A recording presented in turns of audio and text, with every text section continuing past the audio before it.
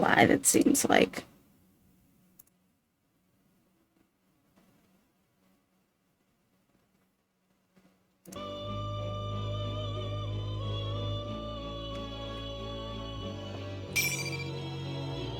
Gonna wait for Twitch to sort out stuff before starting.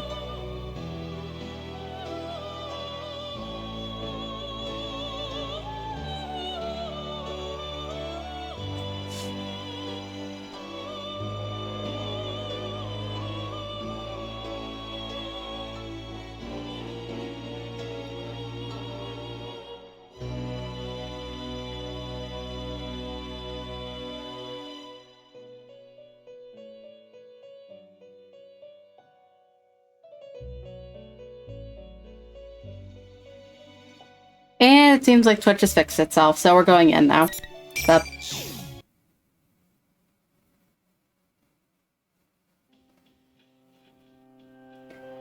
of recovered from whatever that cross is doing to me. I have enough strength to walk on my own.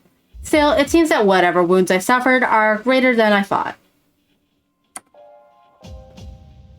After we leave the music room, we climb up a flight of stairs and step into a covered passage.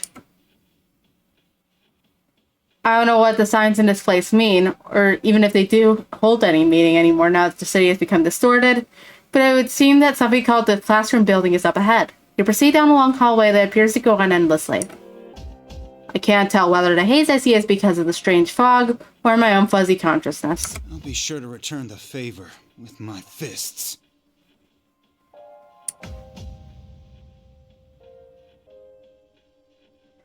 While I've been on the cross, I've been thinking the entire time. We were the core of the Shadow Operatives, but we had all fallen into the enemy's hands so easily without any hope of escape.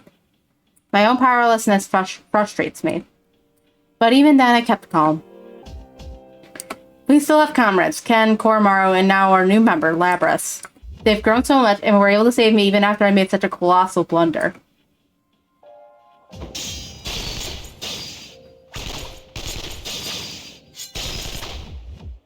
Is that gunfire I hear? The sounds ring out continuously as if a battle is taking place nearby. We're running in the direction the sounds are coming from. What is this place? It doesn't feel like anywhere else. I'm gonna bump up the volume a little bit. On my end, at least. Sonata-san, this... Talk about having bad taste. Whoever's doing this really wants this to be the entrance to hell. This is the entrance hall to the tower, Tartarus. 3 years ago, we would gather here day after day to challenge a seemingly infinite labyrinth. We lost and gained so much here. A number of emotions flicker through my mind.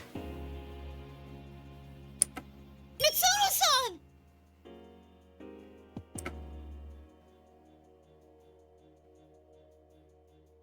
Labras's voice echoes across the hall. I turn to look and see Mitsuru's up on a cross in the corner of the room. Her head hangs low, and she seems to be unconscious. That cross must be draining her power just like what happened to me. Mitsuno-san, we'll get you down at once! Look out!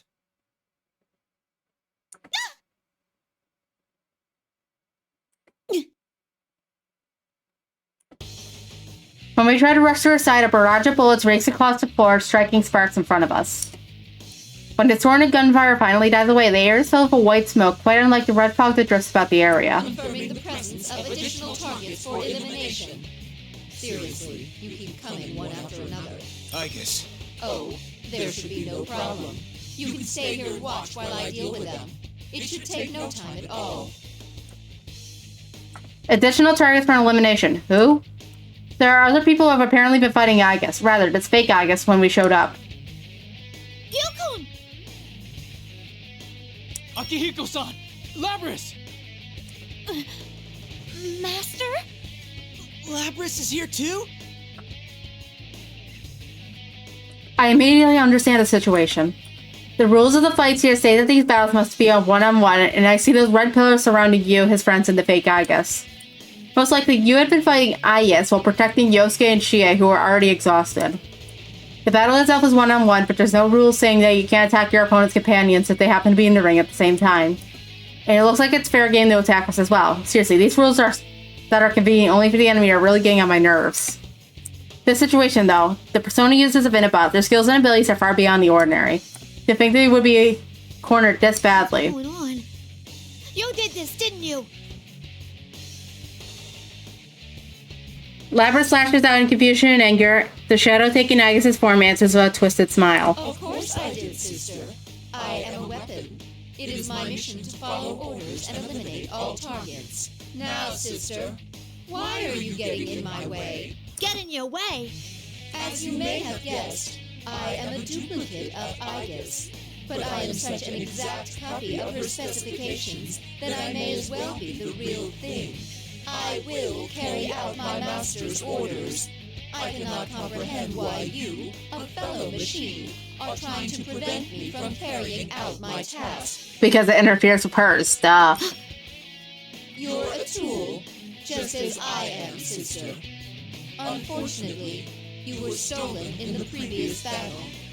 And now, we must be enemies. The Shadow Operatives control you, while I take my orders from my master. Isn't that the only real difference between us? That ain't true. I'm doing this of my own free will. Free will? Is that what you base your argument on? Our memories are nothing but data, ones and zeros in our minds. How can you prove that what you know is true? That your mind wasn't written over? A straightforward claim with the cold logic of a machine. This isn't good. I guess it's probably the closest person to Labras. And like the fake said, if we really wanted to use Labras as a weapon, we could probably manipulate her memories to some extent. On top of that, there's no way to prove to Labras that we've never done something like that to her. Damn, what a move. Labras' faith in us must be... Hey, Labra! Sonata-san, let's leave this to her. I'm sure she'll be fine. Ken has his eyes fixed on Labras, even as he calls out to me. I see. These guys have just met, and they've already formed a bond through whatever battles they've faced so far. They believe in one another. Sorry about that. You're right. I should trust in her. Sister, friendship and trust means nothing to the likes of us. Yet you still attempt to fight me. You're wrong. I'm an anti-shadow weapon, too. I can understand what you're saying, but there's something I'm even more sure of. Igus told me that going through the joy and pain of different things made her into who she is now. I remember that. And now I remember that the reason why I can stand here and fight you is thanks to all our sisters who died to make me who I am. Those are painful memories. But if I forgot them, I wouldn't exist. That's what I'll fight for. This pain ain't made up. These memories are my own that I formed with everybody else. They aren't fake. They're my heart. Labras. Labras. Understood. Master, I have a request to make. The fake Agus calls out into thin air. This creature, a lump of shadow, has a master. Who in the world should she be calling out to? Testing, testing. What's this? A dumb old machine calling me up? What nerve? I'm a busy bear. Forgive me, but I have a favor I must ask of you. Huh? Please lift the barriers on this battlefield and allow these people to come inside. Huh? You want to let us in? I want to fight them. I wish to crush all their bonds before my sister's very eyes. What? Oh, for Pete's! When you make a copy of a real person, the copy gets all the quirks of their personality too. Ah! Well, rather than getting persona fragments from those dried up old husks, you might get fresher ones from those guys. Persona fragments? Oh, did I say too much? Anyway, let's have a ring change!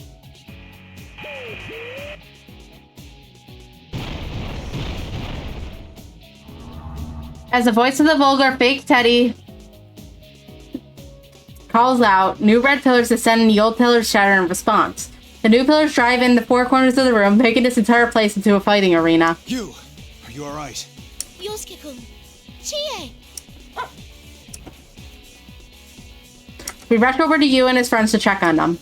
Good. None of them seem to be that badly hurt. After confirming they're safe, we turn to face the fake Igus again. Thank you for inviting us in before your battle concluded. But we're not gonna show you any mercy. There is no need to thank me. I am about to eliminate all of you right now, after all. Time for me to make a comeback as well. This is a grudge match now. You guys seem a little different from what I was expecting you to be. But I won't be fooled. I'll protect everyone with all my strength.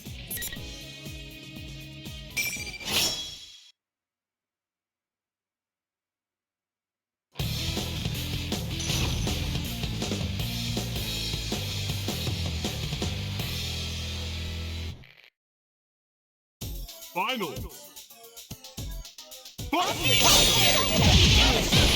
Alright, AI fight, let's go.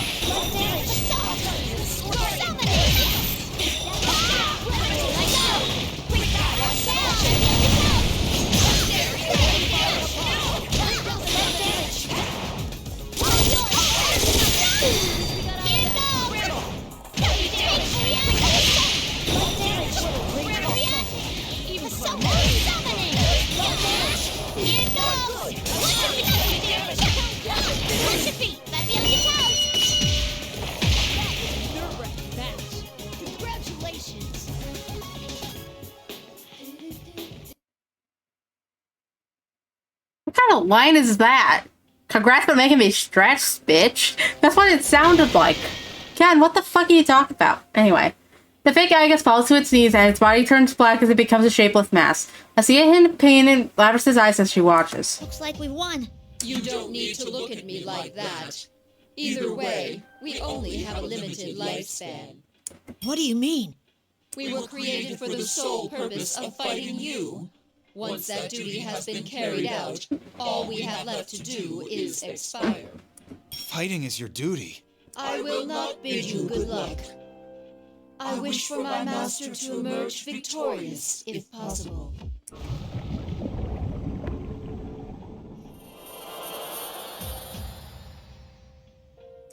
With that, the fake Igus loses all cohesion, falling into a dark puddle on the floor. Eventually, that begins to flow upward like a film of syrup being poured in reverse until it completely disappears. We watch this process to the very end while we think about our troubles. Koromaru, who had been sitting at our feet, runs off. That's right, this isn't the time to be sentimental. We have to rescue Mitsuru. Ken and Labrys run to the cross Mitsuru is hanging from. I go with Koromaru to speak with Tuyu's group. Master! Thank you, Akihiko-san. That was too close. Huh? What's a dog doing here? I mean, he's adorable, but... Sorry for causing you such trouble. It seemed like you were facing quite a difficult fight. Ooh, I'm ashamed to call myself your student. No, I should be thanking you. I'm sorry if you were all worried.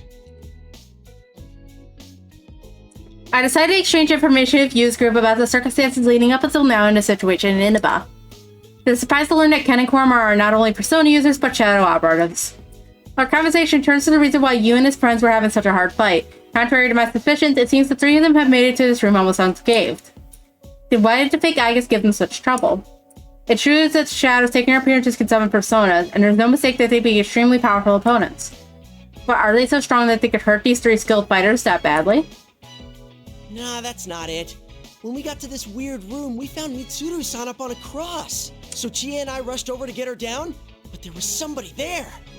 It wasn't the fake Igus? No, I don't think so. I didn't see a face, but the voice sounded like a guy. You didn't see his face? How far away could he have been? Well, he was kind of standing in the shadows. And the moment I saw his red eyes, my whole body froze up like I was petrified or something. That's right. When I went in to save them, I was attacked by a persona I've never seen before. Red eyes? And a persona? This doesn't make sense. Previously, the enemy said himself that he didn't have a persona. Could it mean that there's someone else helping him? Someone with a persona and powerful enough to overwhelm even you? Persona was here. Or Mitsuru was here. Perhaps she knows something. I moved to where Ken and Labrys are attempting to get Mitsuru down off the cross, but they appear to be having some trouble. This thing's not coming apart. What gives? It was easy enough to get Akihiko-san off of his. I'm not having any luck either. Damn it, why? Mitsuru-san, please wake up! Ken, aren't you still the kid here? The two desperately call to Mitsuru while trying to undo the restraints binding her arms and legs. At that moment, Koromaru stares fixedly at the door and gives a low growl as if to warn us. What's wrong, Koromaru? Is someone there? Someone's coming this way. Footsteps approach at a leisurely pace down the hallway. As they grow louder, the tension here in the entrance hall increases. Eventually, the footsteps stop. A shadow reaches from the doorway all the way to the center of the room. It wavers in the illumination of the fog. It can't be. You're... So I wasn't seeing things. Shuji Ikutsuki. An unforgettable portrayal and unfathomable insanity. Seeing him again, the spitting image of when I last saw him brings back what he said. The depth of everything, but also the beginning. 3 years ago, we made extreme sacrifices to put an end to his plans. Does this mean he has come crawling out of hell to torment us once again?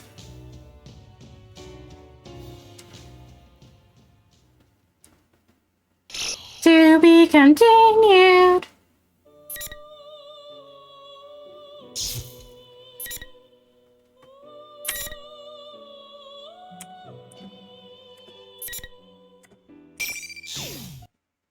Look at that lineup of portraits on the TV. Shuji Ikutsuki. This room that Akihiko-san called the entrance of hell. Koromaru-san remains in a cautious posture and waits to see what the person who just entered the room will do. Akihiko-san pales and Ken-kun stands frozen next to me. Ah, Akihiko and Ken. It's been a while. Are you enjoying this?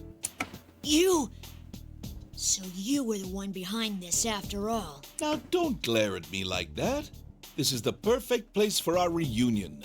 It was quite troublesome to prepare. Indeed you did, Gear.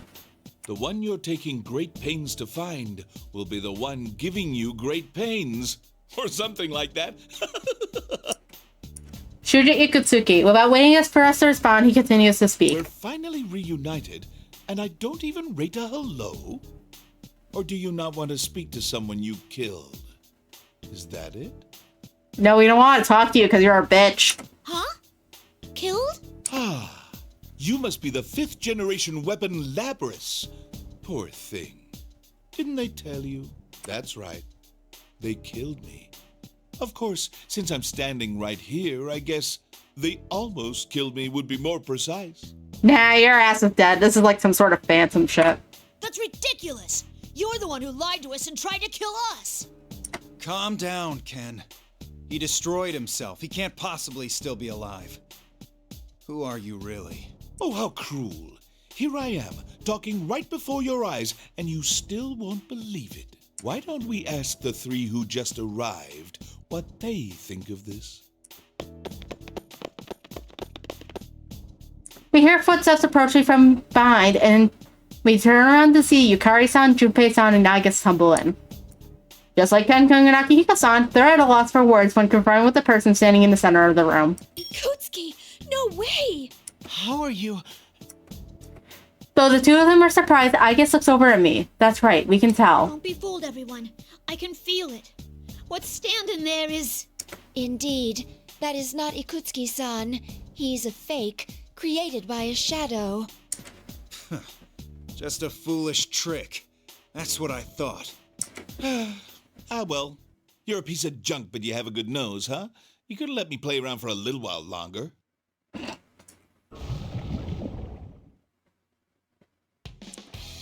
With a sudden change in mannerism and a few muttered words, the thing taking on Shuji Ikutsuki's appearance crumbles. Behind the melting figure stands another person who had not been there a moment ago. He appears to be a young man, around the same age as Yukon and his friends. What appears to be a Yasogami high uniform is tied around his waist. What could this mean? Is he another student at the school? A pair of scars crosses his face and he smirks while toying with the 2 swords he carries at his waist. Who are you? A punk. Everybody connected to Kirijo's here, huh? The looks on your faces are hilarious. You talk the big talk, But deep down, you were totally freaking out over old Ikutsuki-chan. I couldn't see your faces in person last time, though. You remember, don't you? It was when I took control of that scrap like the puppet it is. I don't know, for the same reason they decided to give Lapras the fucking Yasogami uniform. Maybe they're like, man, this old school stuff looks pretty good. Let's take it. Stylish. You were behind the abduction of Lapras then. Yeah, it was a crazy performance, huh? That weapon took a lot of whipping. You need an introduction or something? My name's Sho Minazuki, and I'm behind all this. Welcome to my world, Kirijo lackeys. Sho Minazuki? Sho Minazuki. That name sounds familiar. It was in the data that Kikuno-san gave me before we descended on this town. A name from Shuji Ikutsuki's files. It seems this young man is connected to ergo research after all. What is the meaning of this? What are you setting us all up like this for? Huh? What are you whining about, you little shit? I was letting you have some fun. It's a little entertainment. Oh, and I guess I do have a score to settle with you. Ikutsuki was my dad, after all. Dad? That's impossible. Yeah, look, don't like it. I don't think anybody will want to sleep with that crazy motherfucker. You're lying. He didn't have any kids. Doesn't matter. I'm still gonna kill you all. The young man draws his swords and the light glints off of them. His eyes gleam with glee. The mania and madness. So this man, he is the one behind this entire case. Toying with people and hurting them like this. What are you trying to accomplish? Ikutsuki sees Minazuki talking all this shit and being Mr. Funny Guy, and is like, yep, totally my son. And just adopted him on the spot or something. But in reality, the adoption was just abuse. Huh? I've had enough. If you're hurting from your dad being killed, I get that. But is this the only way you can deal with it? Lapras. Mitsuru-san's people are risking their lives to try to end this tragedy themselves. They're doing their best to take responsibility for what happened. And I already know that your Ikutsuki guy lied to Mitsuru-san, betrayed them, and... Shut up, you goddamn puppet! You've never even met him, so enough with your shit! Or what? You gonna lecture me like you're a real person? What a joke. You bastard! Honestly, she's more of a character than you are. But don't get the wrong idea now. I already told you that I don't give two shits about Ikutsuki. He used me and threw me away, that asshole. It doesn't matter. See, all you bastards are in my way. Every single living thing is in my way. Every goddamn thing! What are you talking about? That's just insane! I'm insane? It's this world that's insane. All this bullshit about the power of friendship and close bonds and whatever. It's a pile of garbage. Trash! Bastards, die! Just go away forever, goddammit! I'll get rid of every last one of you. I'll annihilate you along with this entire world!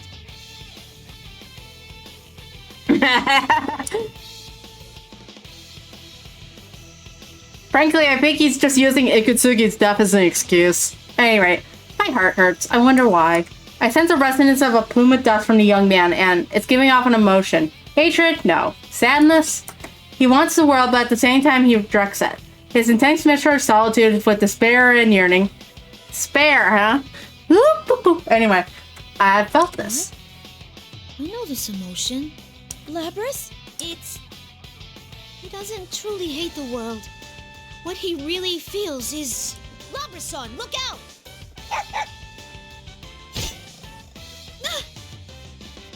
Hormarasan tackles me and I fall sideways. A giant knife is vibrating in the floor, right where I had been standing only seconds ago. Don't say another word, you failure. What a drag. I'm tired of this. Well, I've already got enough Persona fragments anyway.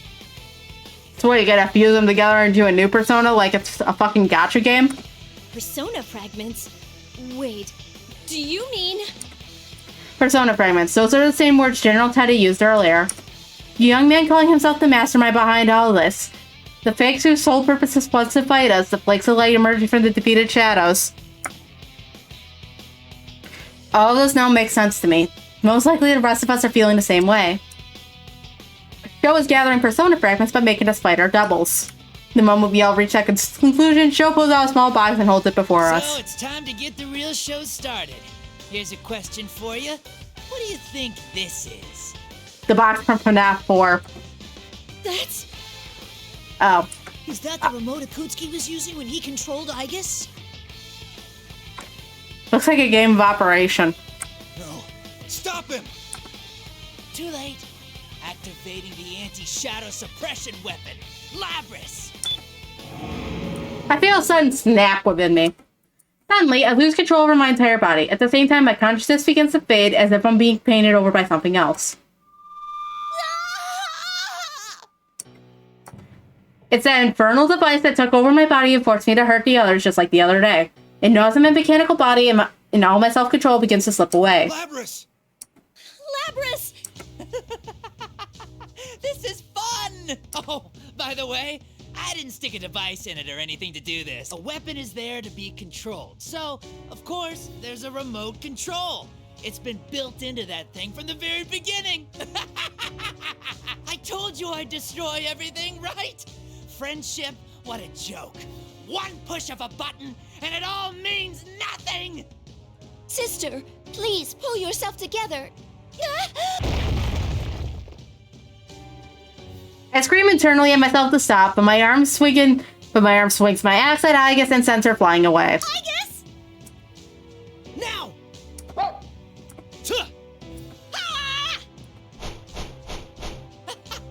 You just won't die, will ya? That's not good enough! Oh, totally. Damn it! Quarter-Marathon leaps at Sho and tries to snatch the box away from him. Yukon and his friends follow, but Sho deals with all of them in a single strike. This boy is strong. Not one of you's coming to help, huh? You couldn't anyway. My remote controller's more of a remote control her. Kidding! It doesn't matter what the relationship actually is, but it makes sense why they're being at least painted as father-son. Now, Labrys, kill the scion of Kirijo first. You specialize in tearing apart your companions, right? Sho jumps back to a safe distance and then sends me in order to do just that. My legs move against my will and send me towards the crucified Mitsuru-san.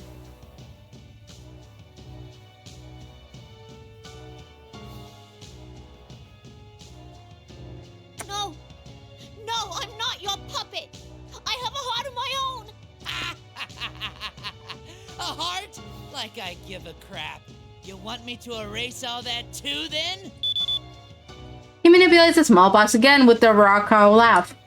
The power restraining me intensifies and I can feel myself slipping away against the torrent of commands blasted into my mind. The blade of my axe is against the cross Mitsuru-san is bound to. Stop, please! No! Labrys! Damn it, you son of a bitch! If it's tough for you to hurt your companions, then I'll blast your consciousness into nothing! So hurry up and tell them! An even more forceful command overtakes me. Mitsuru-san, Yukun, Ken-kun, Yukari-san, Chie, everyone. I desperately try to hold on to my thoughts, but it's mercilessly torn away. I lose all feeling of the weight of my axe in my hands, and my vision begins to waver. What's the art style give it away? The characters aren't forward-facing most of the time like Danganronpa characters, and the art style is completely different. I'm gonna destroy those I hold dear again. Labrys, don't give up! Believe in yourself! The last thing I see fit through my fading consciousness is Yukon. I don't want to feel this way ever again. I don't want to give up. I won't. And just like that, a sound rings out and darkness envelops me. Did my consciousness shut off? No, even in this darkness, I'm still awake. Oh, warning for chat. Ad break in about a minute. Whose voice is that? I hear a familiar laugh in the distance. I can't see who it is, but I know that voice. A heart? What a lame ass. Just like always. You're the other me. That's right. I am you. I'm the you within yourself that you keep a lid on. I become terribly confused in darkness. My shadow, the existence that should have melted away and became a part of me when I accepted it, stands before me looking exactly the same as she did before. I don't think you really understand. Well, I'm in a good mood, so I'll make an exception and tell you. Your body is special. You have 2 memory banks. One for yourself, another, a black box that would allow you to absorb the memories of the other Labras units when you killed them and took their name. It was such a surprise. Thanks to that, even after I became one with you, my personality was preserved in it. Oh, great, so she just has a head demon now. Oh, this is amazing. It's pounding with the resonations of the plume of dust. She gazes upwards with an ecstatic expression, then looks to me. Pardon? Seductively licks her lips. What the fuck is this self-cest?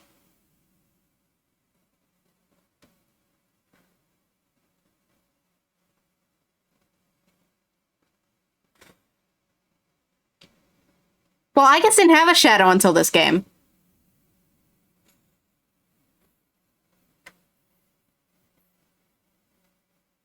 I've been waiting all this time for your will to weaken. And now this body is finally mine! Oh, ad break started.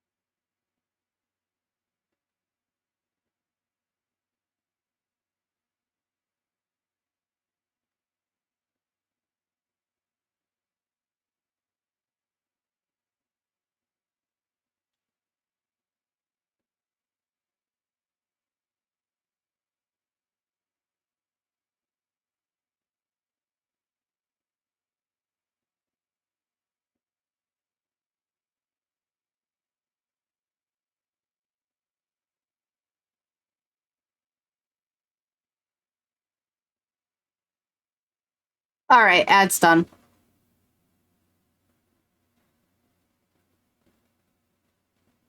Oh my god, that has something to do with metas. I'm still wondering why the fuck it says seductively licks her lips. God. What? It's about time you ended this. Believe in your friends? Look where that got you.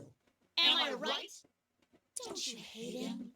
Don't you want to destroy him? Enough of this bullshit about bonds and camaraderie.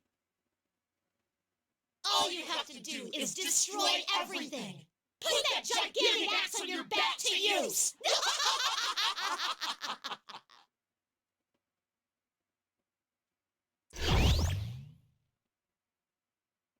Huh? What? Labras! Hey, you piece of junk! Can't you follow the simplest order properly? How broken are you? Most powerful character in the game, broken! Follow orders. That voice.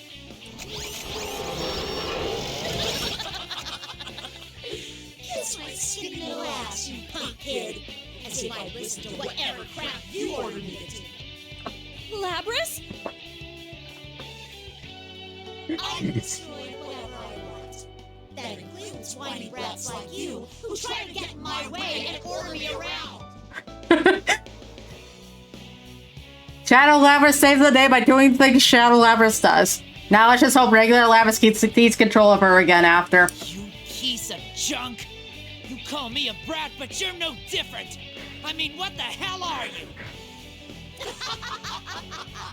Carrot brat! Labrys has turned into a really bad girl. That's Labrys' shadow. I thought she had disappeared. The explosion of emotions have pushed my consciousness back to the surface. The darkness disappears and my vision returns. But still, I can't will my limbs to follow my commands. I'm not in control of myself, but the other me is. The emotions running wild within me are out of my control, and my body won't accept my commands. Crap. So wiping out the rational mind made its true self show up? Goddamn shitty robot, it's completely useless!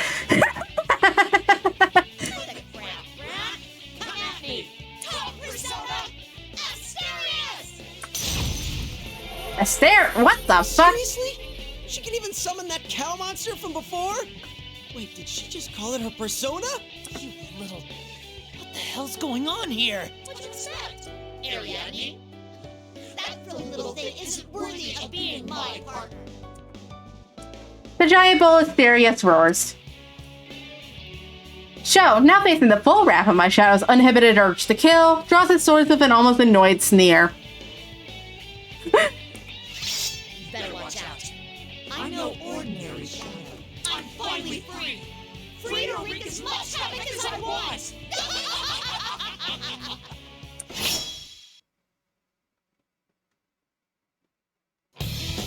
Wait, so if I was actually playing the game, we would be playing as Shadow Labrys right now. That's wild. As opposed to playing the damn shadows.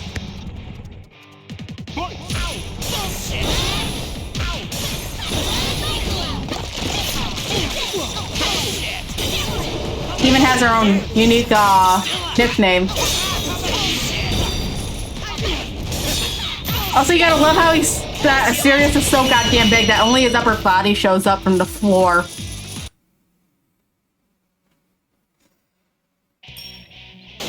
Shit! You broke the goddamn remote! What the hell are you, damn it? Oh, what's wrong, little A bad bitch. Don't tell me you're done already. I'm not even close to being satisfied. Is that the real Labrys? No. That's her suppressed emotions running wild. That show guy brought this on himself. He couldn't have known something like this would happen with Labrys' memories. But this is bad. Yeah, she was already a handful when we all went up against her. This is gonna be even worse now. Damn it. I guess I should put an end to you now. How do you want it? Ah, yes. You wanted me to tear you apart, didn't you? You monster. Try it if you can. You're not worth my time, but I don't care anymore. I'll do everything in my power to destroy you! Stop, Labrys! You've done enough! Don't do it! He's not worth it! Out of my way, you bastards. I don't need more of your friendship games from last time. No! If you're seriously gonna do this, then you've gotta get past us! What are you doing? A It's bunch too of dangerous. a bunch of Get away from her. teenagers. I'm sorry, Akihiko-san, but we can't back down from this. We're Labrys' friends! We could never let her accept this fate! We're not sticking up for this guy, but we'll never let one of our friends become a murderer. Why not? It's funny. She put her weapon down. This is more garbage. Do whatever you want, you idiots. What the fuck? This place. What's happened to me? You. I've had enough of this shit. I'm not dealing with it anymore. Fuck this shit, I'm out. Huh? You're giving control of my body back to me? You're the one who likes playing house. The darkness returns, and she brusquely turns her back to me. Silence fills the area for a moment, and then I suddenly realize something. She used a persona a moment ago. It's true that she looked and acted the same as when she was a true shadow. But I can tell, she was, just fighting with the controlled powers of a persona right just now. It may sound the same, but it's different. That wasn't a shadow running berserk. Because I accepted myself, I was able to attain a persona. Maybe the same could be said about... Actually, you did that to help me. Thank you. Shut up. Just take over for me already. Oh, and... The other me mutters something. I can't hear what she says, but I can tell what it was she wanted to say. Yeah, don't worry. You're me, I'm you. You do remember what I feel, huh? She is always sleeping inside me. Even though she had forcibly taken over my body, I feel a kind of relief. Labrys! Labrys! Labrys, are you alright? I sense myself returning to the real world as if the familiar voices are guiding me back. My vision slowly brightens. You-kun? Everyone. She's back to herself?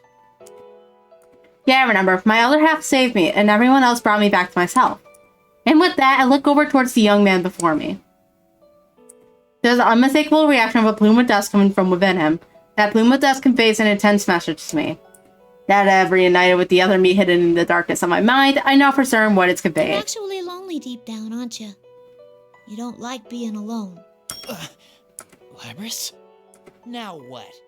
Are you even more broken now? You think I'm lonely? If you're that mixed up, maybe destroying you would be doing you a favor. I was like you once. You just haven't realized what's in your heart. It's 'cause no one ever accepted you for who you are. Because you're kind of a bitch. Huh? Labrys, what are you saying? That guy... I know, but I understand his feelings too. He was raised by this Akutsuki guy, but when Akutsuki died, he was just thrown out into the world. You can't bear to live in this world, so you want to tear it down around you. But isn't that just something you're telling yourself? Didn't they all eat shit in 3? Like, we watched Chidori actually eat shit right in front of Junpei.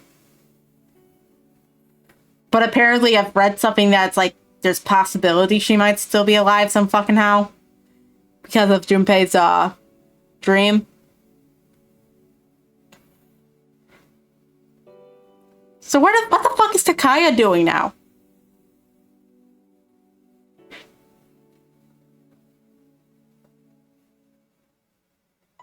Even I found a home with Mitsuru-san and them. If you just opened up your heart, you could live in this world. You could have friends. Shut up. Shut up, shut up, shut up! What the hell are you yapping about, you stupid puppet? His fit of anger cuts off suddenly and he falls unnaturally silent. Did he faint? We look around at each other in confusion when his dropping head slowly rises, his crimson eyes staring fixedly at us. What is this? My legs! Yeah, of course, and Portable is the one I played all the way fucking through. I still have to get around to completing Reload. And the answer comes out like next week. Damn. Honestly, at that point, I might as well just fucking stream the rest of it. And make a supercut of it for YouTube. I can't... Not this power again! Damn it! This can't be... This power. I can't move, and it's not just me this time. Everyone seems to be held in place due to some power. This young man slowly and calmly looks over all of us. His eyes in the cross-shaped scar between them gleam red, like a silently burning flame. Stop putting useless ideas in his head. Do you intend to destroy him? Yes. Allow me to reintroduce myself. I am Minazuki. Sho Minazuki. I am the one who will grant this boy his wish. What happened to this guy? He seems completely different now. Wait, I sense the plume of dusk. Who are you? I have no need to explain. This boy yearned for me, and I awakened within him. That is all.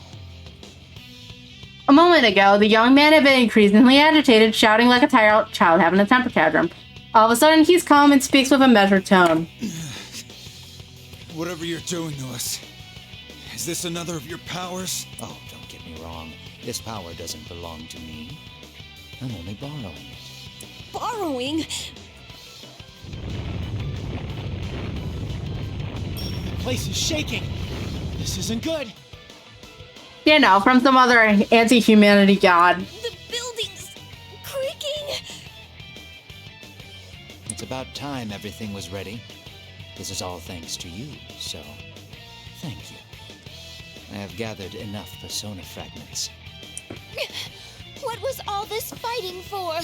What are you going to do? It's simple.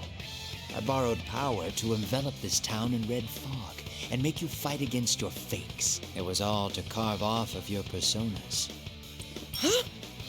Carving our personas? That's right. Our bait truly came in handy. All that's left is to awaken that thing. So it's like we thought. This town feels like it's in the dark hour. And there's a tower similar to Tartarus. You're going to try to awaken death. Just like Yakutski. Ah, not precisely. What I'm trying to awaken is not the same thing you fought against. I will grant this boy his wish and create his world. This boy, his world. He speaks as if he's talking about someone else. The way he's speaking and staring at us is completely different from how he'd been only a moment ago, as if he's now a completely different person. Wait, a different person? Could it be? Damn it. If only I could move. I'll be going now. There are still some finishing touches that must be made. You are free to come after me, but your missing friends are in danger. It would be wiser to go and rescue them. The young man who called himself Minazuki leaps away with inhuman agility, landing in front of the giant door. Which one? After glancing back at us, he turns away and calmly leaves the room. At that moment, the mysterious power that kept us frozen stopped, and we finally regained control of our bodies.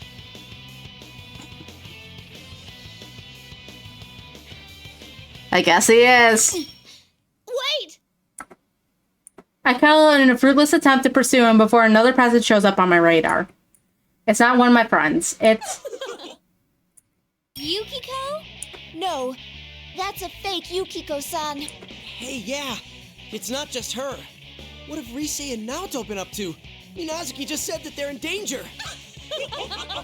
Before you worry about that, you have to deal with me. Now, bring on the ring!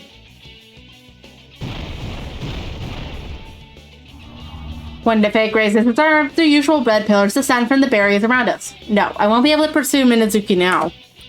He also said that our friends are in danger. Mitsuru-san is still on the cross, and Yukon and his friends are wounded. We have no idea what kind of problems Naoto-kun and the others who aren't here are facing right now, either. In any case, we have to hurry after Shokun as quickly as possible, rescue the others, and put this case to rest.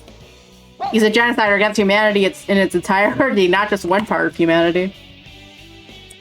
I pull my axe from my back and turn around in reaction to Koromaru-san's bark. I found a place for myself among the Shadow Operatives. They're my comrades, and they feel the same for me as I do for them. They line up beside me. That's right, I'm not alone anymore.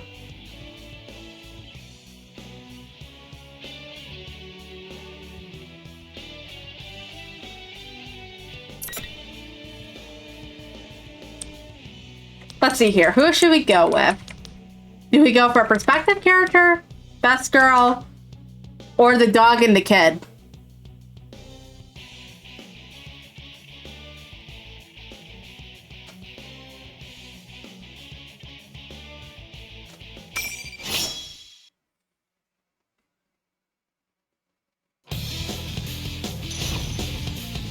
It should be Koromaru and Ken, not Ken and Koromaru.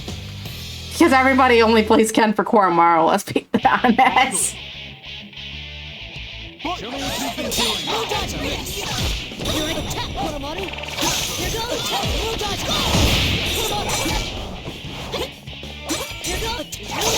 No escape! Go, Koromaru! No dodge! This is fast! No dodge! Koromaru! Koromaru! Setting up! Are you ready? Attack, Koromaru! Are you ready?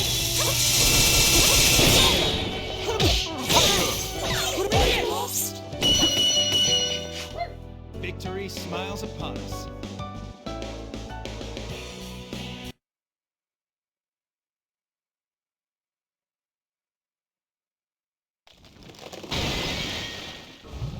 Okay, bye.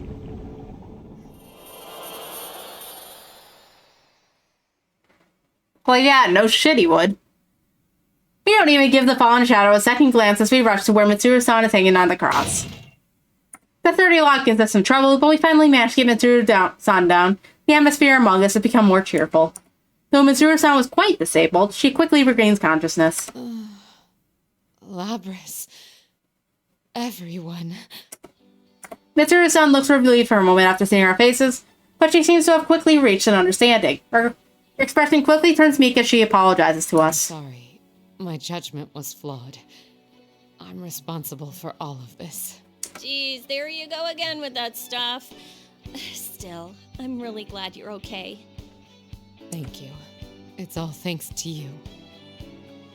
Oh, Fuka's safe too. She's headed this way from somewhere else right now, though.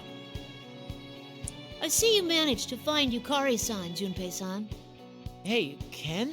Man, you've grown. I mean, of course I did. It's all going according to plan. But I heard that you fell asleep on your train and ended up here by accident. You never change, do you? It seems like the auxiliary staff, like Yukari-san, haven't seen Mitsuru-san and Akihiko-san in a while, so they have sentimental expressions as they greet each other. The stiff look on Mitsuru-san's face slowly begins to melt away. I was worried about Yukon and his friends after they were hurt, but it seems like they seem to be recovering as well. I'm so glad Yukon and the others approached me. Labrys! I'm so glad you came. I thought we were done for. I thought you turned into your shadow for a moment back there. What was that all about?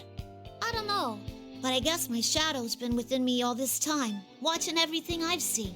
And I think she's changing, too, even if only little by little. And it was all of you who brought me back. You know, power of friendship still. You really did help us. Thank you. Oh, it's Teddy. As I'm conversing with everyone from Inaba, I hear some distinctive footsteps. I look towards them and see two shapes running in from beyond the fog. That doesn't sound like running. It's Fuka-san and Teddy. It'll be reassuring to have Fuka-san with us since she's great at supporting us on the intel front. I bet Teddy will help us too, saying things like how he's my knight. I can't help but smile when I hear their voices calling to me. Labby-chan! Thank goodness! I was so worried about you! Labrys, you came to save us, right? Thank you. Whoa, he really is a talking costume. You're not General Teddy, right? Of course I'm not! Look at my fur! It's completely different! It's 100% genuine teddy fur! Koromaru-san says that his is 100% genuine dog fur. Yeah, I mean, he's a dog. Hey, what kind of fur is your coat made of, Mitsuru-san? This? Kikuno bought this coat, so... No, let us save the discussion for later. Mitsuru-san walks towards Yukon and his friends. Seeing the leaders of the Shadow Operatives and the investigation team together like this makes me proud. These two people saved me and gave me a place to belong. I want to fight for these people, and that will help me get stronger. Having friends and comrades is truly wonderful. That's what I think. Kami, I must thank you. It seems we're once again indebted to you. No, I have to apologize for breaking my promise to you. Your people have helped us out too. That's fine. You helped me remember something important. We did? That's right.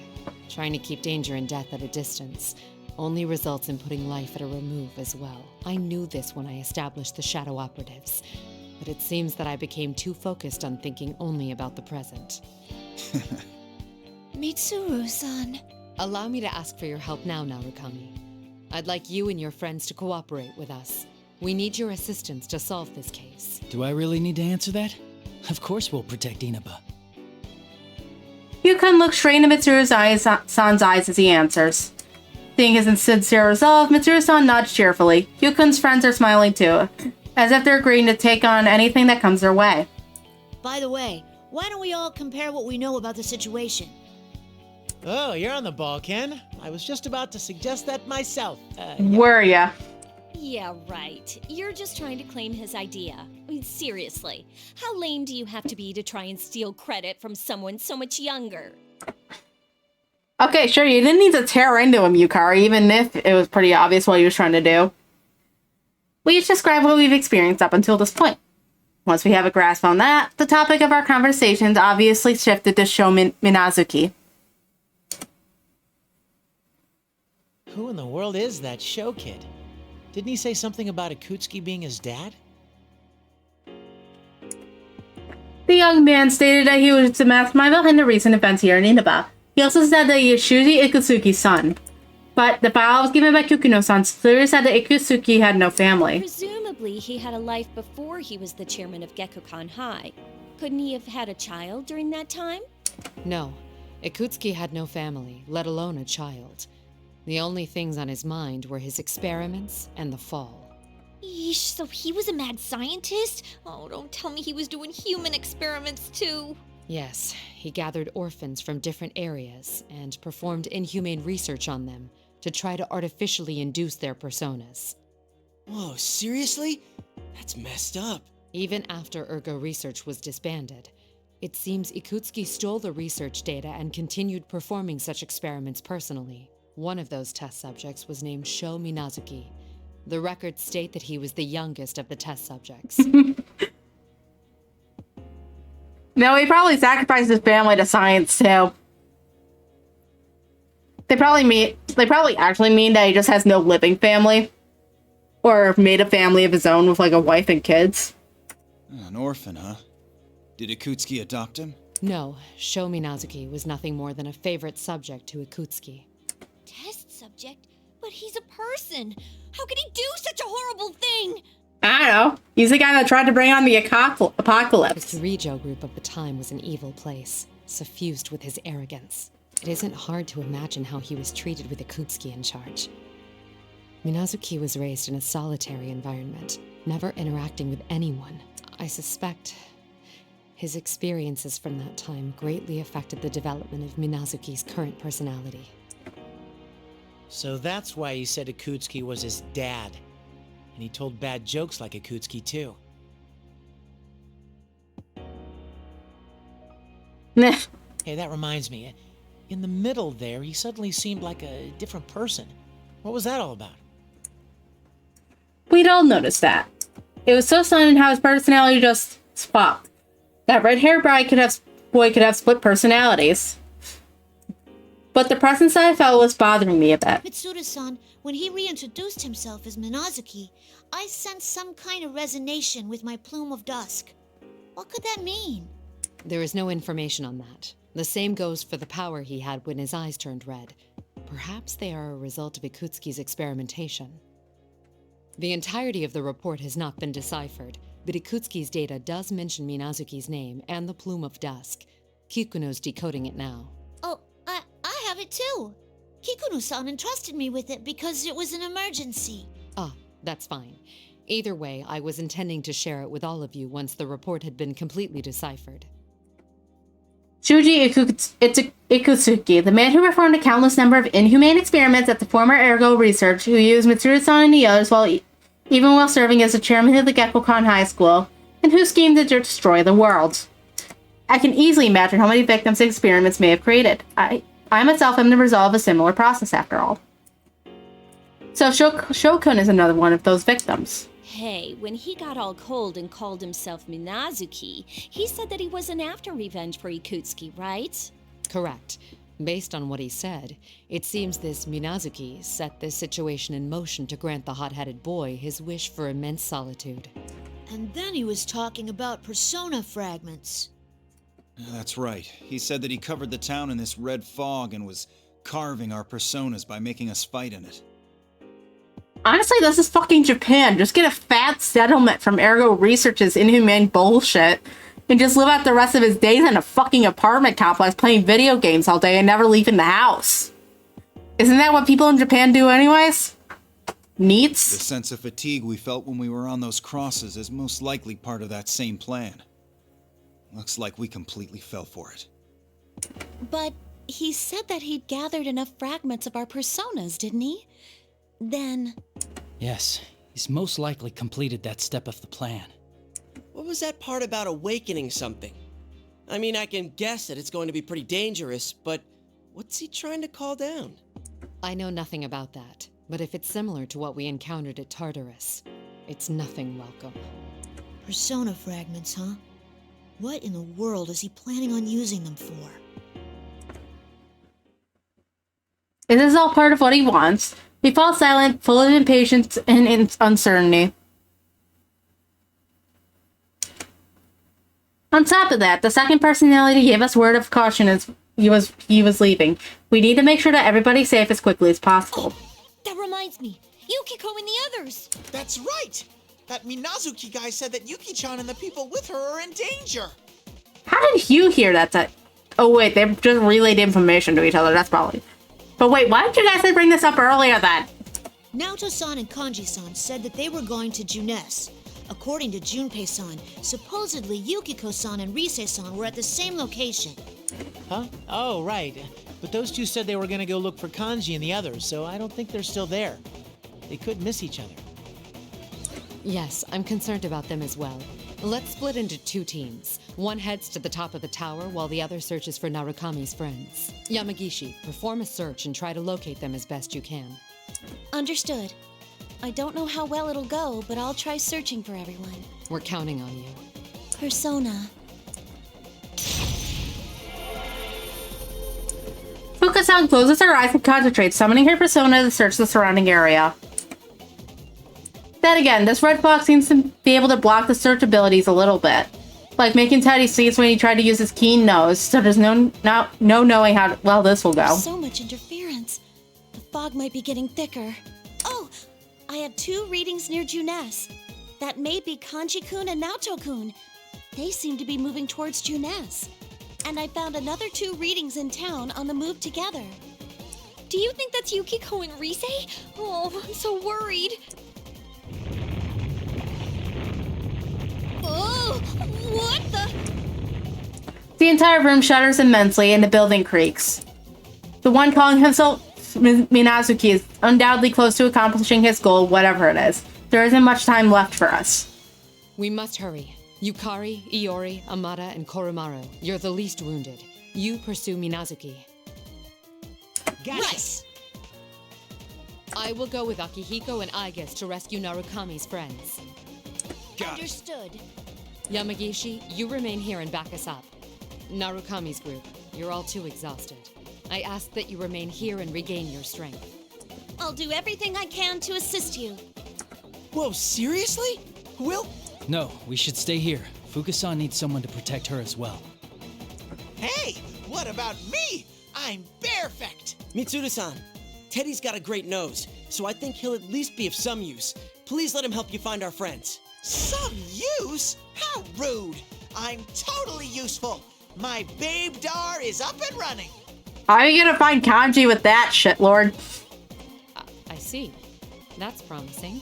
Well then, you can assist us, Teddy. Mitsuru-san, the school and this town have both turned into labyrinths. It would be unproductive for us to search the town all in one group. Yeah, Aigis is right. If we're all caught together again, things will get worse. Let's split into 2 teams to search faster. All right, I can provide some guidance as well. Aigis and Teddy, you partner up. Akihiko and I will go together. Once you meet with Narukami's friends, head for Junes. We'll regroup there and secure the area. Woo! I get to be alone with Ai-chan? Their bodies were artificial, but their love was real. Okay, I'm in. Teddy, you ain't scoring anything. I guess is already dedicated to a dead guy. I can tell that Mitsuru-san's leadership and quick decision-making have given everyone's a morale boost. Of course, her strength stems from her deep care for her friends and comrades. All her anxiety and patience disappears, and as if it had never existed, and we're all filled with renewed determination. We all wish to protect this world. Mitsuru-san approaches me. Lapis, I should ask you this now. What do you think about that young man, Sho Minazuki? Well, I know we can't let him destroy the world and all, but I think he's the same as me. I want to see him one more time and try to talk to him. Just like you all saved me, I want to save Sho. Ever since I was born, I was always alone, knowing nothing of love, trust, or interpersonal bonds. I was only taught how to fight and never considered the possibility of befriending anyone. That young man, Sho Minazuki, is exactly how I once was. That's right, and if that's the case, I should be able to save Shokun the same way I was saved. Very well. I want you to pursue Minazuki as well. I'm counting on you, Labris. Okay. With each of us given a duty to perform, we promise to reunite once the case has been solved and rush from the room. The occasional tremors causing the building to rumble ominously are becoming more and more frequent, as if giving us an audible countdown to the end of the world.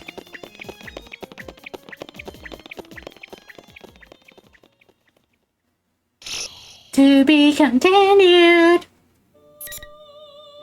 Look at all those character portraits. Alright, Fuka time. There isn't even... Do we just, like, skip ahead? Or is this, like, a really short cutscene and we have to split over to, I'm assuming one of these is Rize and the other one's, Kanji.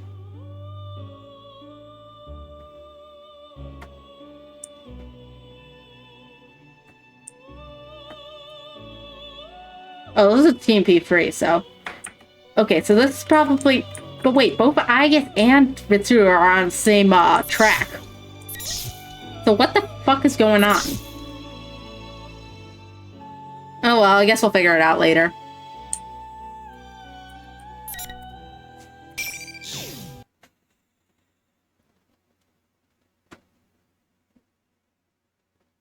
After seeing my companions off, I concentrate and find everyone's locations.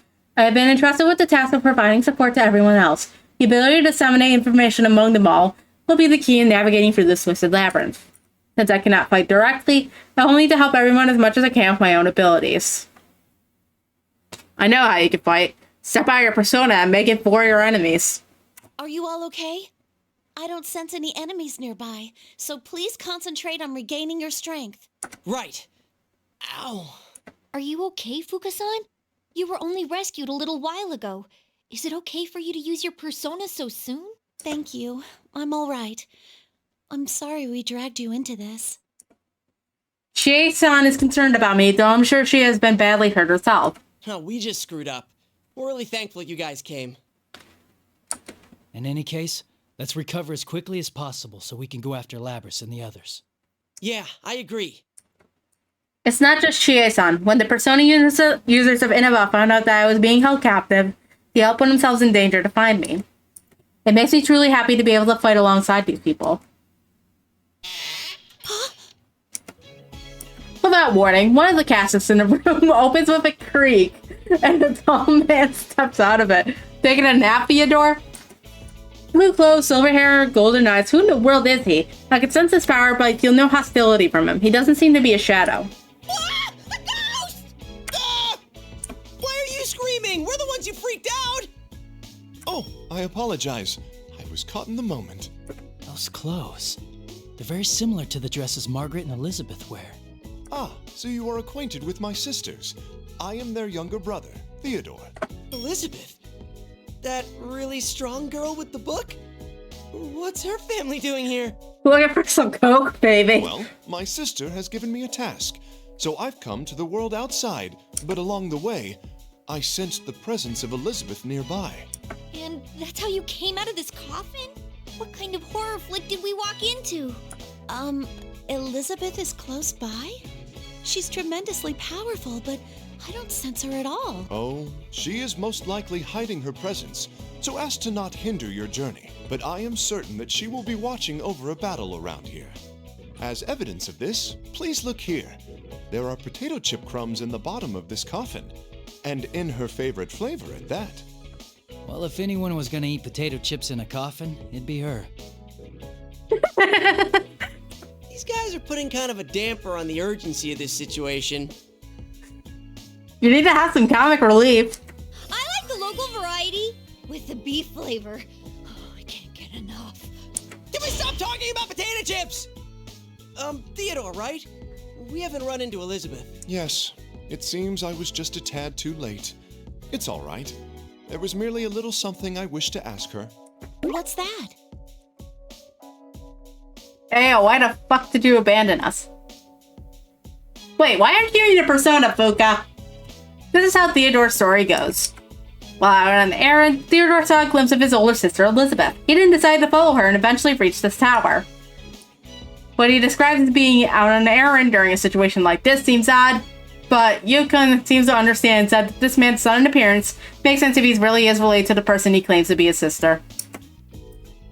It seems that the man in blue is able to move about without being constrained by the rules that we've all been having trouble with. Could that be related to why he feels different from everyone else? Theodore wanders around the room for a bit, but eventually he seems satisfied and comes back to us. Upon closer inspection, it seems you're all quite wounded. Forgive me for asking so brazenly, but why is it you continue to fight, even when you have been hurt to this extent? Why? Because we got shit to do, baby. I'm a little bit bewildered by the stunning question. Well, what are we fighting this battle for? Are you asking why we're fighting? One moment, please. Theodore raises a hand to stop us, then furrows his brow in thought. Hearing it from you would be too easy. I see. Could my sister have given me this opportunity to see the outside world, to broaden my horizons? Are you alright? No. Please forgive me. It seems I have a great deal to learn for myself. I guess he's kind of reached a conclusion. I'm sorry for causing you trouble. It seems this is a question I must answer on my own. Now, if you'll excuse me, I'll be taking my leave. Huh? You mean you're going back? Yes. This conversation with you has been highly significant. Please, excuse me. What the hell was that just now? I've got no idea, but...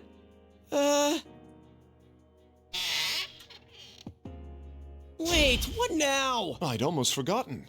If you truly are in a great hurry to reach the top of this tower, then please make use of this door here. Well then? What door? That is a coffin! That was mysterious. Theodore asked us why we were fighting. The reason I had such a hard time finding an answer is because I couldn't find a way of putting it into words. I mean, we all have our own reasons for being here. We peek behind the coffin lid that Theodore left through and discover a set of stairs leading up. I thank the man for his brief but helpful appearance and then try to locate the others once again. Good. I can sense everyone's strong wills as they go around the school. It's reinvigorating and I feel my own spirit lifting. What I need to do right now is focus on doing my best.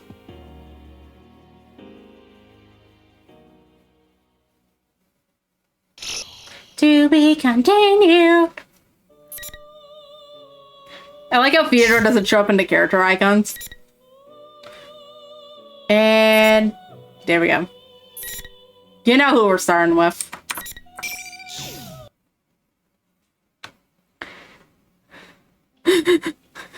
I'm worried about Yuki-chan and Rise-chan. Hang in there, ladies. I'll come get you in no time. White man jump scare. Still, this hallway has been going on forever. If this continues, we will be unable to make any progress. My lengthy time bound to cross.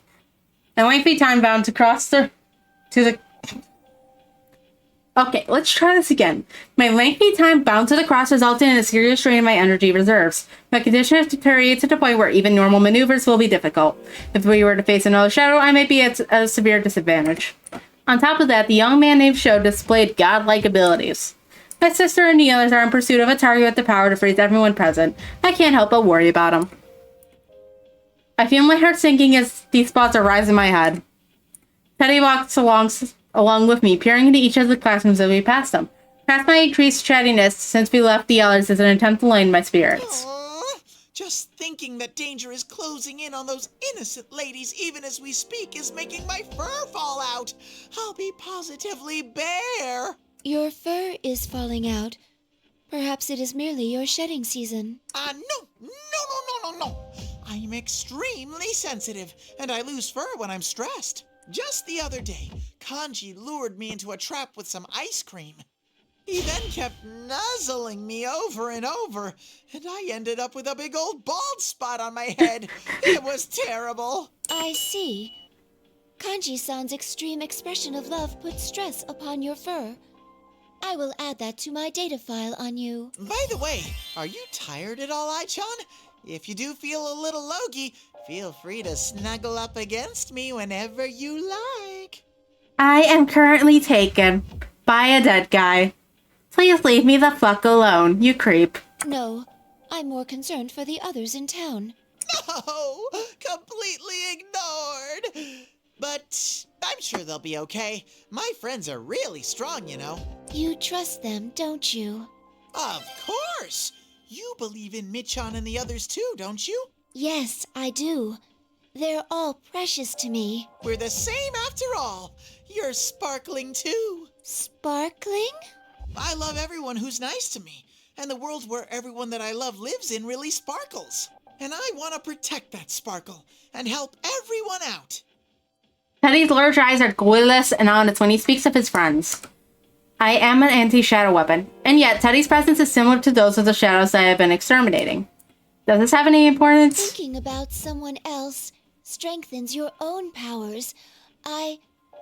We know of that phenomenon. So why doesn't that Minazuki guy get that?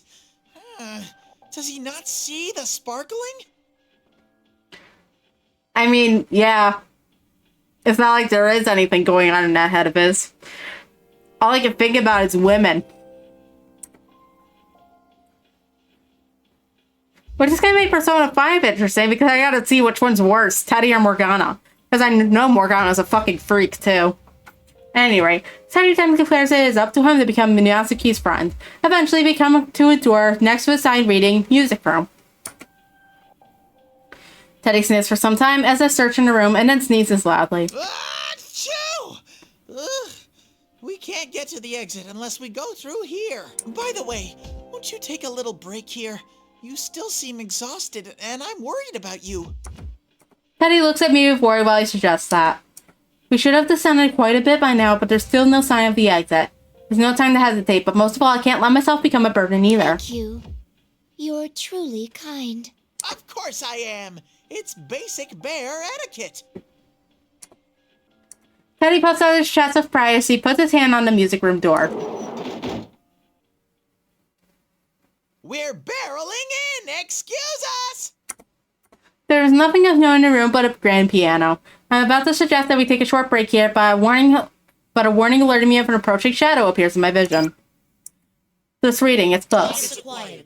An anti-shadow weapon and a shadow. Commencing elimination. When I hear that flat mechanical voice, a giant axe instantly appears above us. In a flash, I realize that we are being ambushed, but my body is too exhausted to move like I wanted to. It's going to hit me. If I take any more severe damage, I'll be destroyed. Teddy shoves me away and I tumble to the floor. The fog and dust stirred up from the impact begin to settle, and I see a giant blade embedded in the floor right where I had been standing. Teddy had been hit by the attack meant for me, and now he's lying motionless on the ground. Man, you're weak. I was just trying to surprise you a little. You're a copy of my sister. I was ordered to take part in battle near here. But that don't matter anymore. I'm gonna do whatever I want starting now. Ai-chan, run! Man, shadows persistent. Once I'm done with Itis, I'm gonna grind you down to fertilizer. Not that sprite again.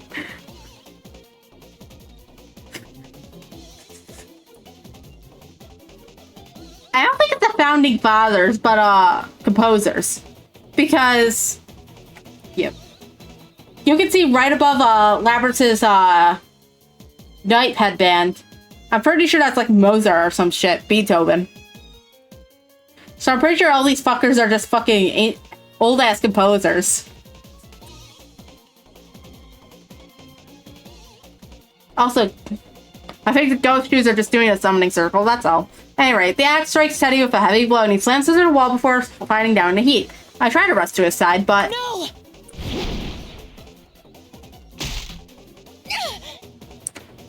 I wasn't careful enough. The strike at Teddy was part of a combo, and with the second attack at his vein, I would try to come to his aid. Though I was able to avoid a direct hit, the tip of my axe catches my leg with a dreadful noise. I stand up and prepare to dodge any further attacks, but the hit I just took has been enough to damage my leg. It won't support my weight, and I fall to my knees. My frame's been cracked. The copy of my sister smirks confidently and slowly approaches me. It seems to know that I am incapable of moving with any agility now.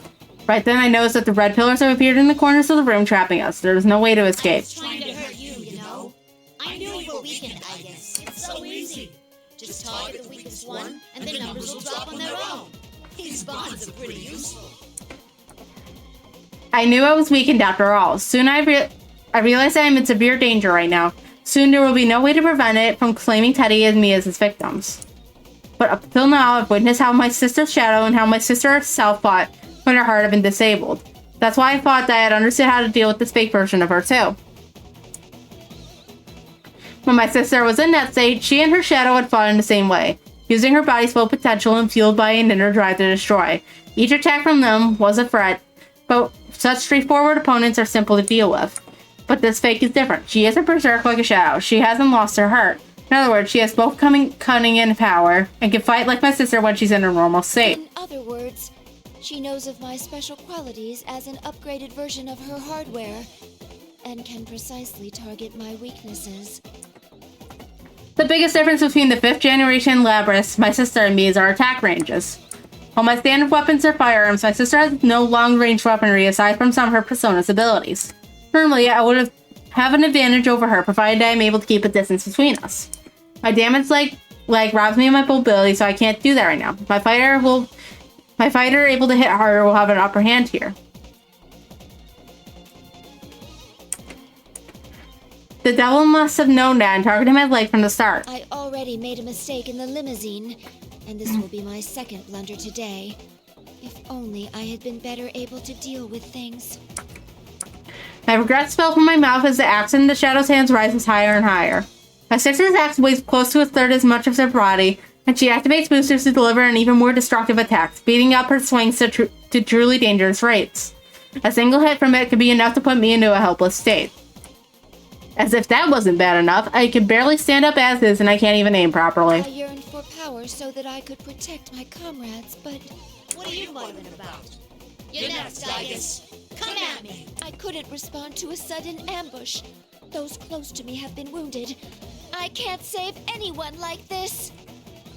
Now that I am facing a truly desperate moment, something surges from the depth of my heart. Anger. Anger at myself and my powerlessness.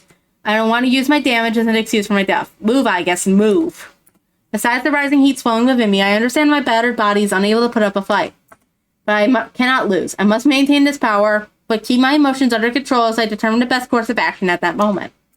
Think, how can I turn the situation around? What should I do to protect my companions? A thought passes through my mind. It seems I'll have to make use of that. I should have had maintenance done, like Fuka-san said. The plume of dust within me flares strongly as if responding to my heart. Right now, I will do anything if it will give me the power to fight, even if it results in shattering my own self. Please. Give me the power to protect my friends. Persona, rise up. Beginning frame coding. Stand by, EXO. Are you still gonna try something? Sounds like you really want to fight then. That's cool with me. Here! The axe the fake wields flashes towards my face and I hear the boosters roar. With jumping over it to evade it be best, before I can decide my body reacts. No use. It's no use! Order jam mode! I cross my arms and take the brunt of the strike on my forearms. Violent sparks fly through the conclusion, and the force of the attack travels throughout my entire body. You saw it just like that? How would you... I'll just slice you in half! My sister's fake stays where she is and leans heavily onto the axe, pushing it against me. My joint screams as I try to push back, and white smoke streams through the gaps in my armor. My internal sensors repeatedly report that I am operating at my maximum capacity. It's not enough. I need more. More power. Oh, my John's shining. What are you doing? I don't know. The blurry effects are kind of ruining it. But then again, she has her tits out, so... Teddy seems to have been awakened by the violent sounds of our clashing, and stammers as he lifts himself off the floor. I'm relieved that he's able to move, but from this point on, everything is a gamble. Teddy, please stay away. The probability of maintaining self-control in this mode is less than 1%. I'm sorry, but I can't guarantee that you'll be safe around me. It's ready. Releasing all limiters. Extreme Orgia mode. Extreme Orgia mode.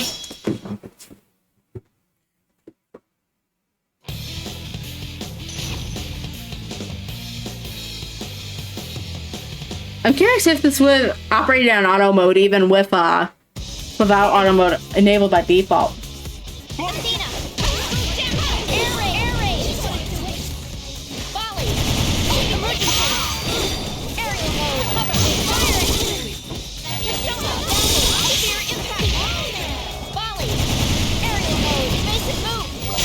Oh, she's automatically healing?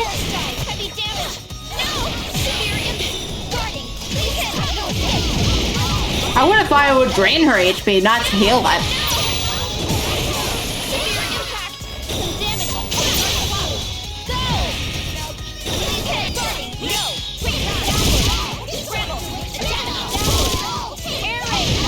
Well, I ain't controlling her anyway, because I have auto mode turned on, because I can't do fighting games for the life of me.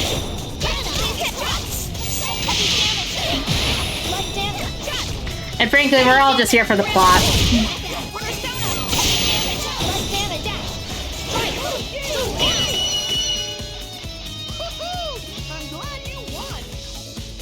We got Mr. Trumpet in the background of the desk.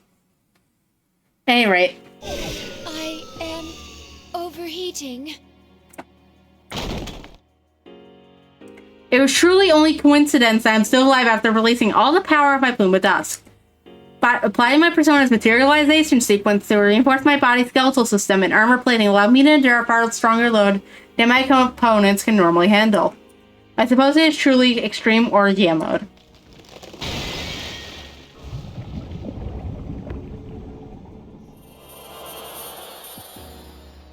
My sister's double turns into a black mass and begins to melt. As it collapses into a puddle, glimmers like golden sand trickle upward out of it and disappear into the ceiling. I finally reach Teddy and help his injured round body sit up. Teddy, I'm so sorry. It's my fault. Ai-chan, you were so cool. I regret nothing. Please, take care of Yosuke. Teddy! No more time for drama, folks. The building begins to creak and the structure groaning like a giant. And the entire tower begins to quake as well. Both the creaking and the tremors are getting stronger compared to what we had felt earlier. In addition, a beastly howling thunders down from above. What is that? Is there a voice? Could it have come from much higher than the room we were rescued from, where we rescued Mitsuru-san? Teddy's eyes snap open at the eerie sound. What was that? I don't know, but it seems a great power is trying to awaken. Someone please respond. Just then, a desperate plea cluttered by interference speaks out in my mind. That voice is Risei Kujikawa's. It is difficult to hear due to the interference, but there is no mistaking it. The communication seems to be coming from quite a distance outside of this building. Risei-chan, you're okay! Oh, I'm so glad! Teddy? Teddy, is that you? Where are you right now? Are you hurt? I'm in the tower that appeared at school. I'm with Ai-chan, so I'm okay. I think. Ai-chan? You mean Aigisa-san? Aigisa-san, please listen. There's a ton of red fog swirling around the top of that tower right now. Where are you, Risei-san? Can you see this place from there? Senpai and I are in town searching for but we can't get out because there's a horde of shadows closing it. The message is cut off before we can hear the entire thing. From what it sounds like, Risei-san and Yukiko-san appear to be in town together just as expected. If she said horde and shadows so close together, he must be facing a dangerous situation. We have to go at once! Risei-chan, we're coming for you! Ow! Ow! Ow! Ow! Please wait, Teddy. We've both been damaged quite badly. If we move now, we'll likely be in danger. Yeah, that's true. But I just can't sit here and wait. Away! My back! Teddy was surely wounded quite badly, but knowing his friends are in danger, he seems unable to contain himself and attempts to force himself up to his feet. I feel the same way. I must relay to everyone what Risei-san said about the school as soon as I can. When I approach the window to find out where we are, I see two figures leaving the school building. Mitsuru-san and Akihiko-san. Thank goodness! They managed to get out before us. I can understand why you want to hurry, but those two are attempting to rescue the others as well. Let's proceed with caution so that we can meet up with them quickly. Warning for chat, add in a minute. But seriously, I could still move as well. Even though my frame has reached the very limits of its operational tolerances, and my joints creak ominously, the sheer strength of my emotion to save my friends forces my body into action. If Teddy and I feel the same way, I'm sure we could keep moving. Does adrenaline exist for Shadows and Machines? Got it. Ow. Anyway, let's move. Like, I'm pretty sure this would be considered an adrenaline moment, but neither of these guys have the means to get adrenaline. One's a fucking shadow and the other one's a machine. I'm getting fired up. Let's do this. Onward! As they say, yeah! I can't help but smile at Teddy's enthusiasm. We leave the music room and the records left behind from our recent battle and run down the hallway towards the exit.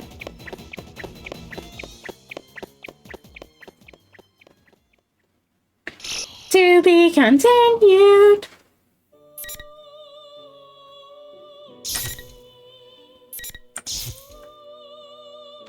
Oh, I just realized you can see the Japanese spelling of I guess in the backgrounds of her TVs. It says Aegis.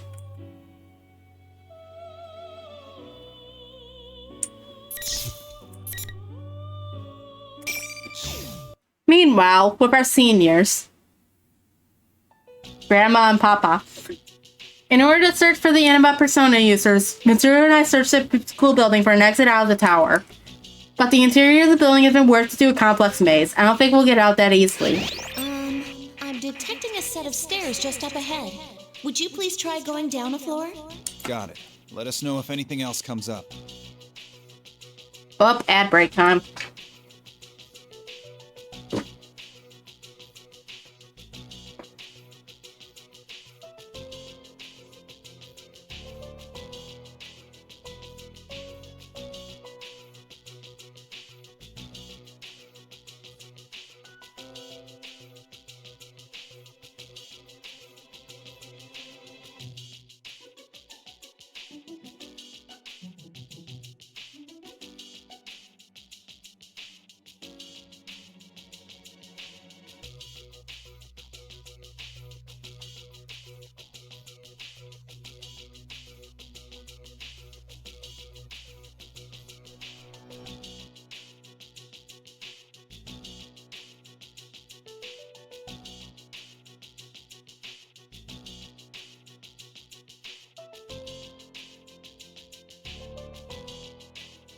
And Adson, we're back. This maze is rather troublesome. We must hurry on. Mitsuru mutters to herself after she and Fuka end their conversation, and her voice sounds tenser than usual.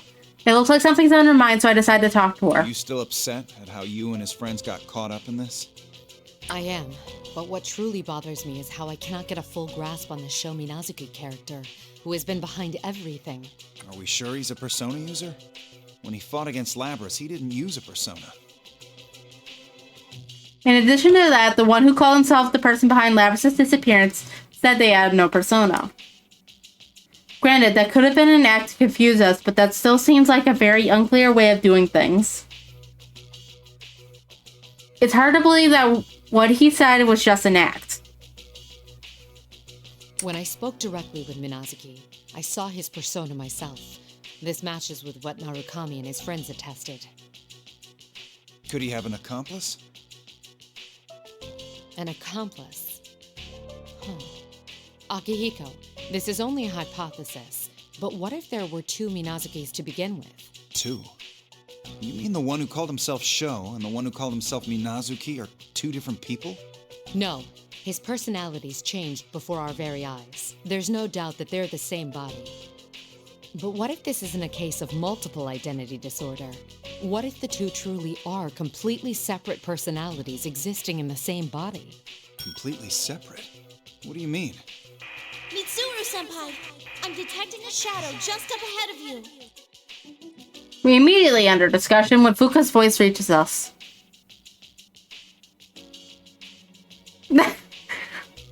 Adachi really isn't vibing with this. There's only one door ahead of us, and at the end of the hallway. I don't see a way around whatever's in our path. It'd be too much trouble to try to head back. Let's break through here, Mitsuru. It seems there's no other way. The situation is growing more and more dire by the moment. We must deal with this as quickly as possible.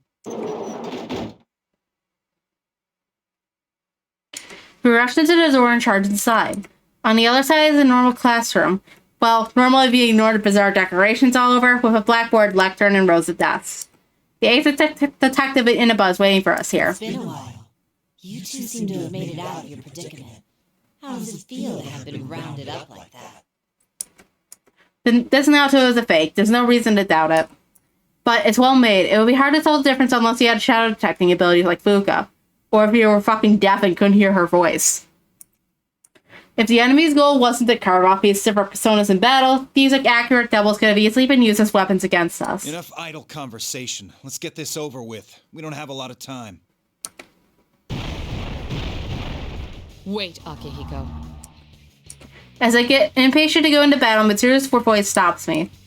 True, I guess we should listen to the fake dying words. Maybe they gave some clues after all. There's something I want you to tell me before I slay you. What is it? You can ask, but it doesn't mean I'll answer. Who created you fake people? Who is Minazuki? That's an odd thing to ask. Didn't you meet him yourself only a few moments ago? You should ask him yourself. Then again, you won't be given that chance as you'll never leave here.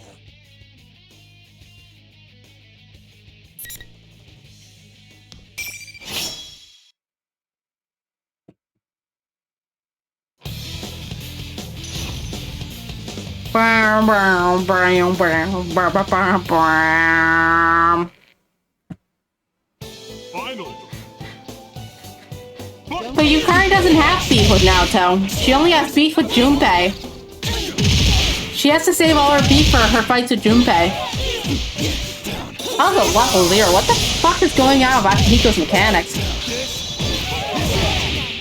Level 3. Oh, is it like a combo thing? Not bad.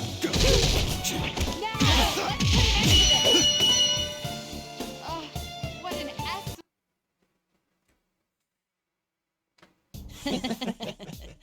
That was enjoyable. Please sit back and enjoy the spectacle of extinction. Extinction!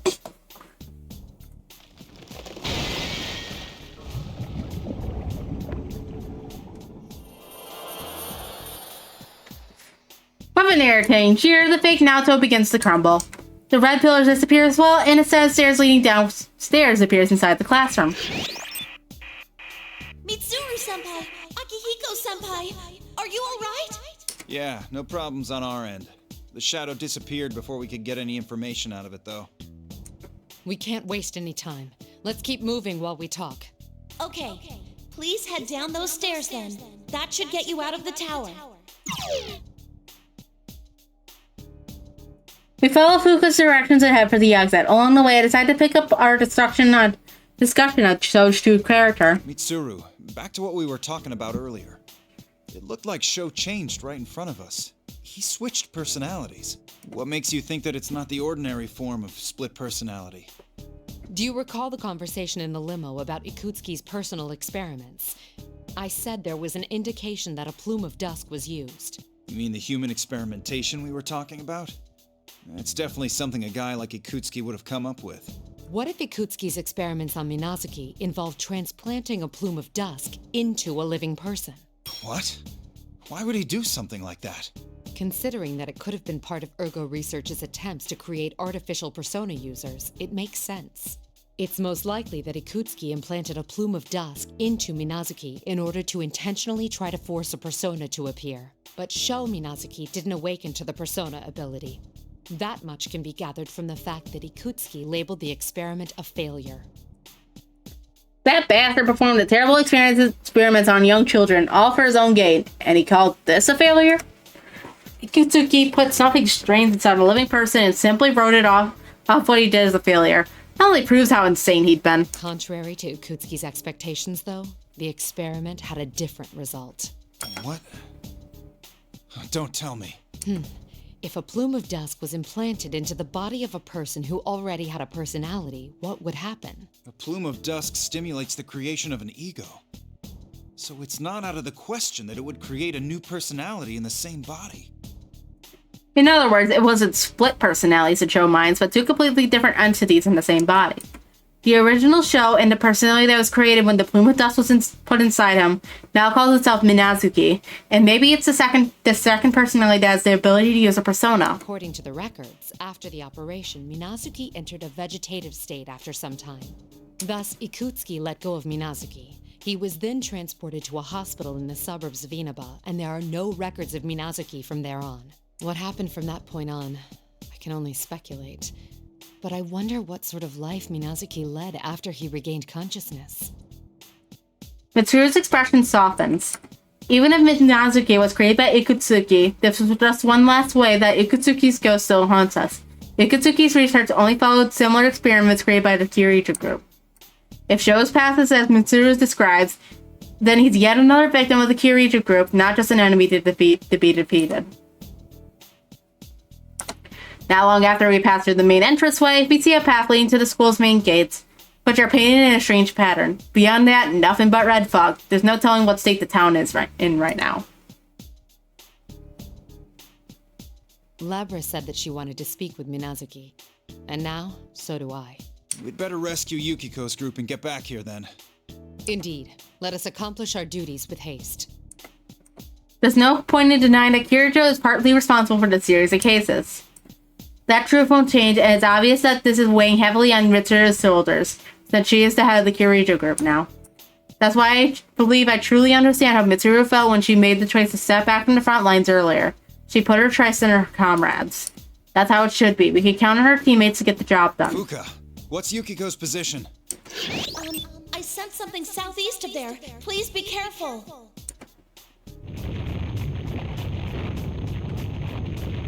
As Fuka's communication cuts out, the school building behind us makes a groaning sound. It's so loud now. I get the feeling that there isn't a lot of time left. Mitsuru and I nod to each other before we begin running towards town.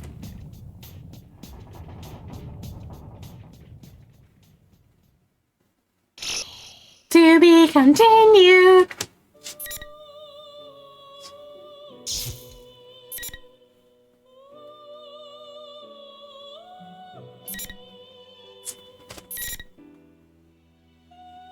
We're going with Labras first.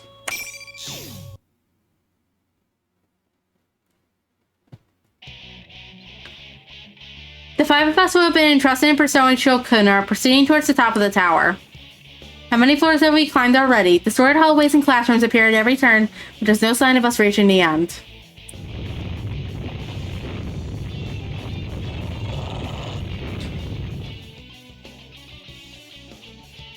The quakes are growing more and more frequent. I guess this means the time is running out? You know, that Minazuki guy talked about making his world. But how is he going to do that? If we presume he's following in Ikutsuki's footsteps, then he's going to gather shadows, merge them, and summon some great power. You mean that thing Minazuki-kun was talking about? What do you think, Junpei? I mean, you've been surprisingly quiet. Are you not feeling well? Huh? Nah, I'm fine. Coaches are well trained, you know. He's just so high off his fucking coke that he isn't talking much. I guess it's just that I'm feeling all tense. All this end of the world stuff isn't anything to joke about. I've got people waiting for me. Like the kids have a game coming up next week, so there's no way I can lose here. Stupei's being serious for once. Looks like he's grown up a bit. I guess I should learn from his example. Junpei has leveled up. You don't want the world to end either, do you, Labby-chan? You just woke up after all. Yeah. I don't want to lose this world after I've met everyone. I gotta do my best. Here it goes again. Wait, didn't we see this classroom earlier? I feel like the fog's getting thicker too. It won't be good if this keeps up. Since we can't get a communication with Fuka-san, we don't even know what's around us. No matter how far we go, the maze of the fake Yasogami High just keeps going and going. Outside, there's nothing but fog as far as the eye can see. We're starting to get flustered because we can't tell how high up we've gone. Come on, keep your cool. Get Getting all aggravated won't do us any good. You're so positive as always, Junpei-san. You think so? I think you've changed, though. You've gotten taller, too. Huh? Why do you sound so relieved? I'd been wondering if I hadn't changed at all. I made a promise to Mitsuru-san that I'd live life like a child. What's that supposed to mean? Is that hard to do or something? When you're thoroughly traumatized like Ken is. It's difficult. I don't know what it's like to be a child, so I wasn't sure if I should keep doing what I've been doing. Huh. I guess being an adolescent boy is difficult. You should just live your life the way you are. I mean, you are a kid. That's right. You can't trust Mitsuru-senpai's idea of childhood. Can you even imagine what she was like when she was a kid? Whoa, you're right. I can't. It's impossible for common people like us. Speaking of children, that Sho dude is the perfect example of a spoiled brat. One moment he's joking around, and the next he's incredibly pissed off. Yeah. What would someone have to go through in order to make them seriously consider destroying the world? What happened to him? When the topic shifted to Shokun, Koromaru-san passes us by and stops before one of the doors. What's up, Koromaru-san? Is there something bothering you about this classroom? When I approach the door that Koromaru-san is barking at, I see stairs leading up inside the classroom. I'm sure that I wasn't the only one who was hoping that this was the place. Junpei-san quickly opens the door and we step inside. Aside from the staircase, the room seems like a normal everyday classroom. Desks are lined up in rows and a blackboard dominates the front wall. I can't help but remind my own yearning to go to school and live life as a human. Even at a time like this, I smirk a bit at myself, and just as I'm about to follow everyone to the stairway... Looks like you've made it all the way here. Now what to do? You're General Teddy! We finally found you. General Teddy, the mastermind of this tournament. With his cape and fearless grin, General Teddy is completely different from the real Teddy we've encountered earlier. Even through the screen, he has an ominous air about him. I check him with my testers just in case, and sure enough, he's a shadow. The mastermind! No, this isn't a normal shadow already. What in the world is this? This is getting out of hand. So I, General Teddy, will face you myself. Now bring on the ring! When General Teddy lifts his little hand up, the familiar red pillars appear in the four corners of the classroom. The tension running through the area pushes the concern from my mind. There's no time to think about that. I have to prepare to fight. Now it's time to have some fun. Those who hinder the creation of my world shall all perish here. The way he's angled and with his face, he looks bald compared to normal Teddy. Shadow Teddy looks bald compared to regular Teddy, even though it's the exact same character. Like, he's just balding middle-aged man wearing a goddamn bear outfit. Whoa, someone's got a big mouth. My world? This has been our world from the start. We're not just gonna let you destroy it that easily. Destroy? I will not destroy it. This will be a new beginning. The beginning of a world of my own, where only I will live. Only you? What about Sho? This doesn't concern me. The vessel will soon be complete. Nothing you can do at this point serves any purpose.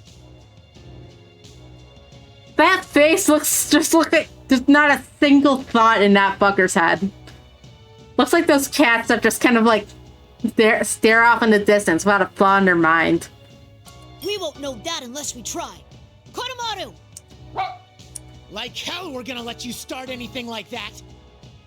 Let's take this guy down and move on. Alright, who are we doing? Labby or Ken?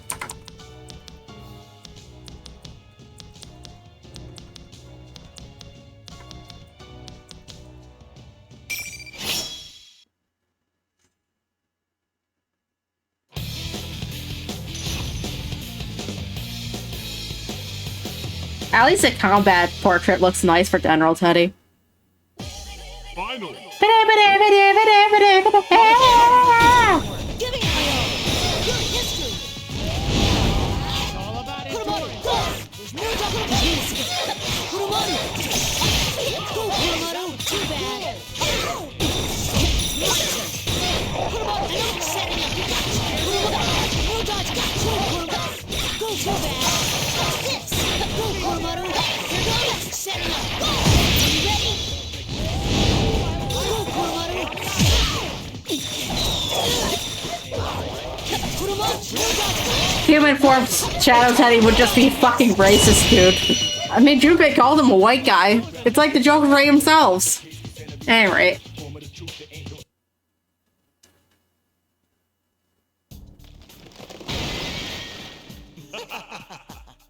No matter.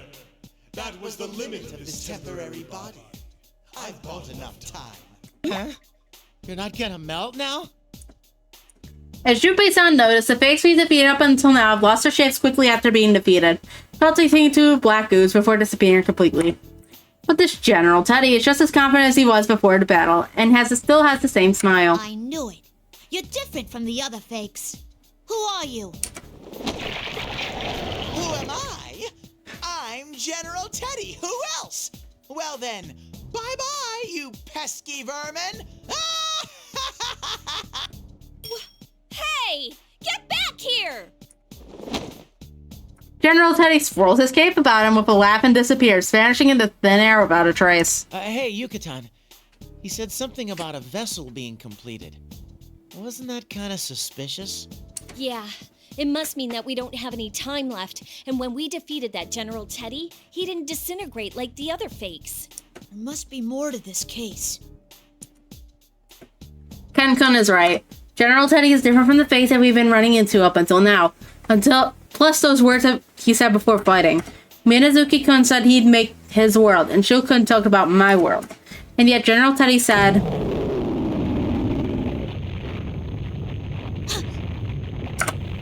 The quaking starts again. The blackboard and the podium rattle loudly, and some of the decorations on the walls fall down. The building shakes strongly for a long time, as if it's certain that time is drawing near. Can you all hear me? You're very close.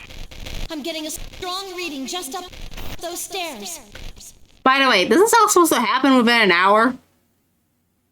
How many streams have we been stuck on this shit? When we hear Fuka-san statically communique, we feel a sense of tension fill us. We seal ourselves and make our way up the stairs in the classroom. At the end of this long, straight set of stairs, we find a door. When you open that heavy, cold door, we see... The hazy moon immediately grabs our attention. It seems much closer than we had last seen it while wandering the town. And then there are countless crosses. They're the same as the ones that Mitsuru-san and the others have been bound to. These crosses are scattered around the ovoid area we find ourselves in. No way. Is this place... Is this the moon viewing tower from Gekkoukan High? It really feels like we're outside with a strong wind blowing towards us. This must be a landing jutting out from the side of the tower. I see a number of oddly shaped objects around. From one of these places, I see a black shape flying towards us. When it lands, I see Sho Minazuki. That's right. It's where you killed Ikutsuki. This time, it'll be the place where you all die. See, I've already written what's going on your tombstones. It's some real poetic obliterature. Just kidding. Shokun, please stop It's this. a bunch of fart Even jokes. If you do it, it'll change nothing. Thank you for the sub, Gear. And that kicks off the Subtember thingamajig.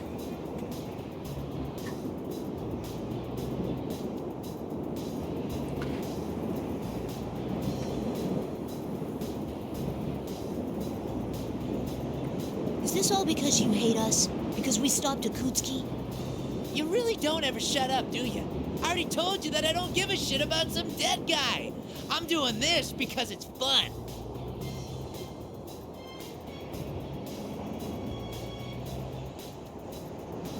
I figured as much. Watching you all freak out is hilarious. You're nothing but goddamn pests that can't do anything on your own. So I can't stand you buzzing around. That's when he spoke to me and said, you should just destroy the world. Isn't that the greatest suggestion ever? Let's stop this. You keep saying Ikutsuki doesn't matter to you, but he's all you've been talking about this whole time. What was that, bitch? Ikutsuki was a worthless ass who did whatever he wanted to me and still ended up dead. That's all. I don't give two shits about someone like him. That's not true, Shokun. You're only running from your problems. You shouldn't turn away from your true self. Shokun, come back with us. None of us hold any of this against you. Didn't you see what happened before? I'm a machine and I hurt everyone, but they still accept me. You're just like me. If you have somewhere you can go back to, then you don't have to do this. Shut up, shut up, shut up! Shut the hell up, goddammit! His flustered rant suddenly breaks off. The X-type star behind his red bangs are glowing a dullish reddish white. I already know what this means. That's enough. How far must you go in attempting to ruin this plan? All the way. You're Minazuki, huh? Unfortunately, the borrowed power has been exhausted. From here on, I have to deal with you myself. An emotionless, icy glare pierces us. Minazuki, the one who awakened within Shokun, to use his own words, the one who grants his wishes. It's him again. Are you really sure that he doesn't have split personalities? I concentrate carefully on his presence. This isn't just a new facet of the same person. This is a completely different presence than before. My reaction from my plume of dust is even stronger now. I can see it clearly. Shokun has a plume of dust within his body. Minazuki-kun, what I said goes for you, too. You're the same as me. What you are is the plume of dusk itself. That's right. Ikutsuki had a plume of dusk implanted in this boy during his experiments, resulting in my birth. I knew it. However, I still have no love for that man. After all, he tried to have me erased. Erase you? Yes. Ikutsuki was nothing more than a threat, who was using this boy only to throw him away later. But this boy was something different. He suggested that we try to act exactly like Ikutsuki. He created fake Ikutskis. He even went so far as to gain access to the Kirijo servers, to try to gain more information about Ikutsuki. Then, you were the hacker Kikuno-san told us about. But Ikutsuki, the only other person this boy knew, had already died by the time the boy awoke from his coma. All that was left to him was the truth. That man had tossed him aside like a piece of trash. Seriously? Since then, the boy did everything on his own. He had no help, met rejection at every turn. There was nowhere to go, and no one to turn to. You all believe that everyone is surrounded by other people just like you. But that in itself is only the beginning of this world's failures. The world holds no worth for this boy. Sho Minazuki was thrown into this world all alone, and he wished that everything besides himself would disappear. Then all I must do is grant him that wish. Maybe it's ironic for someone like me to say this, but Minazuki-kun's voice sounds like a machine, completely emotionless. Perhaps even though he was a personality created by the Plume of Dusk, he may have been trying to save Shokun in his own way. But even if that was the case... No, that's not what Shokun really wishes for. What you're doing won't save him. Even if you don't know how, or if you end up hurting others, human interaction can change people. Labrys. For the worse! Silence, puppet. What would a thing like you know of this boy? That's right, I ain't human. But neither are you. You're just using his body while you try to destroy the world. You don't care what he feels at all. I ain't like you. No matter how much it hurts, or how much suffering it causes, I love this world. Wow, well said. Great job, Labrys.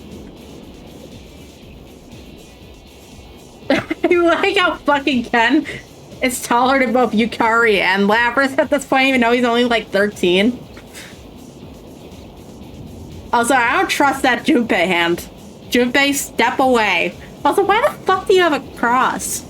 Oh wait, that was probably from Chidori, wasn't it? Chidori seems like the type she would have worn crosses. She probably actually does, I just don't remember it. Right. What he sounds like he's running from his problems. It doesn't matter if you're fully human or not.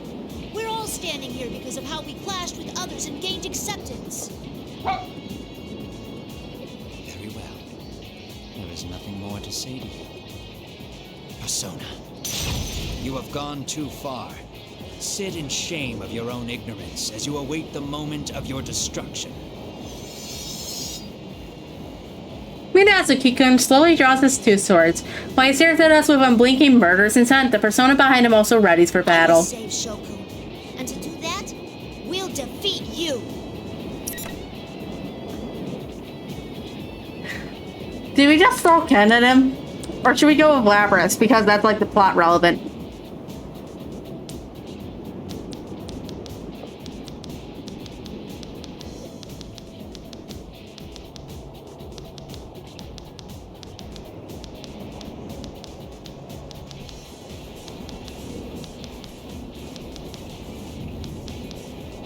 We've used Ken a lot during these picks. We'll go with Labrys.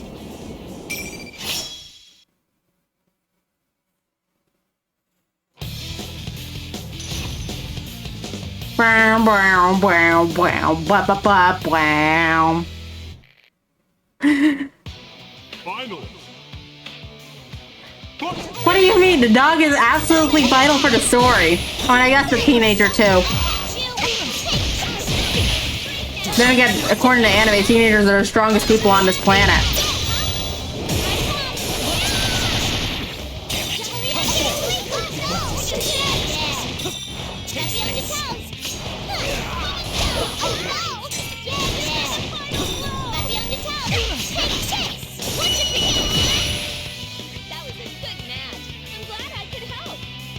Help of what?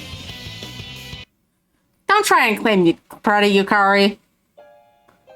The persona wearing the golden mask disappears as if melting into thin air. But the defeated master of the persona doesn't appear to be as wounded as he should be. He looks up into the sky with a somewhat absent-minded expression. I've lost. The vessel will still be completed. You will not stop the creation of this boy's world. He must have taken an immense amount of damage. No normal person should have been able to move after taking a beating like that. And yet, Minazuki-kun is trying to stand up. A certain thought crosses my mind. The will to stand and fight for someone else, no matter how wounded he may be. How Yukari-san and the others rushed to Inaba with me to rescue Mitsuru-san's team when they had been captured. How Yu-kun and his friends are fighting to protect this town. Minazuki-kun's reason for fighting is no different from ours. Minazuki-kun, so you do understand. Not another word, lout.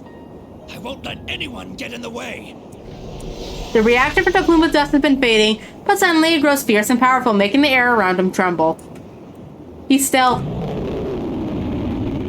It's Satan! Tsukiyomi!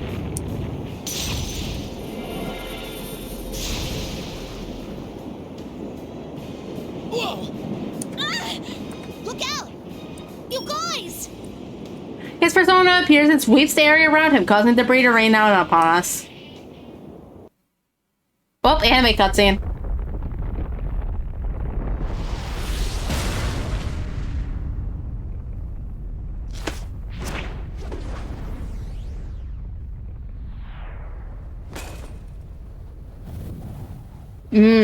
Pixels.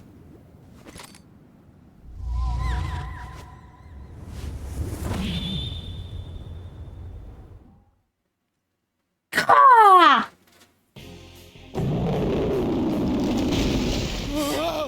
This isn't good! Labrys! The instant Minazuki-kun disappears above us, another quake hits. This one is so severe that we could barely stay standing. Every surface begins to undulate like a living being, and large cracks run through the floor. One crack that spreads into an actual crevice, separating me from the others. From beneath our feet, lost from view in the fog scattered around the tower, something dark is rushing towards us with a deafening roar. Yeah, we're already this far into this goddamn game. Shadows? Kodomaru! On the opposite side of the cleft from me, Ken-kun and Koromaru-san summoned their personas to fight the Horde of Shadows. Yukari-san and Junpei-san follow suit. It's an insane number of shadows. The horde of shadows crawls up towards us, making the tower's outer wall appears to be a swirling black mass. Soon, Yukari-san and the others will be... Lapras, go! Huh? Don't look back. There's no time. Go! We know what it's like to have to say goodbye. But you'd better come back to us. Time for the female protagonist of Persona 4 to go and beat the shit out of the boss this time. That's right, I want to save him just like everyone saved me. If I don't go after him this instant, I'll never get another chance. A set of stairs leading up to into the red fog is ahead of me. I can pursue him now. Thank you. I will protect this world.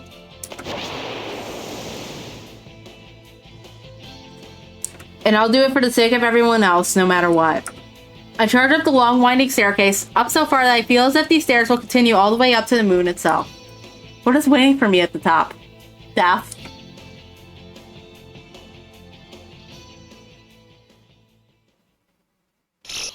To be continued.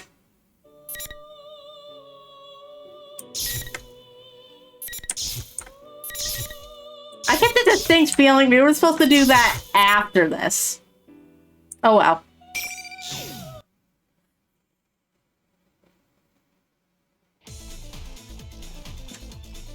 Oh, this is a funky music.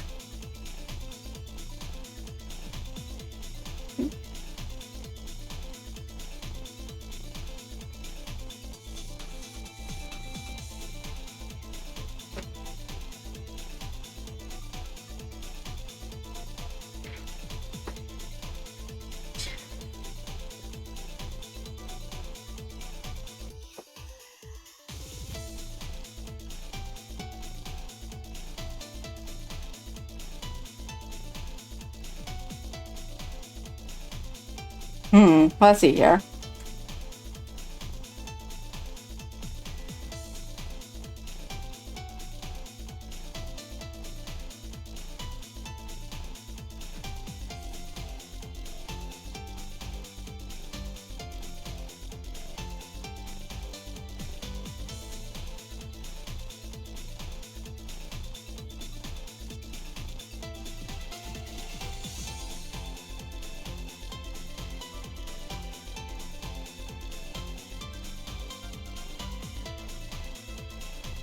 I'm sure it'll be figured out later.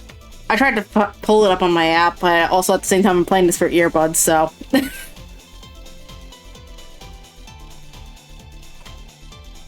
Anyway, we run at top speed through the fog enveloping the town of Inaba. Not a single soul can be found outside. That sight reminds me of nothing more than the dark hour. Akihiko must feel the same way as he runs beside me. Mitsuru, how are Aigis and Teddy doing? They must have gotten out into the town by now. You're going Teddy too? Are they using it to define him from General Teddy? You're right. Let me search for them. I concentrate and search the area for any readings. My search ability only has a limited range. To make matters worse, the images that appear in my mind have severe interference likely caused by this strange fog. This fog seems to be symbolic of Minazuki's solitude, as if trying to sever our connections to one another. I found them in the town shopping district. We'll be able to catch up with them quickly. Alright, let's hurry to join up with them. Then we can compare notes. I like how Mitsuru doesn't even bother to correct him then.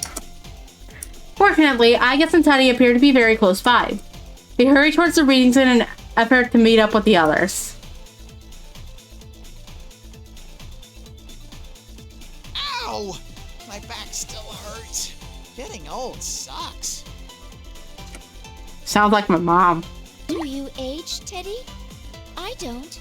Oh, by the way, there's something I've been meaning to ask you, Ai-chan. Is there anyone you like? Yeah, it's this blue-haired dude and this, like, brown-haired woman. One's named Makoto, the other one's named Katone. They're both doors. What do you mean? Come on, you can't fool me. If you don't have anyone, then you and me should... Aigis! Teddy! Michan! Aki! Akihiko-san! Mitsuru-san! Thank goodness you're both safe.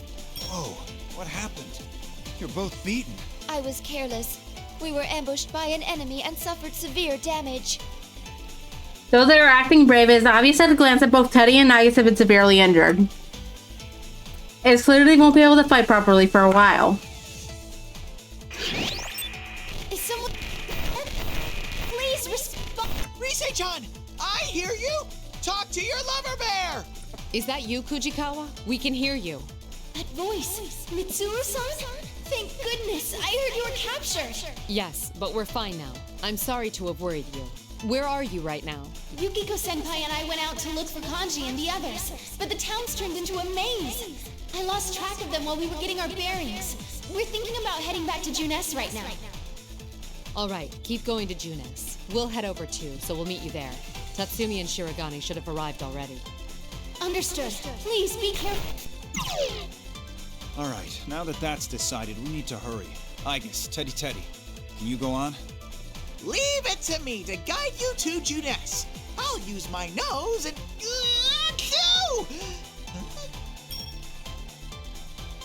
Teddy appears to have sensed something. He turns to look at a shape that has appeared further down in the shopping district. After all that's happened, do they still intend to make us fight? No, from here on, they're doing this only just to buy time. The shape headed ahead draws closer, and I see that it's a double of Satonaka. There's no need to wonder about whether it's the real one or not. Oh, you left everyone else inside and ran away? What happened to all that fun stuff? Oh, maybe they just don't need you anymore. I guess you're the runs of the litter. A fake Chie-chan! Bears have packs, not litters, and we're not runts! It's fine, Teddy. Let it say whatever it wants. I stop Teddy as he tries to lash out, in response to the fake Satonaka's harsh words. It's true that we've made a mistake in being captured by the enemy before this started, but still. We've made some errors this time, but we have our comrades. Even if one of us was to fall, the rest of us can complement each other. My standing here right now is a result of the trust we have for one another. I will carry out my duty, and you will be stopped. This is the portable battle theme, isn't it? Or at least the old school Persona 3. Before disturbing the peace took over everything.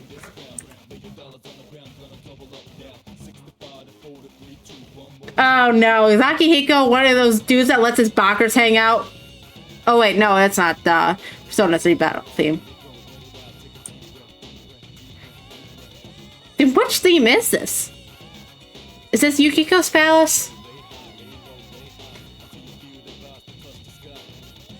The beginning of it sounds kind of like the Persona 3 portable theme for battle. Anyway, with the thoughts of my comrades who left for the top of the tower at the forefront of my mind, I grab a hold of the hilt of my rapier. No matter what taunts these shadows have for me, my heart will not be shaken. My comrades have my back. All I have to do is keep proceeding onward. No. We will protect this world. We will not lose to the likes of you. We're the most powerful lineup ever! We'll prove that we've got the upper claw here! Most powerful lineup, and 2 of you are incapacitated. The 2 of them are so hurt that I'm surprised they can even move. But the fire in their eyes is stronger than ever. I sense their will to fight shining through. Ah, such an admirable resolve. We'll take on this burden in their stead. Next to me, Akihiko slams his fist into the palm of his other hand and steps in front of Igus and Teddy. I was hoping for a chance to fight about now. I felt myself getting rusty. The rest of you can sit back and watch. This tournament is foolish, but I was given one of your insipid names. It's time I showed you the power of the Execution Queen. We're going Mitsuru because we never fucking see her fight. Otherwise.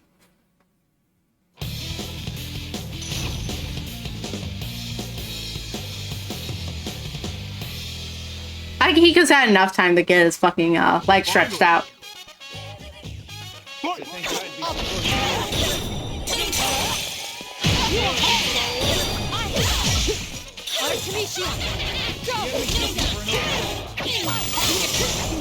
If Mitsuru was embarrassed by the catsuit like she was at the beginning, at the end of the original Arena's plot, then why the hell does she still wear it? And even then, it's not like that catsuit's the worst. It's just a little bit odd. Dominated them. That was great to watch. I mean, it's not like it provides any protection, and it's just it's not like they necessarily have ever had to use armor. Well, besides technically the armor equipment, but we never see the characters actually wear the damn shit, so. Anyway. We don't even turn back to look at the melting shadow anymore. We rely on Teddy's nose and run with all our speed through the red fog towards the Yunes.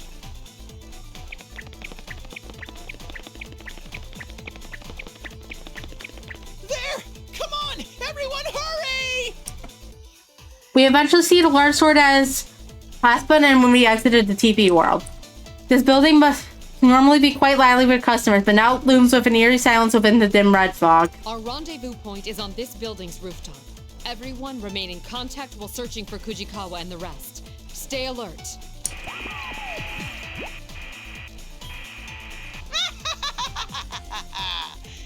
Every day's great at your Juness.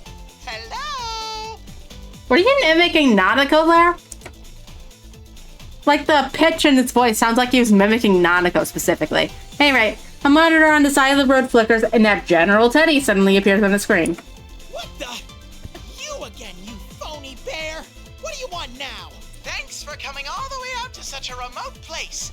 Did you enjoy the P1 climax? There were so many touching battles this time.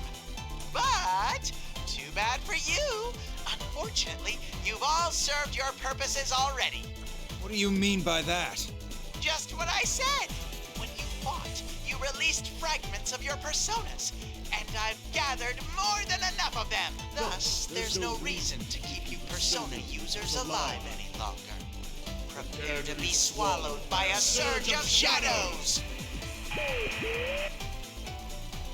Once General Teddy finishes, the monitor shuts off. Silence fills the area once again. What is this shaking? It's that CG again! With a thundering roar, viscous black liquid geysers up from everywhere. This black wave surrounds us, whirling madly, and begins to close in. What the? There are so many shadows. They're going to attack. Please, be careful. Cheeky bastards. Come! Persona! Caesar! Akiko's persona, Caesar, swings his sword towards the approaching black wave. The massive shadows retreats for a moment like a receding tide, and immediately surges towards us like a tidal wave. Artemisia! Persona! Initiating summon sequence. Athena. We summon our personas one after another, and have no choice but to fight back. If things are this bad out here, I have to worry about Kujikawa and the others who are inside. We must get inside as soon as possible and meet up with them. But the Horde of Shadows pours forth without stopping, giving us no respite.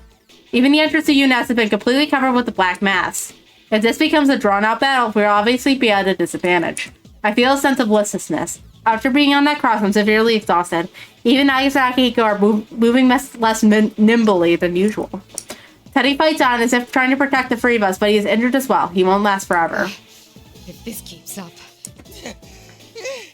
Rise-chan! Yuki-chan! Nao-chan! I'll be right there! Ekaji-chan, going to it, yes! More shadows incoming. They're not stopping.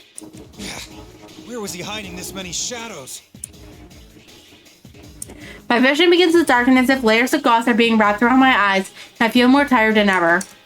Though each shadow may be inconsequential on its own, their sheer numbers are too much to contend with. My arms drop to my sides and I can't lift them anymore. Tsuru! Hey, hang in there! Mid-chan! Watch out! Mitsuru-san! Come on, can't you pull it together? I really don't want to get involved here, you know? It's Adachi!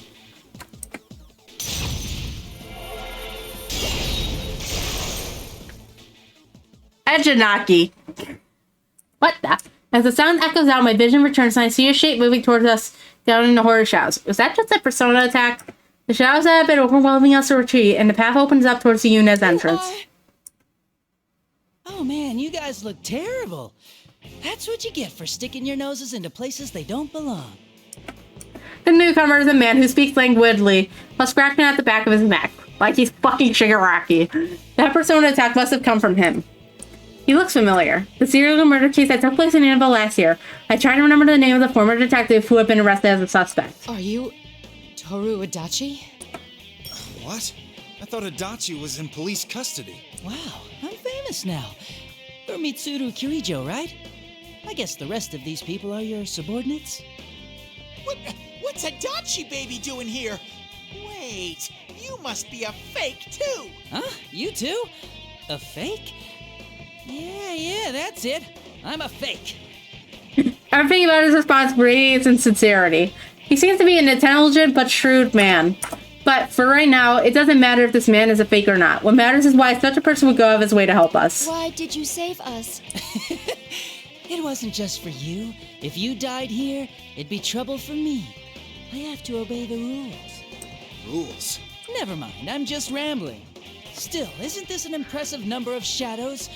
I bet you'd really be able to get up to something fun with this many. Like, say, summoning up a god or something?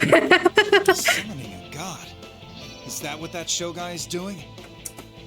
So this horde of shadows seems to have been gathered here by the other Minazuki after all. He's intending him to use them to awaken a godlike being. What he called his world is one where that being has ascended, but that will result in the fall, utter destruction. I'm just guessing. And if this many shadows were to head over to that tower and start wrecking shit, that building wouldn't stand a chance, would it? Plus, anyone inside would be in for some real trouble, wouldn't they? Well, it's not like it matters to me. I'm gonna be on my way now. Good luck or whatever. Aren't the rest of your friends in here at Juness? You kids love crowding together after all. Don't you think you'll win with those numbers? Hey, stop! Where do you think you're going? Don't, Teddy. I know you want to go after him, but we're all exhausted right now. We need to prioritize meeting up with your friends. Toru Adachi doesn't even look back at Teddy and begins walking at a leisurely pace in the direction of Yasugami High. They quickly lose sight of him as he becomes lost in the muddy stream of shadows. Toru Adachi. At the very least, he didn't seem to be a fake made from a shadow. Is he scheming something after all? No matter what his aims were, it's true that we were saved in the end. Save thinking about it for later. We need to hurry.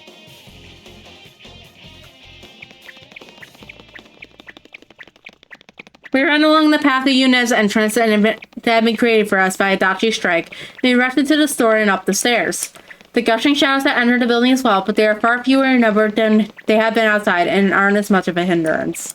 Eventually, the stairs end and we see the door that opens to the rooftop food court.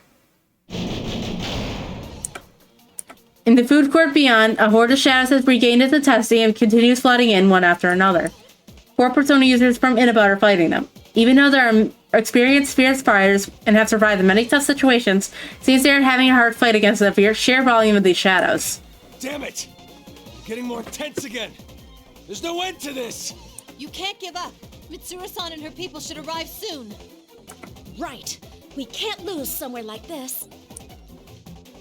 Rise-chan, Now-chan, Yuki-chan! I'm so glad you're all okay! I'm coming over right now!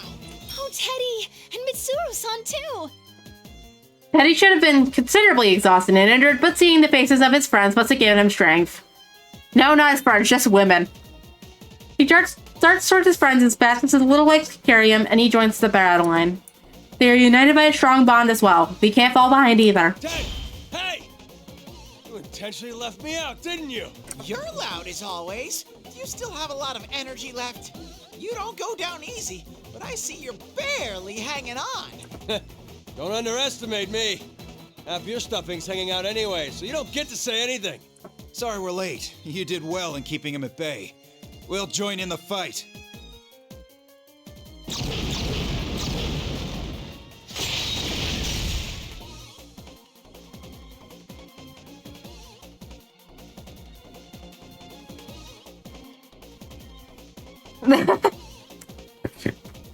Maybe we'll get Nanako for Persona 6.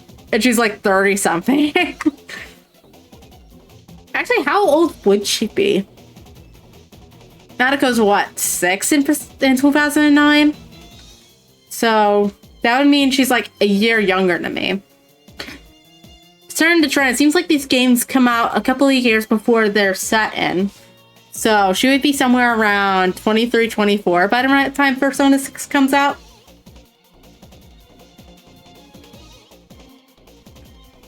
knows? Anyway, with a sense of relief at seeing everyone we had been unable to locate, we quickly tell them of our situation to check on their conditions. My theory is that Inaba's people are still busy doing Inaba things and aren't exactly branching out to fight personas or shadows elsewhere. And Persona's 3 squad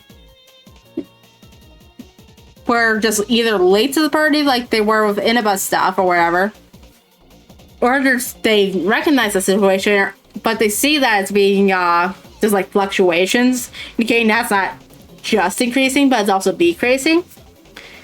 And therefore, to assume, oh, there's another batch of teenagers over here dealing with it. We're going to just leave them to it unless they need help. With a quick sense of relief that everyone's been able, at seeing everyone we've been unable to locate, we quickly tell them of our situation and check on their conditions. It's clear that all of them are tired and injured, but now that our numbers have doubled, we should be able to make up for that by cooperating with each other. As it turns out, we are slowly but surely able to push back the seemingly endless torrent of shadows. We can do this! There's enough of us here now that I'm sure we can win! It's too early to be relieved yet. The shadows all over town are converging on that tower. At this rate, our senpai in there will be... Nah. Yeah, I'm assuming the Kirijo saw that there was fluctuations and figured there was another batch of teenagers there dealing with it, so they would wait to step in and when it was the right time. But there never was a right time for them because they're not thematically relevant to that game, so they were just dealing with smaller shadow incidents elsewhere. Shirogana is right. If we head up here, if we are held up here, we will be able to aid those who have headed up the tower. If the shadows are gathering with the intent to climb that tower, then we have to take the chance of returning to the tower ourselves to intercept them. Considering the sheer number of shadows, that would be too dangerous. Mitsuru-san, Ken-kun has given me the details. This case has many similarities with Shuji Yakutsuki's plan. I believe the culprit has the same intent. And considering the current situation with these hordes of shadows, the time is nigh. Joe Minazuki called Shuji Ikutsuki his father, and then there's also what Toru Adachi mentioned. There's clearly enough circumstantial evidence. And this time, Naoto speaks of, it's nothing less than the end of the world. Do we have no choice but to entrust this to the others here? Isn't there something we can do, Mitsuru-san? This isn't the time to argue, Mitsuru-san. We have to go. What's there to worry about, Mitsuru? There's only one option here. Everyone wants to return to the tower, completely disregarding their own safety. Not a single one of us is afraid to volunteer, even in this desperate situation. In addition, we've been forestalled again and again since it started. It seems that my position as the leader of the Shadow Operatives has been put me on the defensive without my noticing it. We have to go on the offensive now that we have the strength to do so. Everyone, listen up. The shadows are likely gathering at that Oh, the Bob's back. Their goal is likely to bring about the coming of a god with the power to destroy the world. We must stop this at all costs. Kujikawa, will you lend me your strength? We'll combine our communication abilities to contact Yamagishi. They need to be told of the danger. Yeah, instead of Thanatos this time, it's like Anubis or some shit. Wherever the hell the bosses of the underworld is in fucking, Aztec mythology. The first step is to make contact. I task the other six with making sure that the area is secure and then take Kuchikawa's hand. We both feel a similar tension, distinct from what we feel in battle, as we focus our thoughts and concentrate on the tower. Persona. Though the situation is truly chaotic, the end of the world is drawing near. The vision appears in my mind as surprisingly clear. The thing that Kujikawa's communication ability is this powerful, it's equal to Yamagishi's. I've also been told that it's evolved to the point that she can participate in combat now. These Persona users of Inaba have great potential hidden within them. That's right, we have the obligation to protect this town, their future. Fukusan is somewhere around the middle of the tower? Hold on, Kujikawa. There's something in the sky. There's a reading of something approaching at high speed from the fog-filled sky. Eventually, the rhythmic sound of a helicopter reaches our ears. A large helicopter with the Kirijo group markings approaches out of the fog. The pilot lost speed. Kikuno! That's you there, isn't it, Kikuno? Respond at once! Lady Mitsuru! Thank goodness you're safe. What are you doing there? This airspace is dangerous. You must withdraw at once to a safer area. You're all putting your lives at stake by fighting. I refuse to shame myself by withdrawing. The overpowered maid's gonna save us all. Kikino is the ultimate character, even beyond Elizabeth. I can only smell the way Kikino refuses my direct order. She won't hesitate to risk herself for my sake. That's never changed at all. There's something I must tell you at once. We've decoded more of the records from Shuji Ikutsuki that I gave to Labrasan.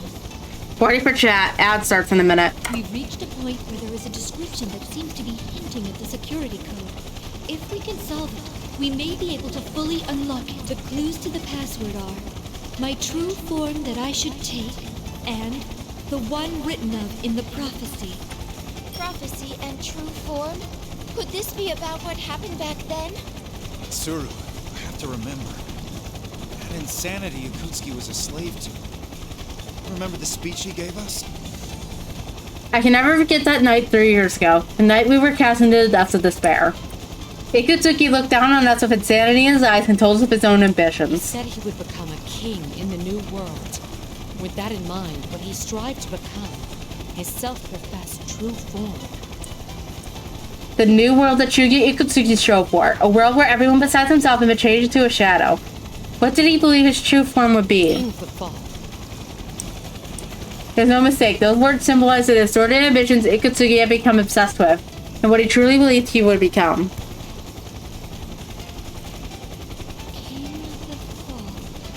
That's it! The password was accepted, and the file's been unlocked. I'm opening the file now. There's no time to wait for an analysis. Fujikawa, let's try again. We need to get this information to Labras through Yamagishi. We direct our search in the direction of the tower once more and detect Yamagishi. Near her are a number of other beings that appear to be in combat. They are Narakami, Satonaka, and Hanamura. It seems they are fighting valiantly to protect Yamagishi. Though they had been injured, I sighed in relief since they have made a recovery. We immediately opened communications with Yamagishi and relay our situations. According to Yamagishi, the sun's former shadows in town have been pouring into the tower as well. We then pass on our own conclusions, the reason for the Horde of Shadows, and our information on the password. Oh, the ad started.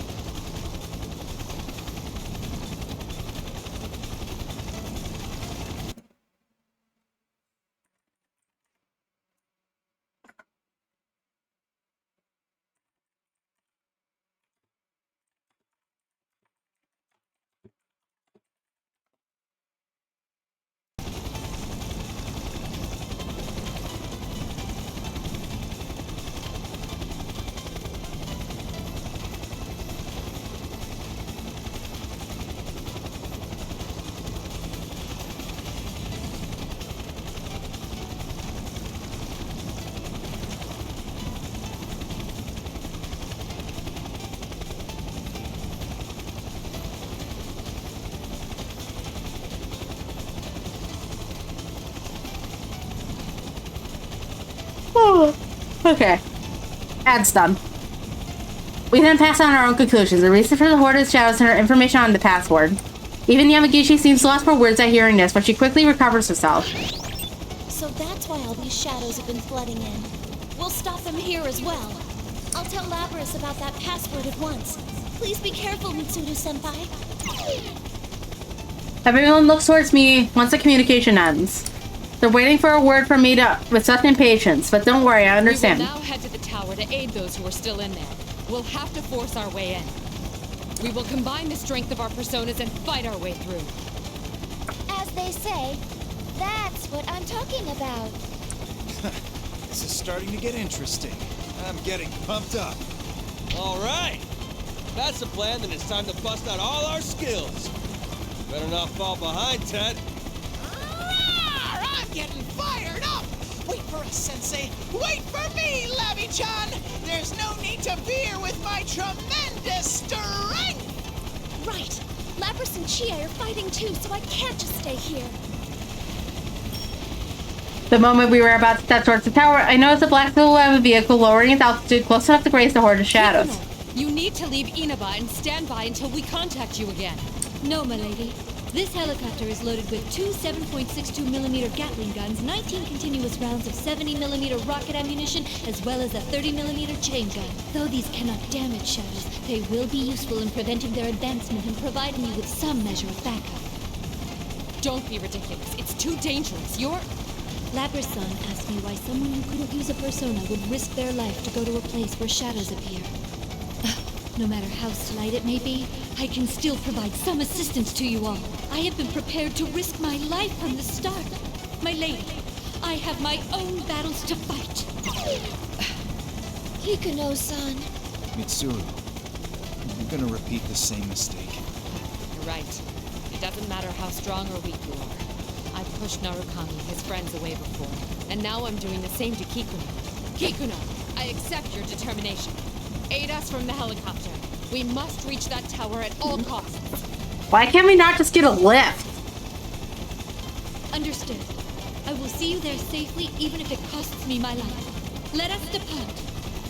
She could at least drop like down a rope or something. Kikuno's helicopter rotates in place where to face the direction we'll be proceeding in.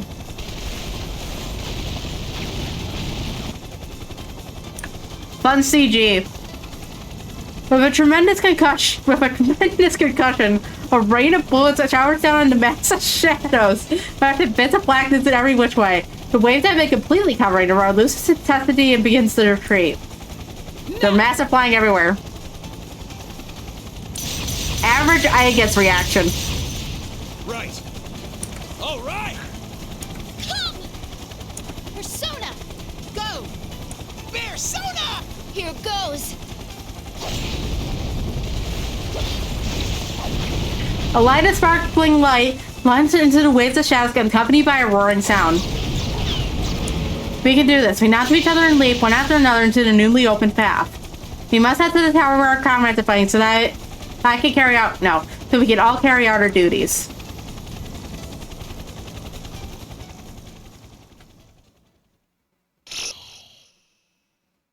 To be continued.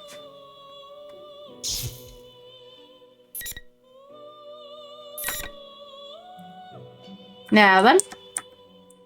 How close are we anyways? Okay, we're in the final cutscene at this point. Alright, let's go. Time for a doozy.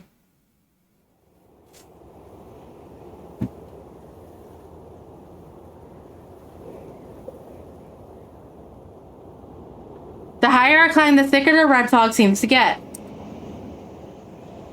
The sound of battle below me fades away as I go further and further up. Suddenly, a deep blue shape appears in my red-tinged vision. I stop. Oh my. It seems we meet again, Labris. You're Theodore, right? Still looking for your sister? I don't think she's around here, though. No, I have stopped looking for her. Even had I found her, what I wish to know can no longer be learned from her. What I yearn for is something that I must discern for myself. You all have taught me that. Huh. I guess you've changed a little too, Theodore? Do I seem so? Watching you has broadened my spectrum a bit. No, a great deal. Yeah. I figured something out during all this fighting, too. Oh? May I ask what that is? Oh, sure. It ain't anything mind-blowing, though.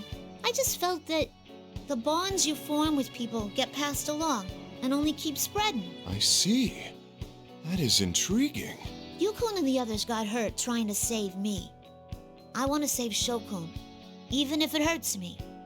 We all keep butting heads over and over. Bumpakas! But the banner of friendship ain't just for show. It's what lets you go against someone while still trusting in them. My, how surprising. Your expression is completely different from the last time I met you. You think so?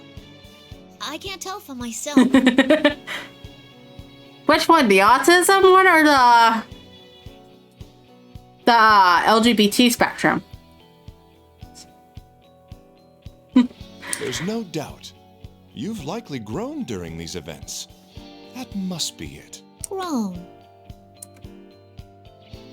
I'm a machine. I have a cold metallic body and it'd be an eternity before that changes. But if Theodore says that I've grown, then he must be talking about my heart.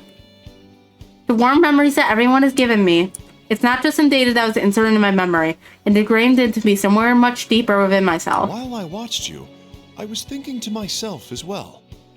What is the reason you fight? What supports you? And what do you wish to protect through these battles? I have a feeling that I'm coming close to reaching the answer. even if I only have a faint idea for now. Huh? Doing something for someone else. All of you gathered here are connected by that common thread of emotion. You call them bonds.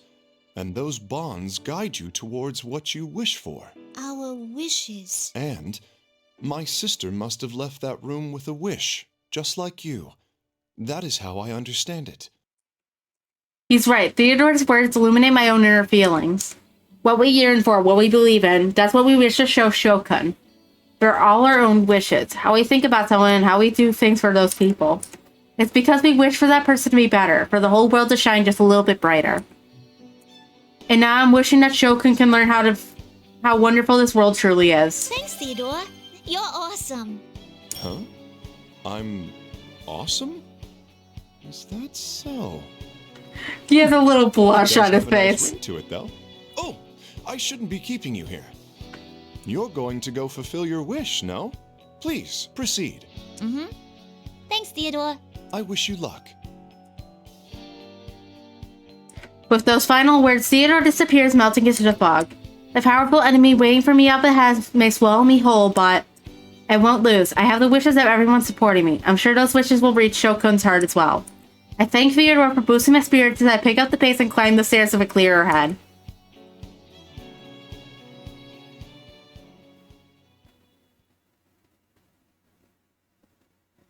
Next tally. There it goes again. Another quake rocks the tower and I have to crouch down to keep from staggering. It feels like these earthquakes are growing more and more frequent, and even as the shaking itself grows stronger and stronger.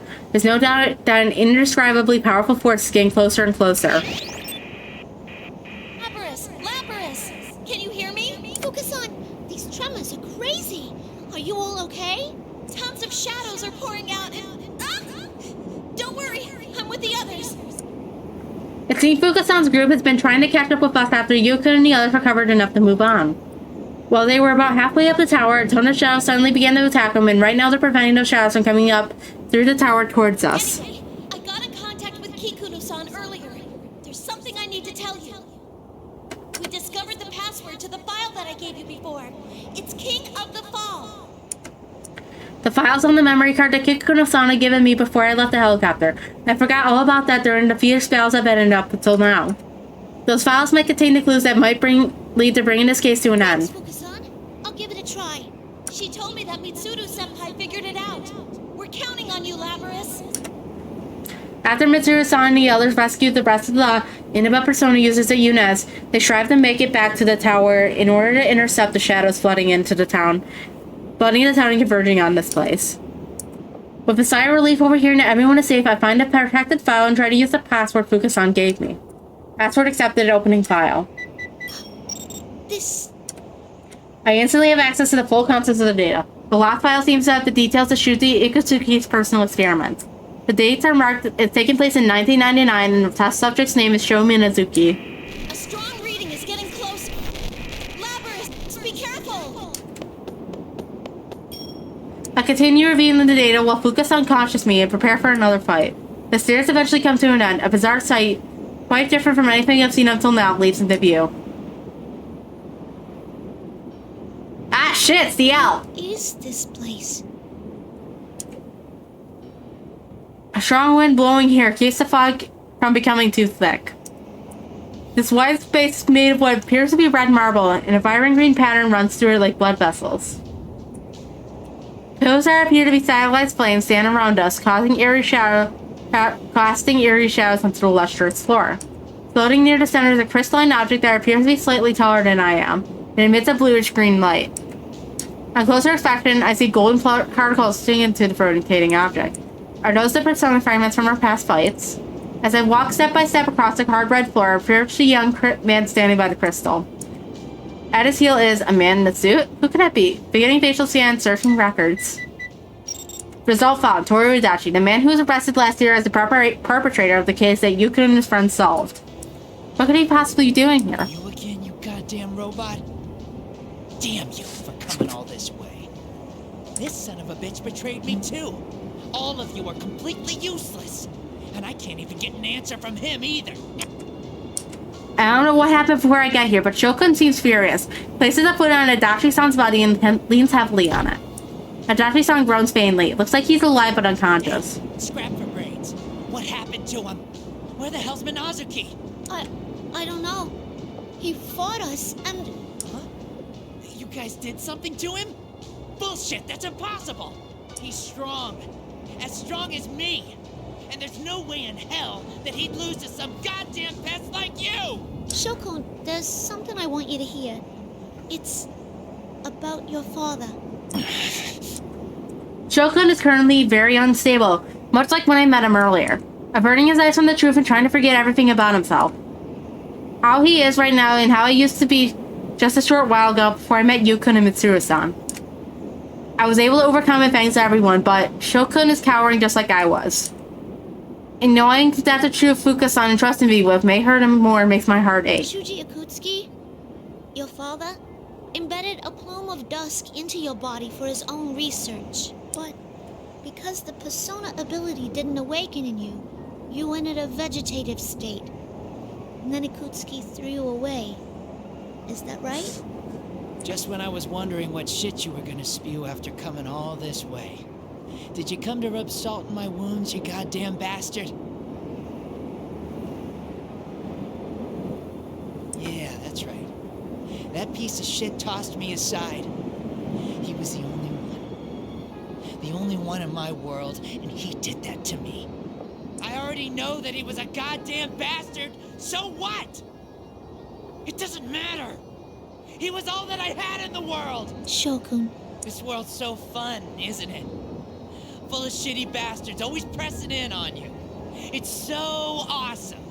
I'd rather be alone forever than spend another second having to deal with another dipshit ever again.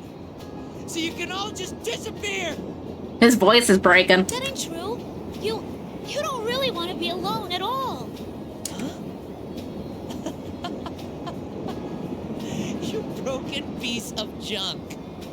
Have you finally lost it for good? I won't be totally alone. I'll be beside myself, laughing at how stupid you are. Huh? It's a micro-memory card. Your father, Shuji Akutsuki, recorded the experiments he did to you on it. Listen to this, from a report on Project Puppet Master. Subject name, Sho Minazuki. Soon after beginning his training, his abilities have reached what one would call an astounding level. Muscle strength, agility. Physically, he surpasses normal specimens. Special mention must be made of his abnormally aggressive nature. For example, in combat training, Sho will attempt to utterly destroy his opponent until we force him to stop. The depth of his fury is unfathomable. But having no rational or mental breaks based on his rationality makes him an ideal weapon. Psychological analysis suggests that Sho is attempting to gain a connection to others by hurting them as a result of our teachings. If he continues to grow, he'll be extremely valuable to our research. Luckily, the boy seems to adore me as a father figure. That will be useful. You see? The reason you're hurting everyone is because you want a connection with them. It's because of the experiments he did on you, and because you weren't taught any other way to connect with people. That's incredibly sad. Is that all you have to say? Shokun! Yeah, he's right. So what? What do you want me to do? If I really want a connection with the world, and destroying it is the only way I know how, then what's wrong with me trying to destroy everything? If you actually succeed, that's the problem. The same goes for you, you piece of trash. You want a connection with me? You want to bond with me? Then I'll shred you to pieces! Shokun draws his two swords, almost spitting with rage. His eyes are clouded with madness and malevolence. His stare itself feels like blades piercing into me. Whenever Shokun got this worked up before, that other person would step in, but it doesn't happen now.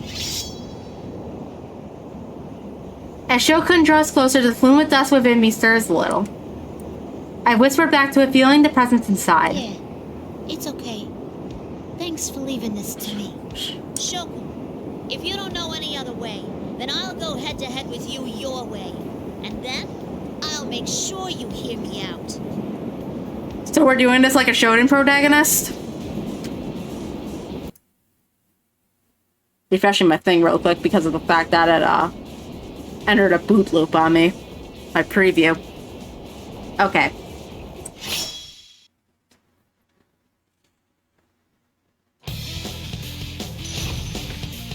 Wow, wow, wow, wow, ba ba ba, wow. Final.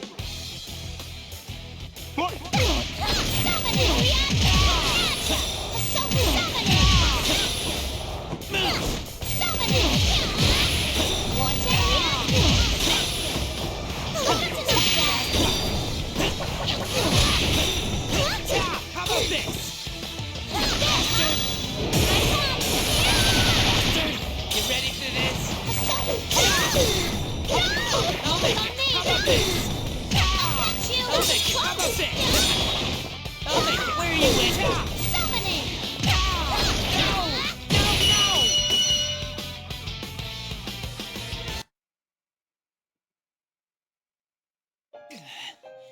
No, it's not over yet. I have nothing. No one at all. If this shitty world won't give me anything, then I'm gonna see it destroyed, no matter what! Shokun is on his knees. He desperately tries to regain his feet by leaning on his swords. His face contorted in pain. The danger sword I felt from before the battle isn't weakening. On the contrary, it's becoming stronger. Shokun, do you really think you were alone? Of course I was. What do you know? I was always... No, Shokun. You were never alone. There's more in that file. Do you remember why you went into that coma? How should I know? I took the medicine Ikutsuki gave me, went into a machine, and... It was an experiment Ikutsuki set up to erase Minazuki-kun. Dad tried to erase him? Why? After transplanting the Plume of Dusk, you didn't awaken to a persona. Ikutsuki's plan was already a bust at that point. But after a while, Ikutsuki learned there was another personality in you, inside the Plume of Dusk. That was the change in you. At first, it seems like Ikutsuki was interested in that other you, too. But the new you was different, and wouldn't listen to what Ikutsuki said at all. That other you awakened to a persona, destroyed the test facility, and then tried to kill Ikutsuki. Huh? Bullshit! That's not true! Why would he try to kill my dad? You really can't figure it out? Minazuki was trying to protect you. Huh? Shokun can only find a connection with other people by hurting them. As a result, that distracted him from everyone. Feeling that the world had rejected him, Shokun chose to destroy the world instead. But Minazuki-kun had supported Shokun through all of this. That other self said he would fight for that boy. Minazuki-kun feels the same way Shokun does, that the only way to do anything is through hurting others. But he's doing it to protect Shokun. He was still unstable then and got captured. After that, Ikutsuki tried to erase Minazuki-kun while leaving the persona. Do you get it now, Shokun? It was Minazuki-kun and his power of a bond that supported you. That's bullshit.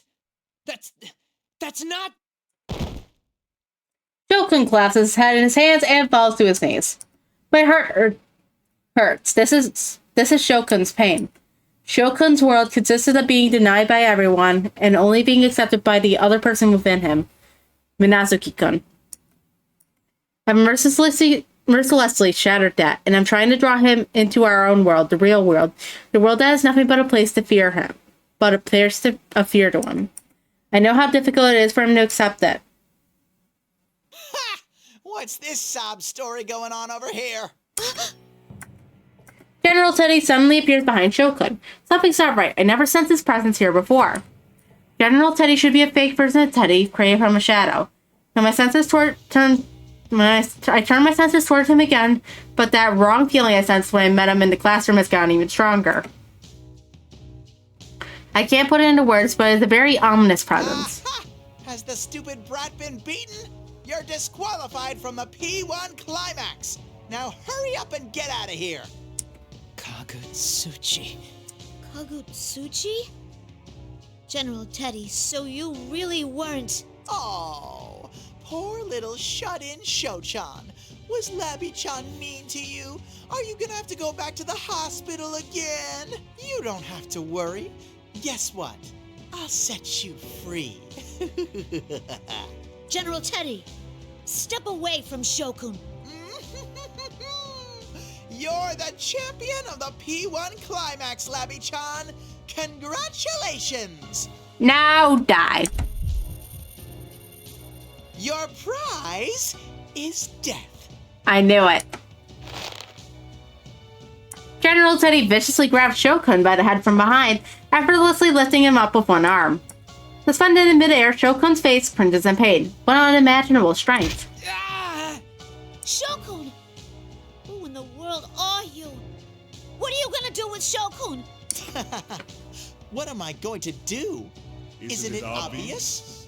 I'm going to kill him. I'll grant this brat what he wants. A world of solitude. Inhale. But I'll be the only one there. It will be a world all for myself, where only I exist. General Teddy's tone changes and an ominous and hatred-filled voice reaches my ears, echoing as if reaching me from the very depths of hell. I know this voice. When I was forced into sleep in the laboratory in Yakushima, I had a dream, and in that dream, a voice echoed in my head. The voice tempted me to forget everything, to shut myself away in a distorted world that reflected only my desires. It was that same voice. Tell me, are you... That's right. This red fog and the brat's power were on loan from me. At least you worked quite well for me. Wait, so the thing Minazuki-kun was talking about waking at this tower is... You finally figured it out. Fortunately, the horde of shadows to create a vessel and the persona fragments to control it have been gathered. All that's left is to fuse that brat with the shadows as a base, and then devour the persona fragments to inhabit my new corporeal form. I pay no heed to others. I am the collective will of those who abandon all connections and strive to live only for themselves. I incinerate everything. I will murder, trample, and cast you humans down into the depths of despair. Whoop, boop, boop, boop. My name is Hino Kagutsuchi, one who kills all who live in this world. Red fog gushes like blood from the body of General Teddy. No, he no Kagutsuchi, and it gets sucked in through Shokun's eyes, ears, mouth, and wounds. Shokun! As I try to rush towards them, the empty husk that General Teddy has crumbles into a black lump of a shadow. At the same time, Shokun, or whatever he is now, turns its evil red gaze towards me.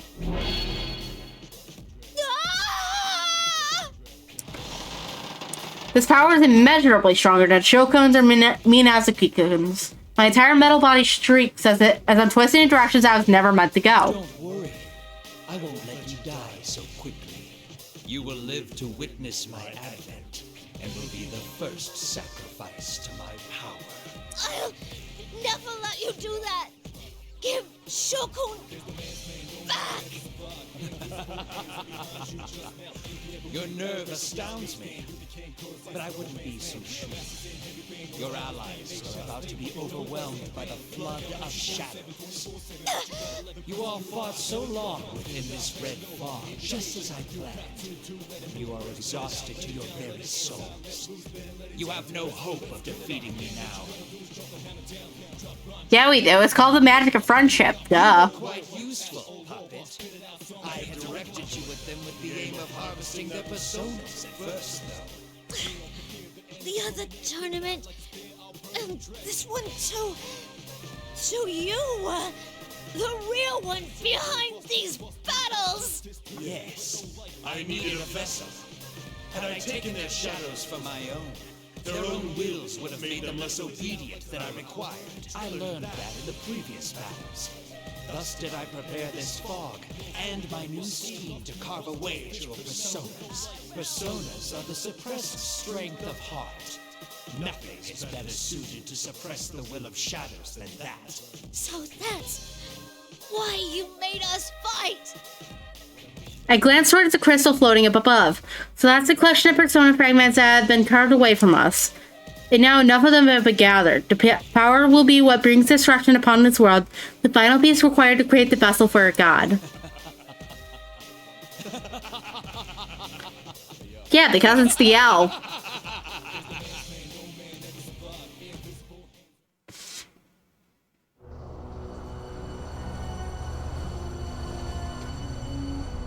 Now is the time for despair. This new form that you have given. His eyes aren't red anymore.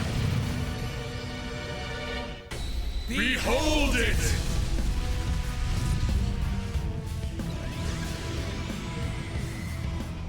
Also, what happened to the L?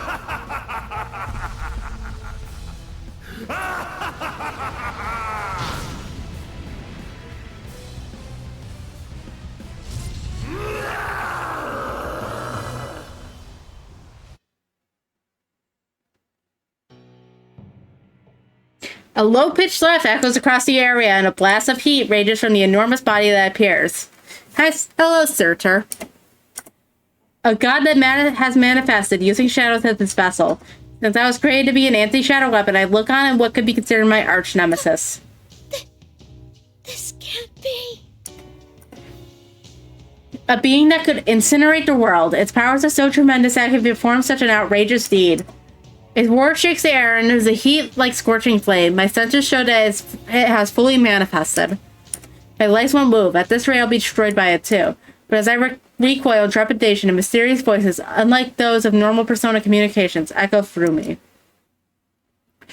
Power of friendship! We're all cheering you on! Labrys, leave this place to us. Once this is all over, we'll have a party and celebration. I'm positive you can do this, Labrys.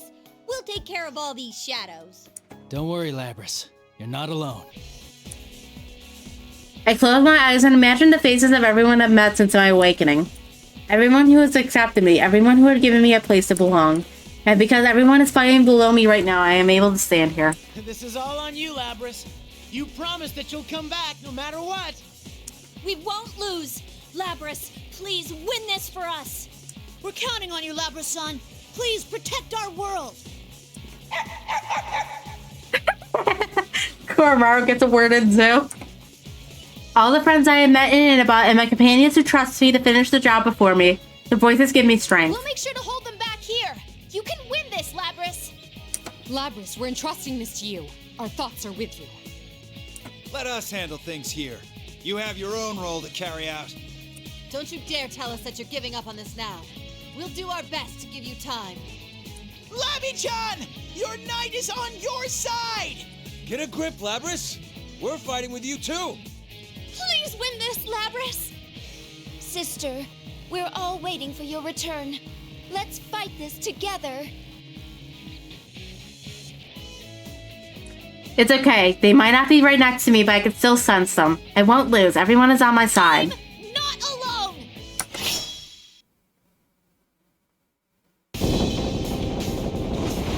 I'll catch you.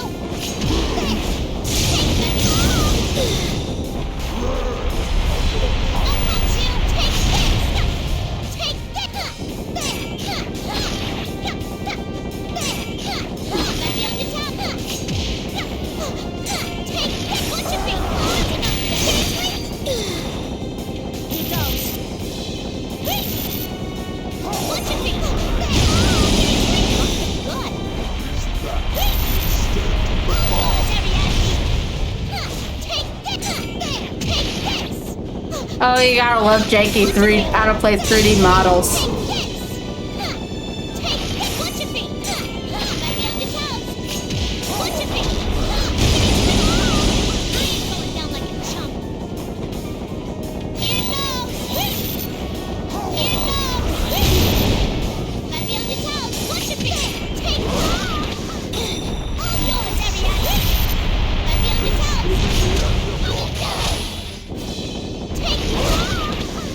It's not even CGI, it's just animation. Take this! All yours, Ariadne! Got the undertone! Watch your feet! Come on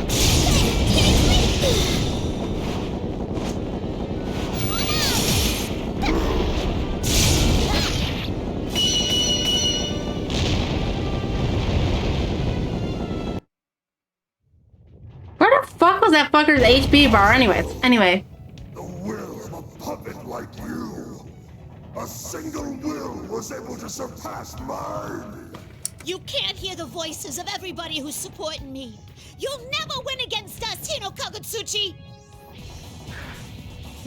Because I'm a robot with a lot of fucks to not give. Silence, pest. I will not lose. I am stronger than anything. Throws an Elizabeth at him.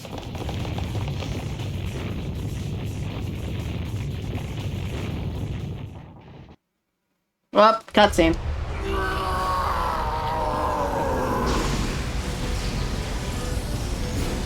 Impossible. How could I fall to this trickery of fans?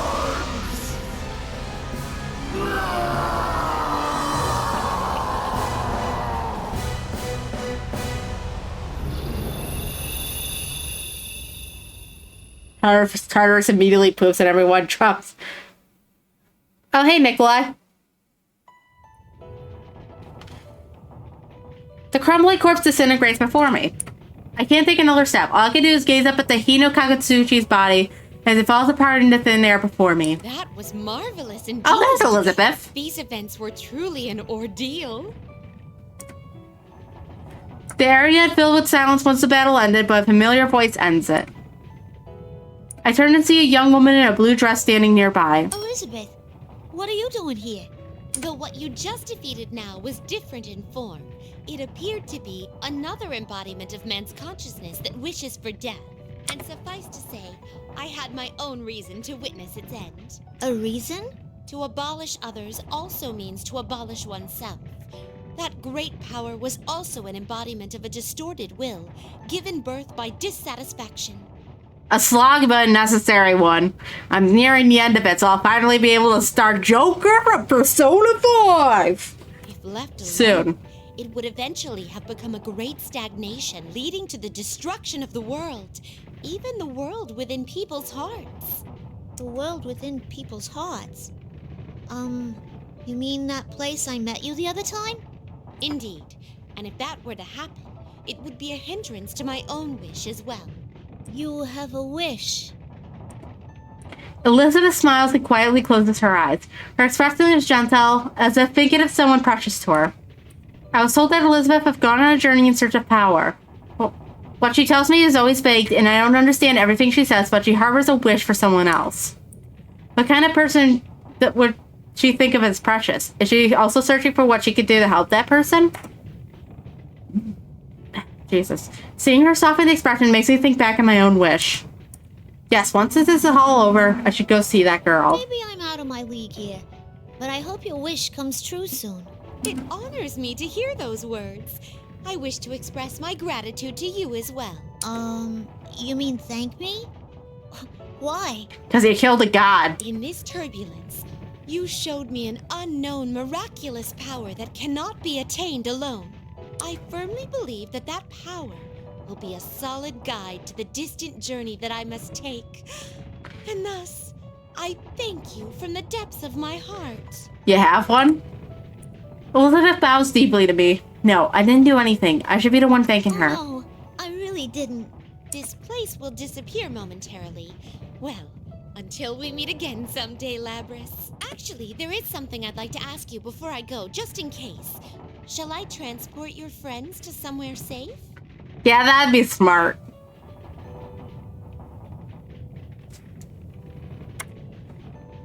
That's right. This tower has already begun to crumble.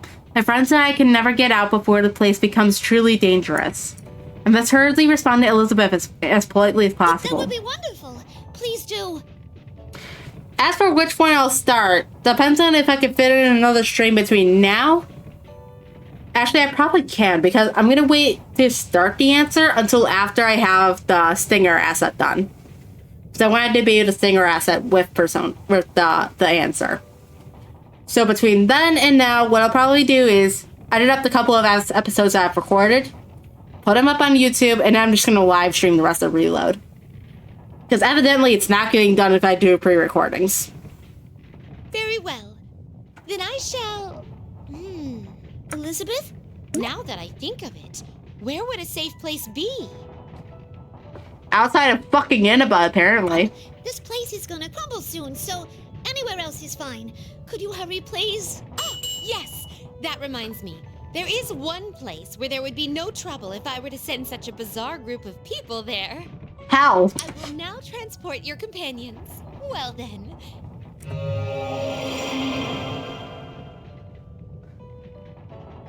My vision grows hazy as she speaks. That's why I remember something. What about Shokun and Adachi-san?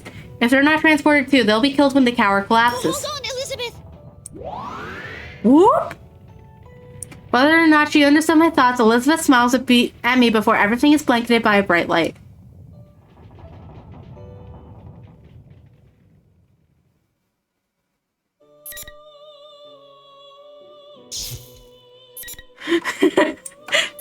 Indeed. Sho gets eaten by the damn god, and then fucking Adachi falls to his death from the top of the tower and crashes into the roof of Yasukami High.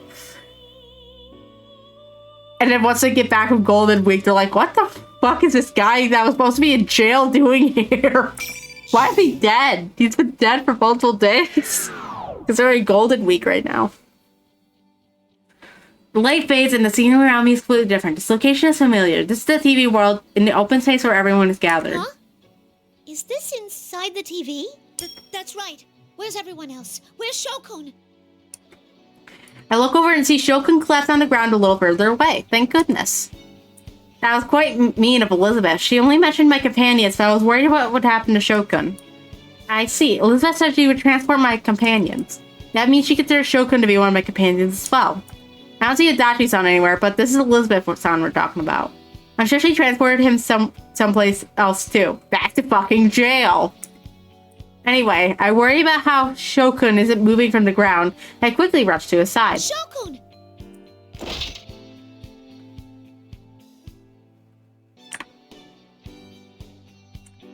When I call to him, he slowly stands up, facing away from me. He looks around himself without a word, then looks down at the ground and quietly mumbles. Shut up, Scrap. Enough yapping. I couldn't help it. Not when I knew you were safe.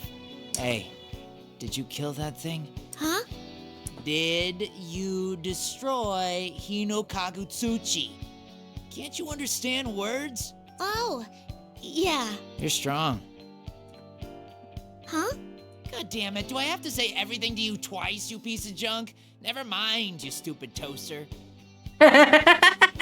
Okay, sure, she's canonically a toaster. Oh, I smell a spammer. Banned.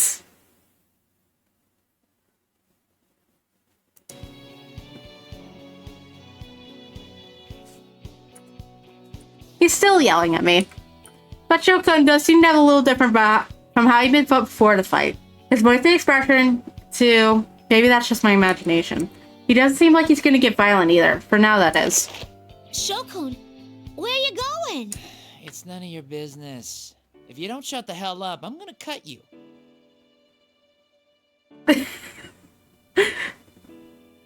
The worst views would be have a million of those spam bots in your chat. But everyone's waiting for you.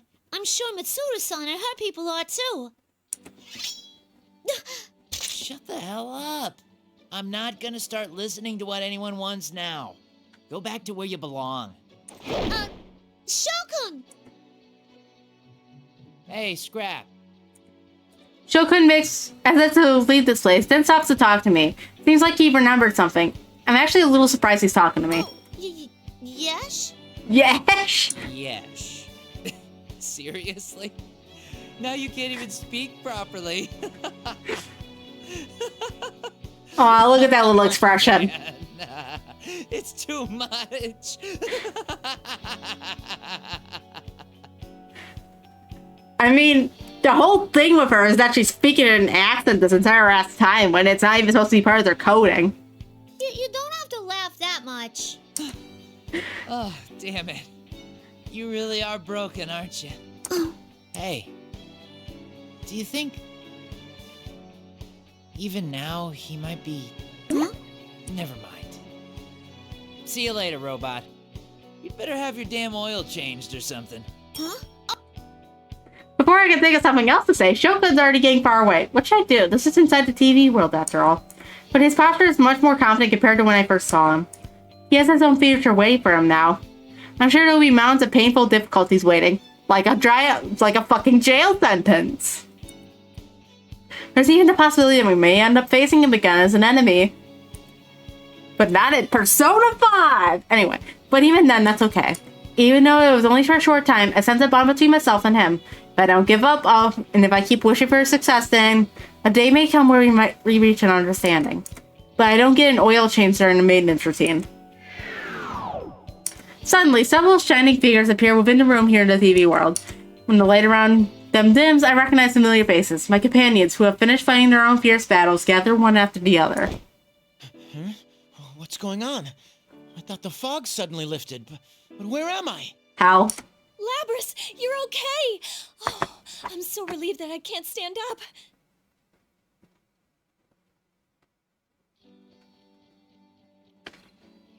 Maybe it's just an after effect of all this nonsense. Like, I'm assuming the TV world still needs a minute to recover back to being paradise or wherever the fuck. Labrys-san, thank you. I believed in you. I knew that you could do it. I knew you could kill a god. I wish you could have seen us, Labby-chan. Shadow Operative Junpei Iori totally nailed it. Whoa! What a soft yet stinky landing spot.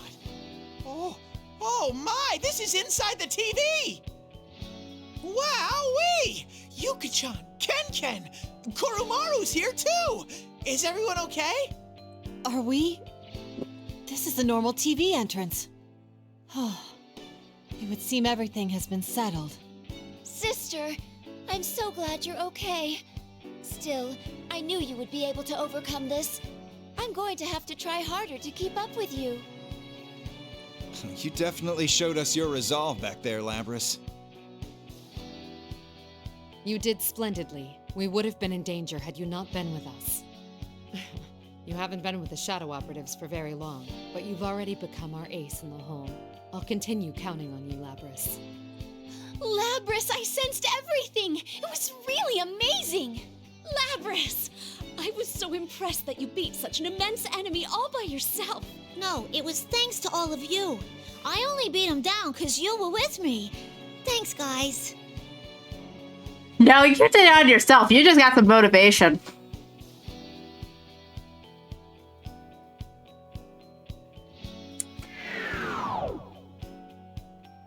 I mean, yeah, if there's like a disturbance, it's gonna turn back into the same thing regardless of the disturbance. Another group of shining figures appears. This time, it's Yukun's group, appearing alongside Fuka-san. It seems they were fighting the shadows closing in on the tower when they, too, were suddenly enveloped by light and taken into this place. Now that was suspenseful. You did an amazing job. We're definitely throwing a celebration party. Let me guess, Chie's next line. It's on your dime, right? Some bullshit like that. That sounds wonderful. We have quite the group here together, after all. Labrys, thank you for all your hard work. Are you okay, Labrys? Are you hurt anywhere? I mean, you were really amazing! Thanks, Labrys. The town should return to normal now. It's all thanks to you. Where's that Evangelion scene where he goes, congratulations, congratulations, congratulations, congratulations? Yukun. Had I not come here, everyone in Inaba would have continued leading peaceful lives. Internally, I was afraid to learn what he truly thought of me. That was when Ken-kun told me that I should go to him myself and find out how he feels. He was right. Just seeing the kindness in Yukun's eyes right now makes me feel like there's no need to hear what he thinks about me in words. The relief of this painful battle coming to an end mixed with the joy of discovering new and true friends. My happiness proves to be contagious, and before long we're all talking animately with one another. After some time, Mitsuru-san approaches me. Her expression seems rather meek, and when she speaks to me, she seems apologetic. Labrys, I'm sorry, but I need to hear your report. Where is Minazuki? Were you able to speak with him? Oh, yes, but only for a little while. But before you all came here, he... Oh.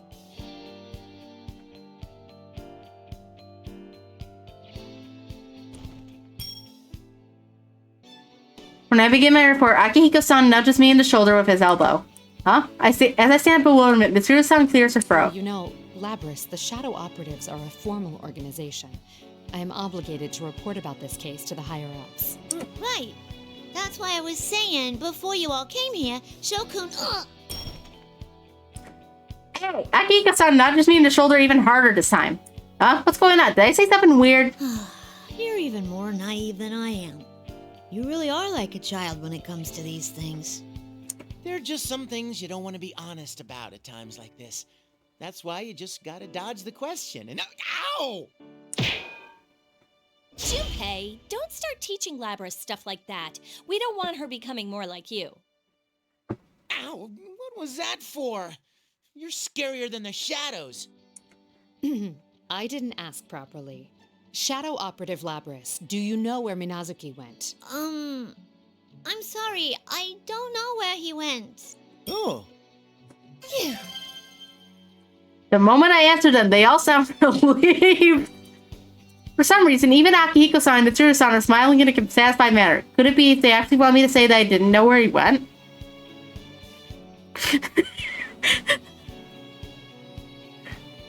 I like to imagine that she just took I'm assuming Kanji's around here somewhere at this point. She just stole Kanji's fucking chair and hit him Junpei over the head with it. And Junpei was too stunned to actually make a comment. That's why he didn't say anything. I see. Normally we'd have to send someone to track him down, but if you don't know, then there's nothing to be done about it. I will report this case to our authorities, and the Shadow Operatives will take responsibility for it. All of us. Mitsuru-san! I get it now. If Shokan, who is the person behind such a serious case as this, were to be captured, he would be dealt with severely. And even if Shokan were to meet with Mitsuru-san and the others right now, he'd surely get angry like he was a moment ago, and it wouldn't be much of a conversation. But if we Shadow Operatives pursue him ourselves, we'll have tons of opportunities to get Shokan to open up to us. Mitsuru-san, everyone, thank you. Hey, what are you guys doing? We're gonna leave you behind if you don't hurry up. The others, who are a bit further away, call out to us. It seems the time for us to part is drawing close once again.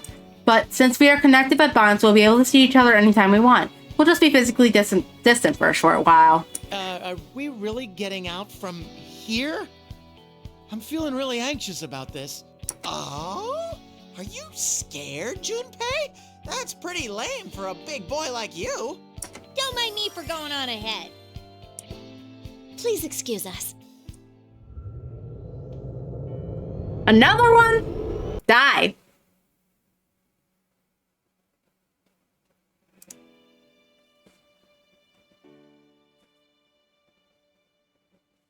Everyone from Inaba jumps through the exit TV, one after another, as if they were completely used to it, because they are. Mitsuru-san, I guess Akihiko-san, and Fuka-san, who have also experienced this once, go as well. Alright, Koromaru, we should go too. Well, I guess I better go for it. Here goes. Junpei's just Hurry up! Come on, get going! I like how he's just standing there this entire time. Hey, right already. This is my first time. Put me down. No! Teddy grabs Junpei-san and handles him through the TV screen. Junpei-san's shout quickly grows distant. Teddy then beckons me before passing into the TV as well. I place my hand over the TV screen in the now empty plaza. Below this place is school that I built. Now that I have a place to belong, I doubt I'll ever come here again. Goodbye. It's time I went back with the others. Adachi's just fucking dead.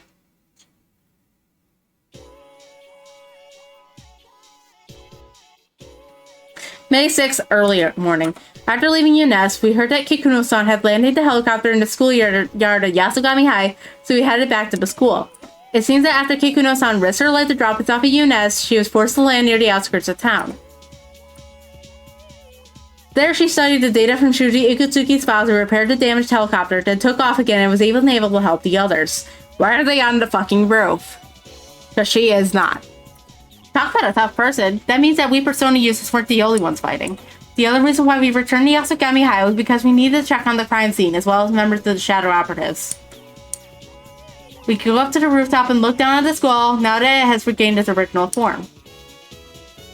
School. The memories places like this bring back.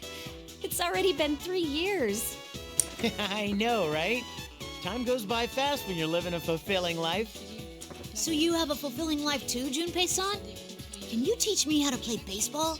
Oh, now you're talking. Our team trains really damn hard. I won't go easy on you. Got it? That's what I was hoping for. I like sports after all. By the way, Yukari, are you planning on going back looking like that? Would everyone please stop talking about my clothes? I mean, you of all people shouldn't be talking, Akihiko-senpai. I mean, to be fair, Yukari, your clothes haven't been brought up in a hot minute. Like, several hours. That costume's really cool, though. Wow, feather pink. I'm standing next to a There we go. Just be true to yourself, kid. Looking up to superheroes is what's truly childlike. Still, you're amazing, Yukari-san. You're actually wearing the costume and acting at the same time. Normally, even female ranger characters get played by male actors during the scenes while they're in their costumes. It might have only been one, but I'm pretty sure the character itself felt like it's been the eternity that has been for the players. Huh? Is that for real? No, all those times Where did you hear that? Junpei, were you beating off the girls beating the shit out of enemies in your superhero shows? Junpei, no! Ken-kun's a big fan of those kinds of shows. But I guess he isn't all that childish anymore. I suppose it's because it's been 3 years. It also might be because he's traumatized to hell and back and had to grow up real quick. It might be in poor taste to say this right after what happened here, but I'm still glad we were able to get together again like this. Yeah, like we were guided here by fate or something. The great hero Junpei and his pals saved the world again. Right. You probably wouldn't have even made it here if fate hadn't guided you. Seriously, the way he ended up here is just ridiculous. Maybe we were guided here by fate. We made some new friends too, after all. Everyone looks at me. I have so many people willing to call me a friend. It's a little embarrassing, but I can't help but smile. Most of all, I'm happy that I met my sister. I was able to meet you-san and the others as well. Thank you, sister. Nah, I'm thankful for everybody else. Without you, I'd have never woken up and stayed in that box forever. I'd just be a machine that hurts people. You all accepted me for who I am and gave me a place to belong. That's right. I have to repay everyone for all that I've done for all that they've done for me. To Mitsuru-san and her companions for giving me this place. To everyone who made me realize that I'm never alone.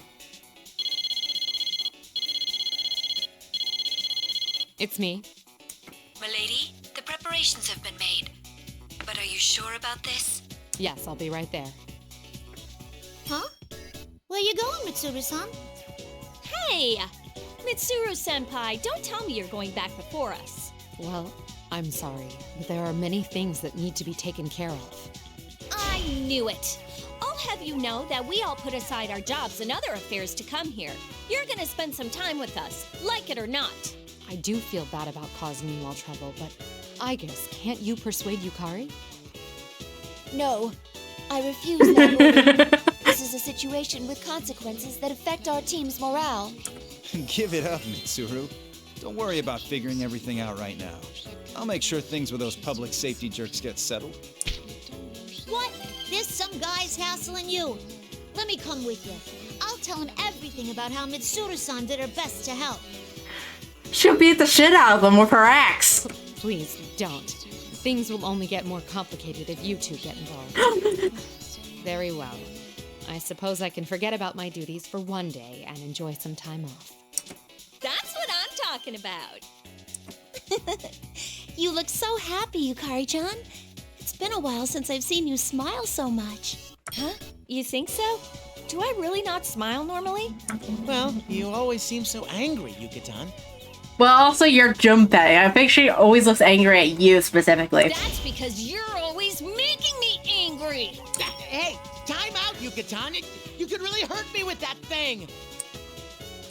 Our laughter echoes from the rooftop where the bright morning sunlight shines down upon us. As a lively conversation continues, I quietly place my hand in my chest. What's here right now connects me to that place. It connects me to everyone. Warning for chat. Ad starts in about a minute. May this warmth I feel spread to everyone else, and to him as well.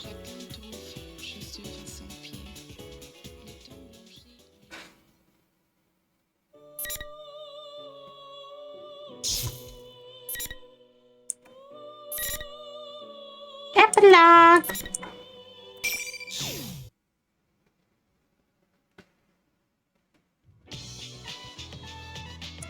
A few days after the case ends, I was feeling kind of like an empty husk. I mean, it had been a while since I'd been through anything like that. It wasn't just because it felt nostalgic, but, well, I remembered a lot of different things, like how I didn't understand a lot of stuff back then. Pitching sucks. Stop throwing like that. My pitching doesn't suck. Your catching sucks. Don't think you're all cool just because you got a good hit the other day. What did you say? As I'm watching the kids practice, I'm not particularly paying much attention. That's why I think things are getting peaceful, a squabble starts up. Well, it's a coach's job to settle things like this. Hey, break it up. What's going on here? Stay out of this, Junpei. Coach Junpei, right? So, what's up? He blames me because he can't catch. It's because you got no control. Everybody knows it. The other kids all stop practicing and gather around the argument.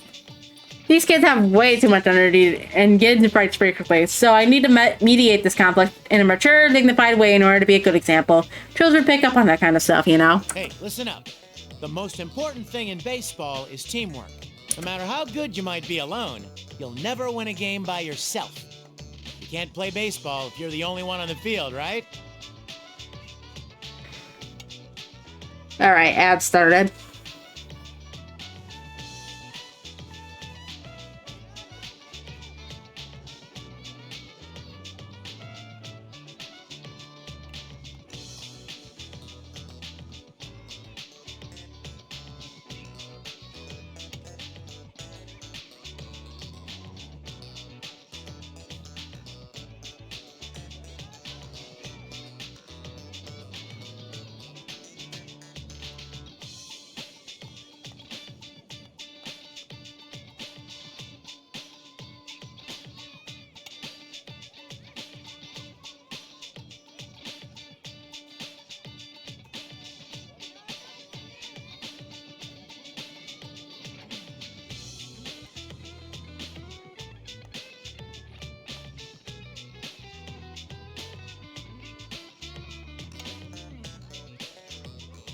Ad's done. Awesome.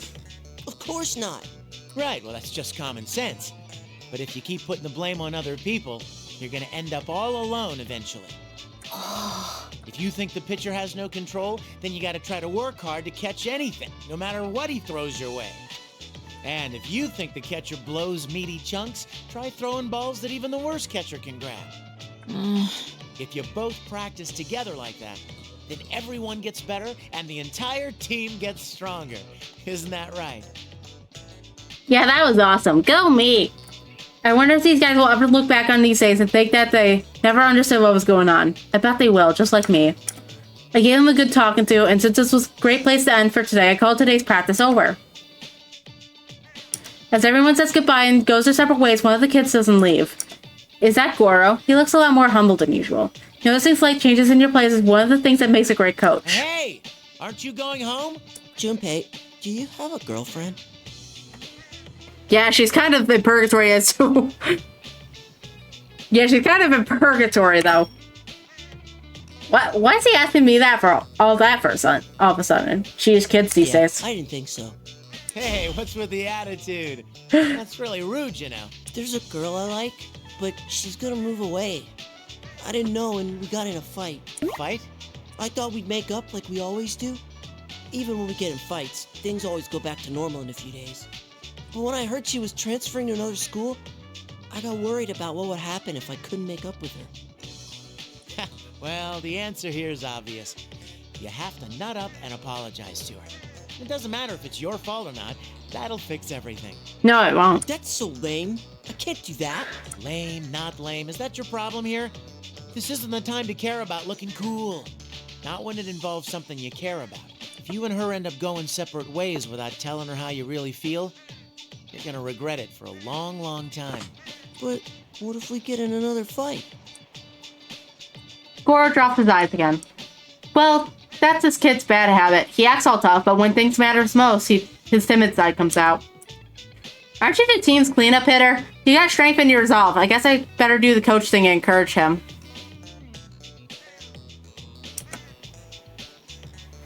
But the way Goro's hanging his head makes me feel a little uncomfortable deep down.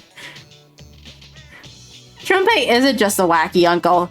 He's the uncle that drugs every hard drug in existence and somehow still is alive. Why? Because my own words are coming back to haunt me.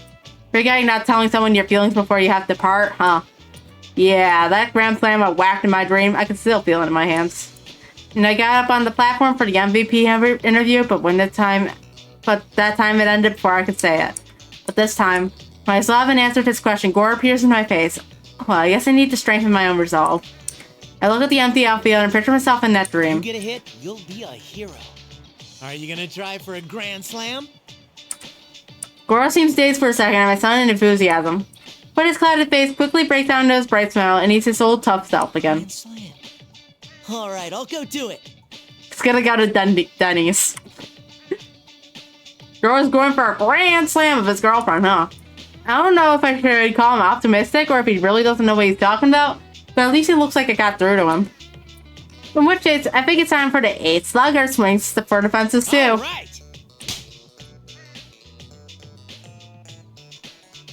What the fuck is that skedaddling pose? He looks like he's robbing somewhere in a cartoon. After high-fiving Goro, I grab myself and run for the station. This time I won't oversleep.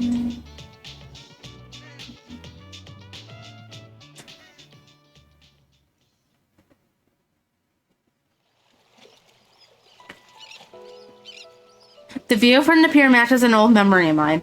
The color of the sky, the ocean, the sound of the waves. God, could you imagine Junpei P5? Just all these teenagers show up and then there's this one fucking jackass. And it's like, who's this meth head that you found at? It looks like he's in his 30s. And it turns out it's just fucking Junpei. Anyway, this is the first time I've been in years I've come back to this place. Oh, this brings back memories. How long has it been since we were here? We were second years in high school, wasn't it? Nice outfit, Yukari. It would be 3 years ago. It was the summer of 2009. Oh, she doesn't have her collar in this outfit. She had it when she was feather pink in her base outfit, but she doesn't have it here. Only 3 years, huh? It feels more like 10. A lot has happened since then. I see. Now that I think about it, you haven't returned to Yakushima since then either.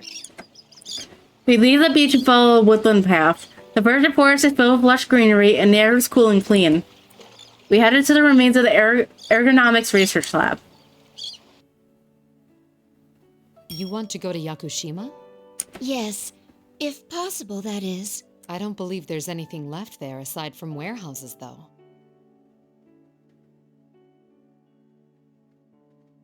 Yes, I understand that. I guess I have no intention of preventing you from going there. But may I ask why? I have wanted to go back for a while now. That was when my sister's case began, so I thought that now would be a good opportunity. I wanted to see for myself what led to my birth. I think it's a good idea. Yukari-san. Isn't it normal to want to know about things like that? We're talking about your roots here. I see. Actually, I was just thinking about taking a vacation too. That battle from the other day was a lot more grueling than I imagined it would be. As Yukari-san says, it was truly a fierce battle. Because I was severely damaged, my maintenance has gone on for a good deal longer than usual. I spent a long time in my repair bay. That's why I've been longing to feel the light of the sun. I'm unsure if Yukari-san knows how that I feel this way, but she smiles. Hey, Igus, why don't we go together? And it'd be nice if we could stay at your summer house, like we went to before, Mitsuru-senpai. Though Mitsuru-san smiles knowingly, she readily agreed to our The request. last time we lived together was back when we were roommates during our 3rd year of high school. You're right. That brings back memories. I told you to stop being so overly polite because it made you stick out in class. And yet, you never did. Well, it's probably hardwired into her. After passing through the forest, we reached a desolate area with debris scattered about. Could this have been the outer wall that surrounded the research site? The entire thing has collapsed and has been overtaken by wild plant growth. So this is the place. I correlate what I see with the data about the site and confirm that this place is where the combat testing ground had been. We passed through the gates where the gates were and proceed further inside. We walked through the facility for a while when an old white dog runs up to us and barks. It feels as if the dog isn't barking at us to warn or frighten us away, but is more welcoming, maybe even greeting us. A dog? I try to match the dog to the data I have regarding Yakushima. Cross-referencing appearance, attempting to match vocal recording. Snowy? Huh? Do you know this dog? No, not as such. I quickly find a record of this dog. There's no doubt that this dog is Snowy, the same animal that my sister made friends with. He's still okay after all these years. Hasn't it been over a decade?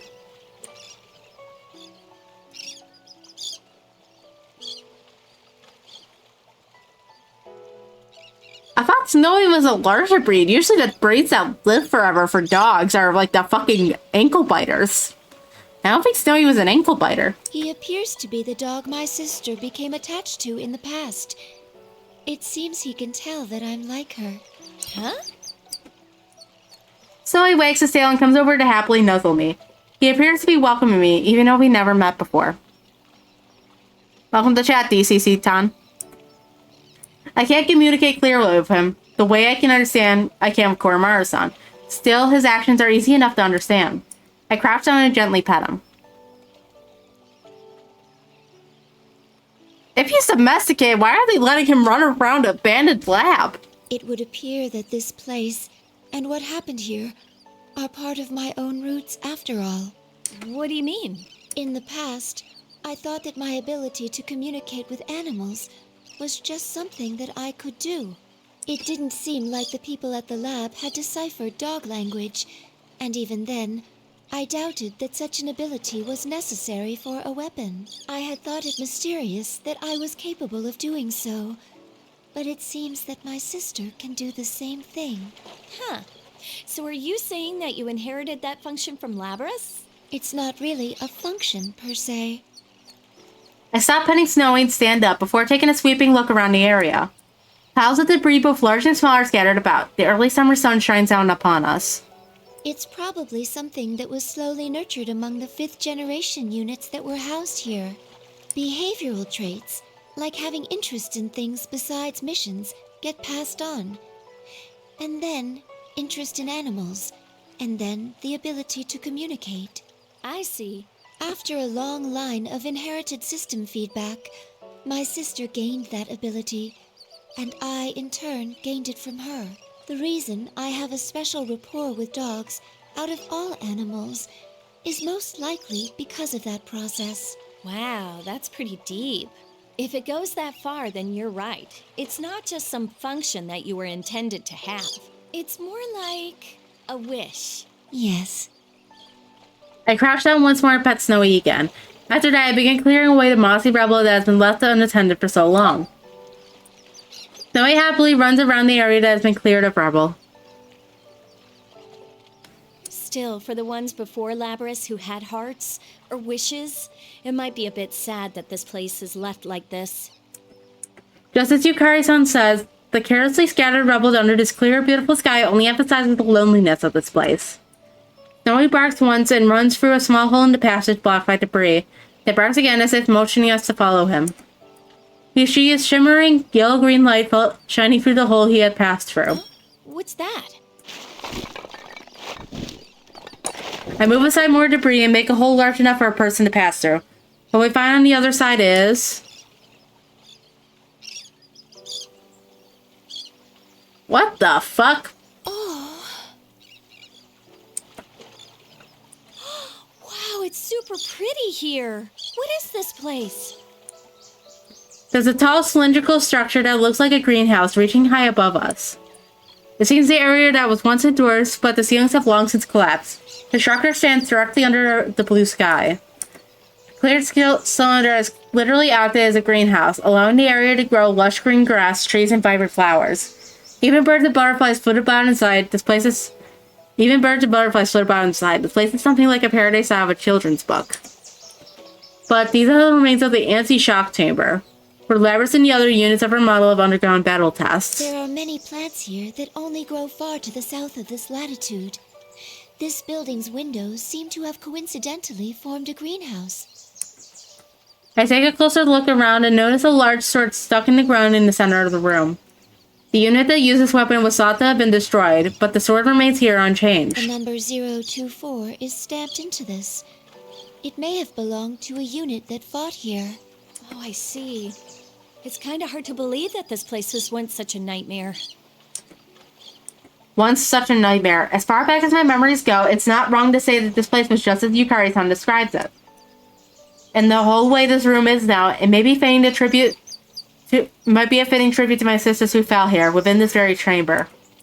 The large blade here is more than half covered with a soft green moss that small birds are using as a perch. Yeah, I guess. Let's ask Mitsuru-senpai to keep this place like it is. Yukari-san. And why don't we bring everyone else here from time to time? Let's bring Labrys next time, too.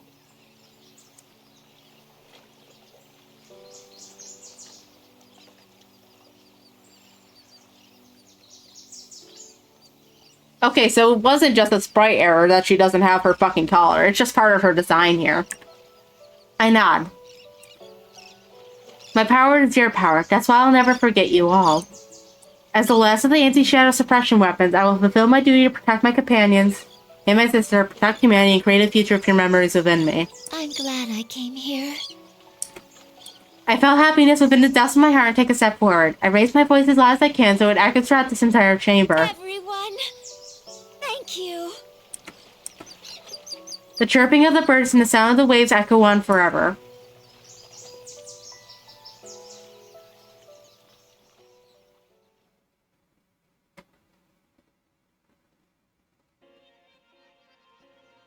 A few days after the case was solved, I stand before a gravesite. The marker is still new and clean. We finally met. I'm sorry it took me so long to come. Some of my memories are those from another machine like me, Unit 024. She and I were in the same production generation. Some of those memories are of a girl. Mitsuru-san and her people aided me in finding that girl and finding out who she was. The first word in her records after her name, deceased. Mitsuru-san was apologetic when she told me about this, but I wasn't surprised. The girl in my memory had been in a hospital room. That's why, in my heart, I was kind of expecting things to turn out this way. You know, there's a bunch of stuff I wanted to say, and I don't know where to start now. But thanks so much for giving me life. No words come back to me from the gravestone. I didn't make it in time. I have a younger sister, and I've got companions and friends too. Because you wished for it. I have a happy life now, but there's nothing I can do to repay you. Mommy, there's someone here. As I was standing still, a boy approaches me and looks up with curiosity. A woman, apparently his mother, follows him and bows to me. He's holding a bouquet of flowers. It seems his family has come to visit this girl's grave. Oh, I'm sorry. Are you, this girl's family? Oh no, it's just my boy has the same illness as the girl who's here. I look at the boy. He does seem faint, but he otherwise doesn't appear to be in poor health. The girl here agreed to submit to a great many examinations when she was young. Because of that, the doctors learned a great deal about her disease. And it's thanks to her sacrifice that my little boy is still alive today. He can even go to school. She tells me more about her son, and it explains that they come to visit the girl's grave to thank her. After that, they laid a bouquet on the grave, and the boy and his mother stand silently for a moment. When they leave, I'm alone in front of the grave once more. She dreamed of being useful to the world, and that wish has come true. I know she would have wanted to see the result of how she helped people. But in the end, she never could. Then I've found something I can do. Just a generic sky? Not even any sign of the graves around here? Lame. Hey, can I call you Mom? I will carry on your dream, my mother, and protect the world where all the lives you saved reside. Just as you wish for my happiness, I will wish for the happiness of all humans, and I will do what I can to protect them. I'll do it to the very best of my ability as a shadow operative.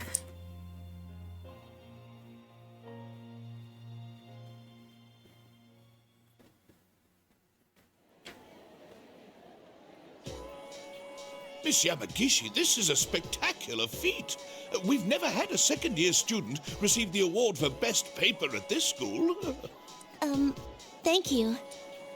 I received an urgent summons from my lab at college and found my professor there openly praising me. You're already getting recruitment calls from labs and corporations, but I'd recommend that you devote yourself to studying abroad.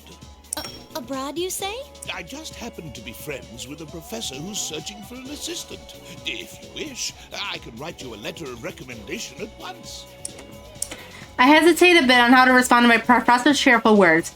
Ever since I entered the engineering departments, things have become awkward with my parents. Although they still look pained when the subject of me not entering medical school comes up, perhaps they'll be impressed when they... Oh, hi, Coco. Oh, I forgot to turn on tits. I just realized that. Hold on, let me turn on tits before you throw shit at me.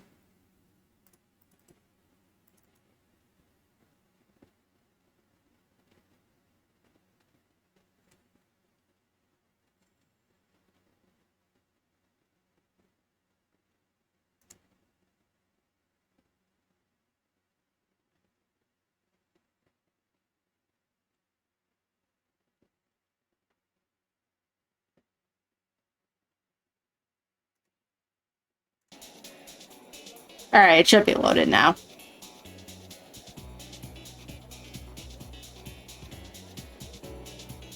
At least I think so.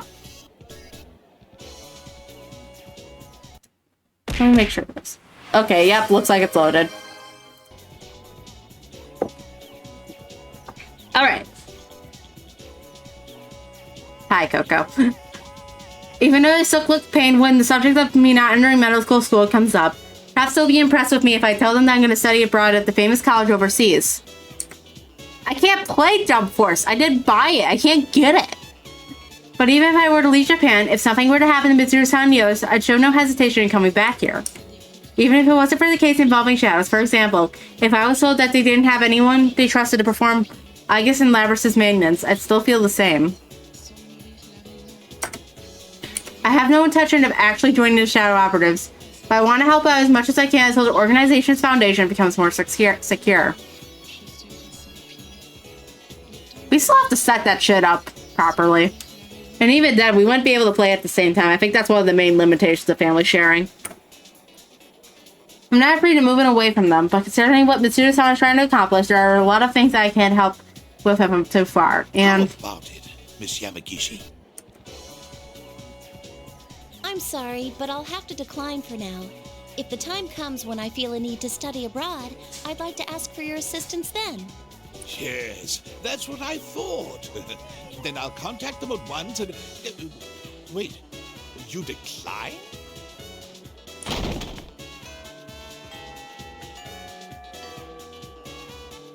Oh no! Classes are about to start. Please excuse me. Thank you for telling me about this. Miss Yamagishi, wait! Hey! yeah, I need to get to Kingdom Hearts eventually. I'm not staying here because I'm needed. I'm staying here because I chose to do so.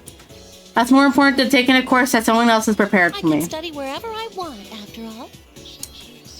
I joined the flow of students who move from class to class and hurry to my next class.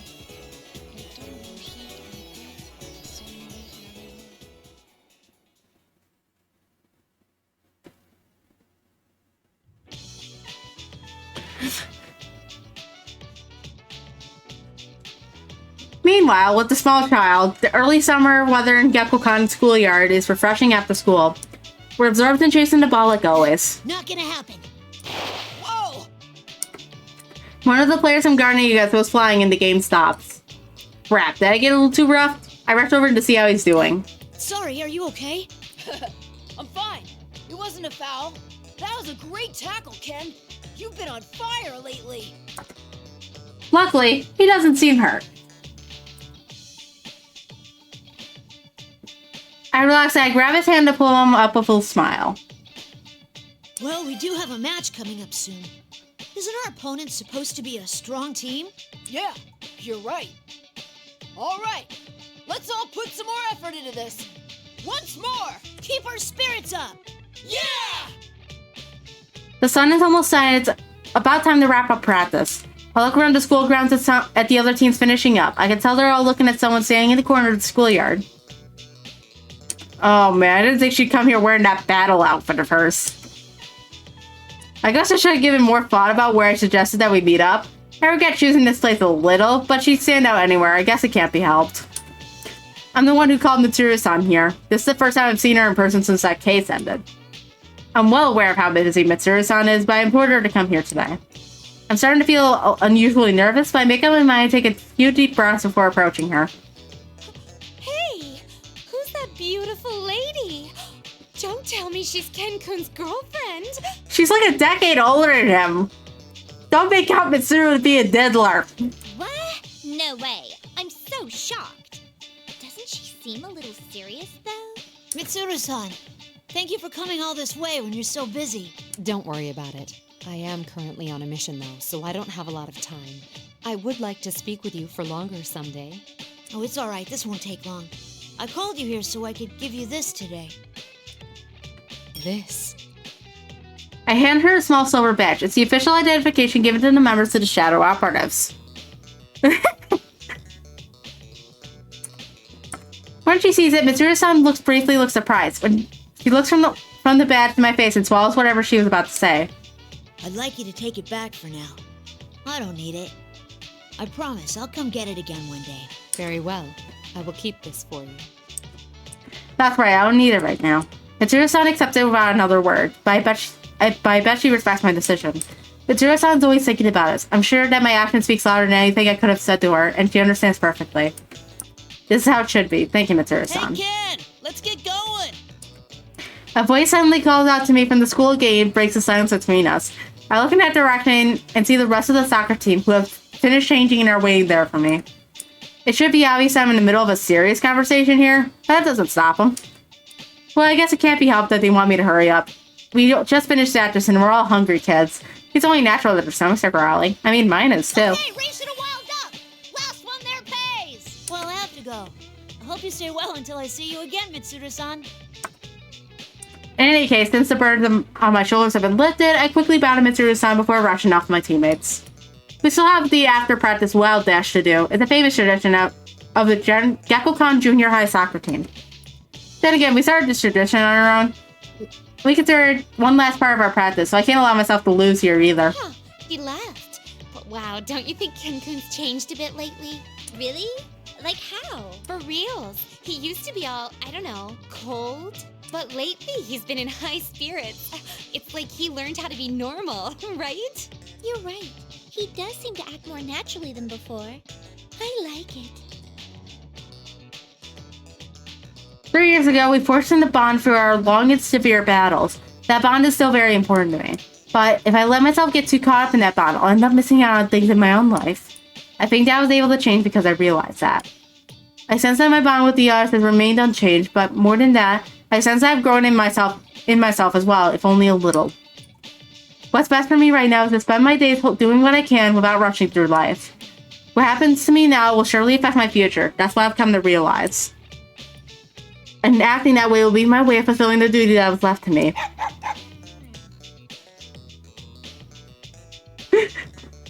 Koromara appears from the side street and magnificently runs past us. Koromara has been showing up like this from time to time and racing us to the burger place. I remember thinking this during the recent battles, but even though Koromaru is quite old, he sure doesn't seem that way. I bet he's determined to let us kids beat him either.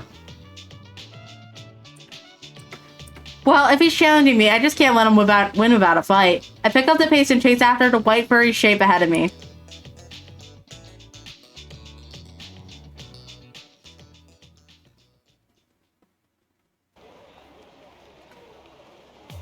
Next up. Target acquired. Commencing capture now. Igus? I thought I was well concealed in the crowd in front of the station, but Igus comes charging towards me. People around me draw back, and people walking by stare dumbfounded. Not again. Oh look, Akihiko's in a normal outfit.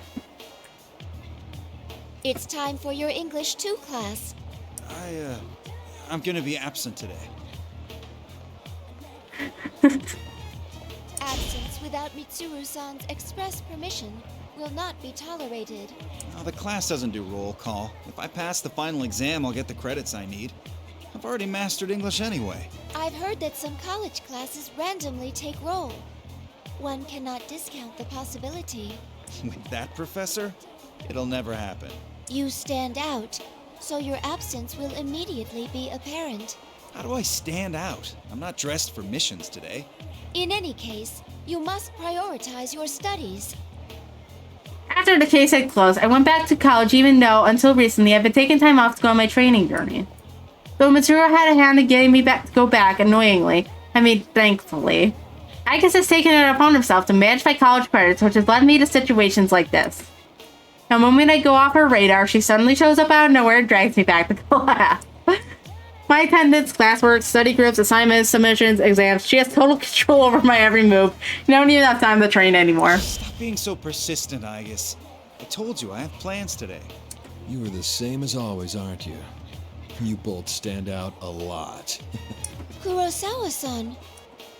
Kurosawa-san appears out of the crowd with a resigned expression. Yes, I was here to meet him today. He's currently a detective with the Metropolitan Police Department and is a trustworthy man who's been helping us in secret. Even now, he caught on to the Public Safety Department's moves before anyone else was able to warn us. I wasn't told that you had class today. Should we postpone? Oh, no, it's all right. Let go, Igus. I see. So your plan was to meet with Kurosawa-san? Yeah. I have something important I need to consult with him on. That actually seems to be the case for once. I don't have much time to spare either, so why don't you hand him over to me for today, Igus? If that is the case, then I understand. I will await your report later. Igus says so politely as she releases my arm and salutes Kurosawa-san. With that, she disappears back into the crowd. I swear, she's been a pest lately on purpose and enjoys seeing my reactions. Oh well, I guess that means she's getting even more human-like. So, what did you want my help with? What, we don't get an Igus part of the CG? Well, this might be a bit late to ask. But I want to have enough power in the police to protect the others from the outside. Well, I mean, would you rather have him have a Yakuza fit? Or go around half naked with his boxes hanging out like he was in the main portion of the game? So that's what this is about. Dealing with people from that side of the business is more trouble than fighting shadows sometimes, you know. Oh, I know. That's why I need power besides what I can do with my fists. Kurosawa-san's mercy response. The look on your face. That reminds me, you're old enough to drink now, aren't you? Well, yes. What's this? You don't like alcohol? No. Alcohol and protein shakes go surprisingly well together. Drinking with you is going to be tiring for a different reason. Was the drinking age 18 in Japan? Because Akihiko's like 17 within the Defense Persona 3, so that would mean he's like 20 at most, so he's like a year short of being able to drink in the US. Kurosawa-san looks amused for a moment, then turns and walks away. I follow him into the city.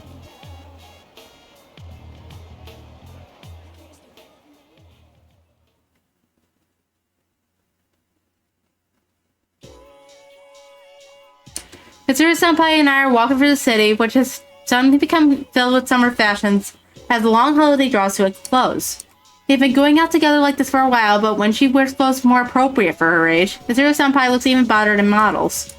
I turn to follow her wherever we go. Mizuru-senpai doesn't seem phased like this, though it's more likely that she doesn't have a clue that she's standing out. It's a mystery to me how she doesn't notice that.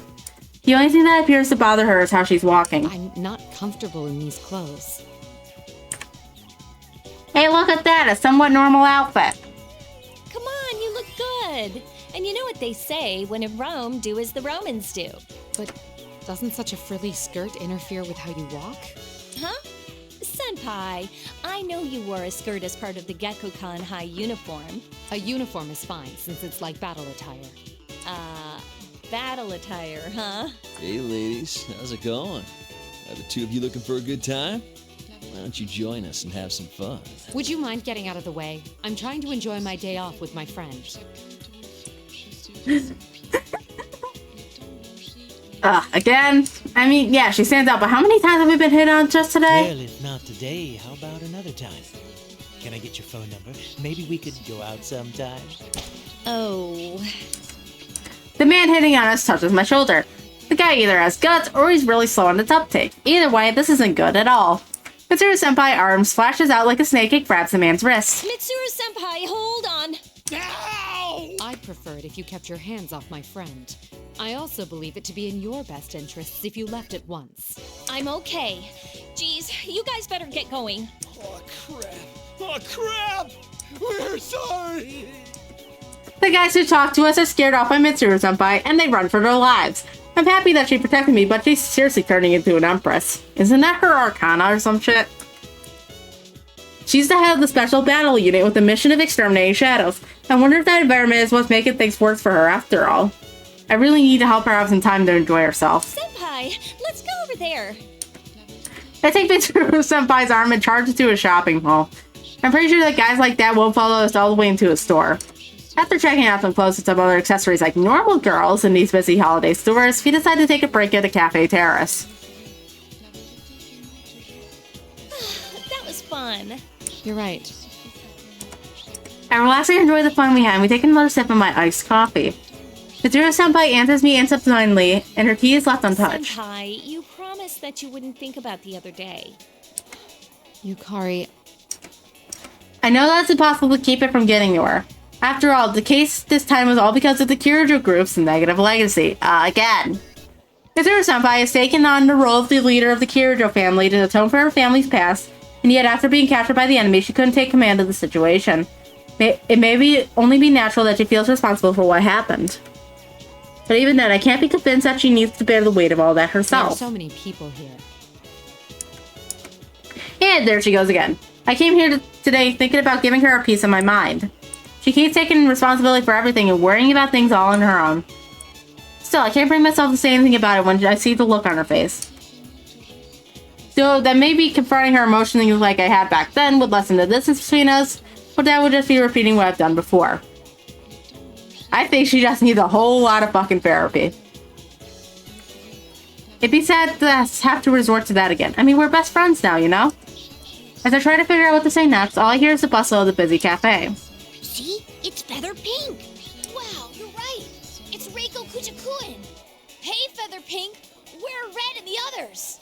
And how? Huh? Suddenly, the little boy points at me. Everyone turns around at this shout, and the children walking past make a wide circle around us. No, you're mistaken. You've got the wrong person. I hurriedly wave my hands in an attempt to disperse this cloud. Having a role that shows my face can really be inconvenient. You're quite popular, Yukari. How does it feel to be a hero? Huh? Well, I guess it's worth it since these kids are really into it. Death must not be needlessly feared, but it must not be needlessly desired as well. Face it and fight, Featherman. Or so the line goes. Senpai, why do you know that? That's the opening line of the intro to Featherman Victory. That catchphrase comes up in every episode of the show. I may be busy, but I still have time to watch a little television. What?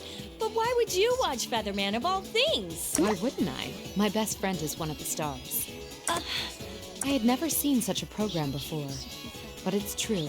I did sense something from it. I feel that you were trying to help people, especially children, teaching them to avoid bringing harm into their lives. Well, I guess that's how it is. The protagonists of the show don't just punish evil. They protect those who are precious to them and give everyone the hope to live. I'm sure that these shows teach a lot of things to children, too. The same goes for Akihiko and Yamagishi, Aiga, Samada, and Iori as well. Every one of us is proceeding down their own path, in their own way. That's how I can concentrate on my own duties. The trust we formed will not easily be swayed. Isn't that right? I can't help but sigh. I feel like I've been being instead. My best friend believes in me and is watching over me. Well, I should do the same to her, even though I get the feeling that I got sweet talk somehow. Yukari, what's the matter? I guess I've been defeated today. Well, that's fine. Let's go to the next place. Next place? You want to continue shopping? Well, I don't have any idea when you'll be able to make time for me again, you know. What if I promise to contact you every once in a while? Would that do? It's a deal. But while we're here...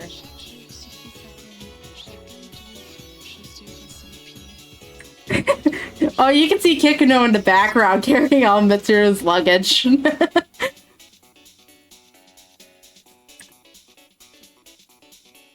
Also, she's wearing the same outfit as Yakushima. I know it's because they don't want to have to design another outfit, but also, consistency game. I know these happen on different days. I talked to Mitsuru-senpai and we resumed our shopping. I'm not sure why, but I feel as if whatever had been bothering me had disappeared. Of course, Yukari has to carry all her shit because she doesn't have a Kikuno on her side. Alright, who are we seeing now? Even before we could complete the follow-up investigation of the case of Minazuki caused, I was summoned by public safety to the government office building. I would have liked to ignore this meeting, which is sure to be nothing more than an interrogation, but it's better that I go then for them to get their hands on Labras or Minazuki. Also, I want to make sure that no trouble comes to Yukari or Amada's daily lives. I recognize your achievement in recovering Labras. Wasn't it your own blunder that led to you, the leader of your organization, being captured? There are also reports that you involved underage civilians in this matter as well. What do you think your organization is? If there were people there, then they must have acted on their own to protect their town and their companions. Also, with regard to the members of the auxiliary staff, the emergency suppression unit, they became concerned for me after my disappearance and came after me as individuals. That is all. It is absolutely unrelated to the Shadow Operatives. You're just playing semantics. Furthermore, when the second case occurred, the Shadow Operatives were forced to begin an investigation based on a lack of evidence. Since you were the ones who ordered the investigation, I believe you would know whether or not they were able to go on duty or not. Also, even though it may have been merely an intimidation tactic, I received a report that my people were fired upon during the incident. I laughed it off at the time, since it's impossible that this organization could have been so stupid as to send my people into danger unprepared. You little... But as you pointed out, it was due to my own lack of preparedness that I was captured by the enemy. I will accept any kind of punishment for that. The report says that your capture was nothing but a ruse, though? Excuse me. What is it? We're in the middle of an inquiry here. I was ordered to bring these documents the moment they arrived. The man who enters the room hands a binder full of documents to the men interrogating me. While they're distracted for a moment, the newcomer glances at me. I feel as if I know this man from somewhere, but what was that about? What is this? As you can see, it's the report from our undercover investigation of the Kirijo group. You fool! These are not the kinds of details we asked for! This deliberation is temporarily suspended. You will be notified of our further decisions at a later date. Their sudden sourness makes me think that this case is coming to an end. But to think someone would be able to turn in a report that would instantly suspend an investigation from these sticklers, it would seem that there must be some people, even public safety, who do not respect their higher-ups. Also, that undercover investigation report must have been made by Shirogane. It seems like I'm in her debt. When I leave the conference, I see that the other Shadow Operatives have gathered. Mitsuru-san! What are you all doing here? These guys insisted on at least trying to testify in person, since they failed you on the mission. I had no choice but to come too. Half naked? Do you not have an outfit that's appropriate for being in an office building? Seeing that our friend who had gone missing was immediately summoned to the government office on her return, we were worried it was a conspiracy. See, even I guess has like an actual appropriate outfit for indoors in a fucking office. What the fuck's your excuse, Akihiko? Indeed, as your friends, it's only natural that we'd rush to your side, because we are your friends. Of course, Labrys's outfit is a little bit weird too, but at least she has an outfit on. And it's covering up all the important parts. I guess, why are you speaking in such over-exaggeration? And what are you, Kari and Eeyore, even doing here? Yeah, we were all worried about you. After all, we're all your friends. Why are you in your feather pink outfit? The best of friends. Yep, yes sirree. I can at least understand Junpei still being in his coach outfit because I feel like he just doesn't own any other clothes, but... You realize I won't be able to stick up for you if they come down on you because of this. It'll be fine. Look, I'm in the middle of a shoot right now. Oh. That's your excuse? I'm just out walking Koromaru. Why are you here? I thought you turned in your badge, kid. I'm just going out for a run, you know? You're training, Junpei? You should have told me sooner. I'll come along. That's okay. I mean, can't you see what we're getting at here? Seriously. Protein brain.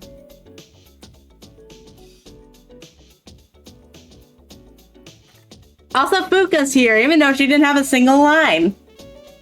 Hi, Fuka.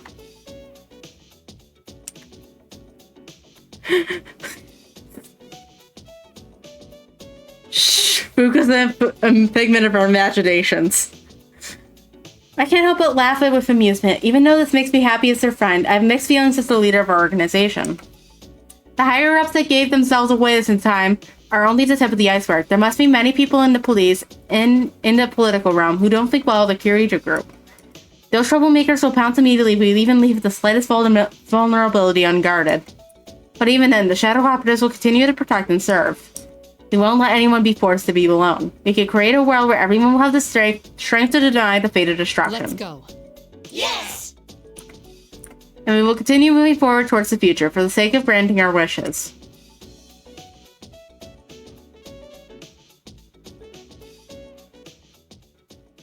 Also, why does Ken have his fucking gun in that JPEG if he's supposed to be just walking Koromaru? Gotta blick some motherfuckers?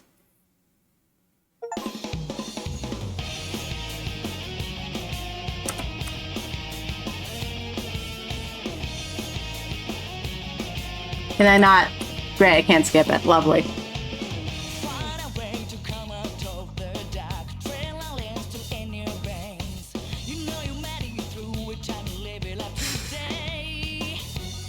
No, I'm not from Texas. I'm from fucking New York. Not New York City, but New York.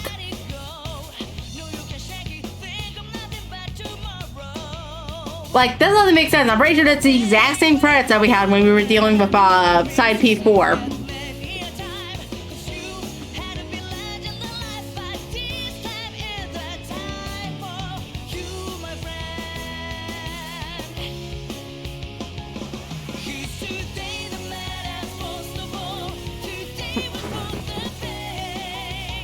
Oh, God forbid, it has a couple of different JPEGs. Well, while this nonsense goes on, I'm gonna take a quick break and I'm gonna toss on a 3-minute ad.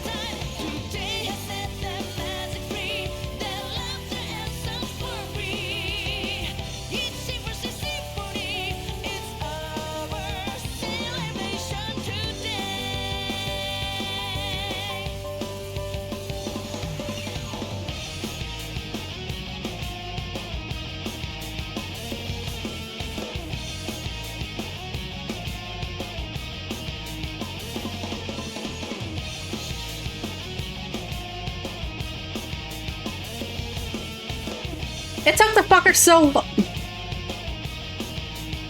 fucker so long to get through this that they ran out of JPEGs to use. This show was brought to you by these sponsors.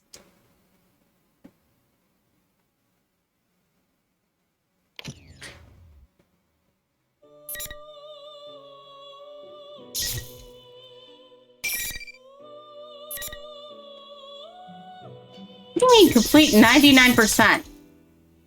But unlock if I do like the...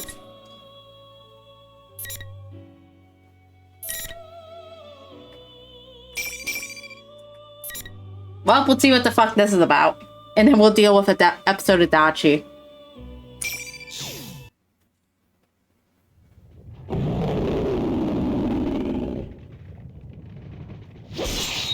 Impossible! What power is this? How can one human's power alone be enough to best me? Hino Kagutsuchi. That's what holds you back. The power I wield. The power we wield. It will never succumb to someone like you.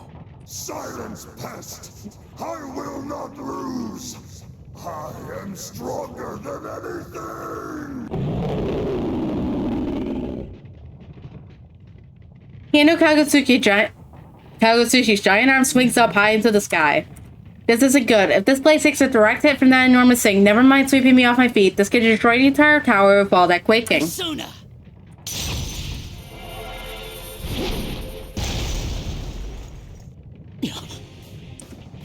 Faster than I can call my persona, the other Izanagi flies toward Kagutsuchi from behind, slashing at his giant arm and knocking him back. Adachi-san? What are you doing? I set everything up perfect for you, and you still didn't finish it off before I woke up. The way he scratches his head and rolls his eyes, without a doubt, that's the Adachi-san I know. Did he save me? Up until now, he just dropped hints for us here and there, never doing anything to help us out directly. Seeming surprised at the small change, noticeable only to those who know him, Adachi-san furrows his brow. He's displeased in an ever so slightly embarrassed way. What are you spacing out for? I don't have time to waste either. So let's hurry up and put it into this. Right. I can feel it. The two Izanagis respond to each other and melt into one. I've never felt this fusion of conflicting powers before. They eventually coalesce into a sword which launches itself towards Hino Kagutsushi's enormous roaring form. Izanagi. Nagatsu Izanagi!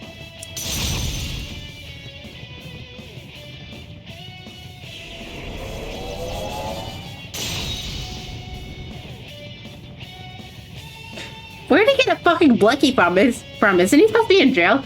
Honestly, why isn't he in a fucking jumpsuit? Anyway, the giant storm formed with the torrent of power pierces through Hino Kagutsuchi and disperses his body from the fragments. Over, Hino Kagutsuchi!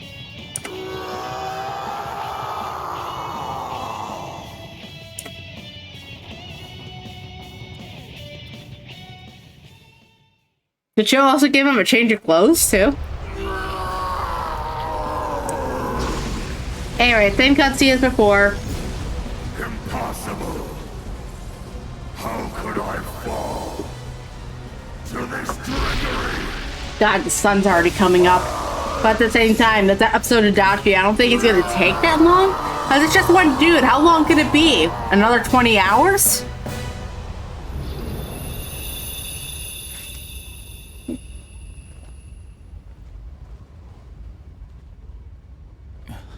The malice has been defeated. Oh, hi, Marge. But your true battle begins here. After all that has happened, I'm eager to see what you will do. Forgive my insolence, but the fight about to transpire piques my interest. I wish to witness its outcome.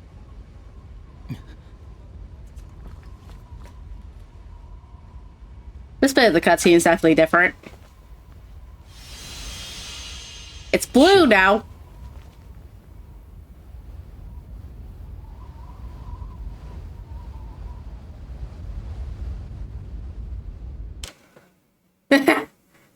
Could you imagine? Is Margaret even playable in this game? Like, as a fighter? The frenzy that was raging only a moment ago has unbelievably quieted down. There's only the cold and the calm moonlight in the air. The blood fog has dispersed somehow, and I feel like time has stopped here. Where is he? I don't have to ask who he's talking about. It's easy enough to figure out. He's asking about Minazuki, the other self within him. I don't know.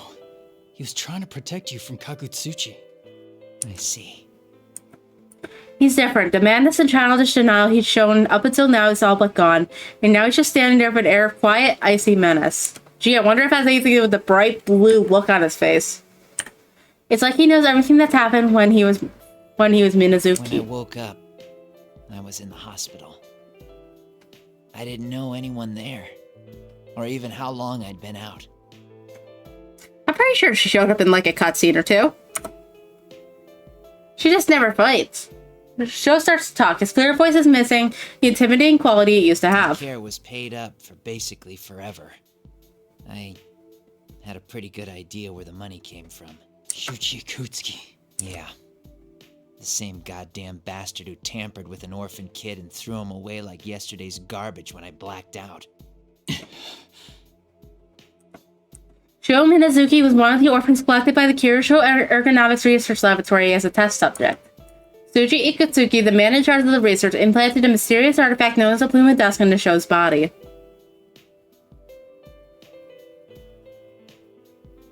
That lab was everything to me. I did everything I could when I was a kid. I was happy to see that rotten bastard smile. Sho. It doesn't matter. Anyway, all that was left for me when I woke up was a shit ton of money and a world I never knew. You get it, right? All I know is fighting. I don't have a damn clue how to live in this world. Yeah, sure. Why the fuck is your face glowing blue, though? I tried to think back to what Mitsuru-san said. By the time Sho was old enough to think for himself, he had been taken in by the research lab and placed in confinement, cut off from all contact with the outside world. The only other person Sho knew was Shuji Ikutsuki, who was in charge of research at that time. And when Sho lost consciousness because of Ikutsuki's experiments, he was sent to the hospital. I can only imagine how the world must have looked when he woke up all alone in that hospital bed. I left the hospital and went out into the world. Yeah, that's right. Into your Inaba. What? You were in Inaba? Yeah, and it sucked. It was so boring I thought I was gonna die. That's when the murder case broke on that foggy day. Don't tell me. That's right. I saw it all. I saw what you did, what you fought against, and how you solved the case. Good lord, Sho's known about us for far longer than we knew about him. He's been observing us all this time. It was fun. It got my blood pumping. I got the scent of battle.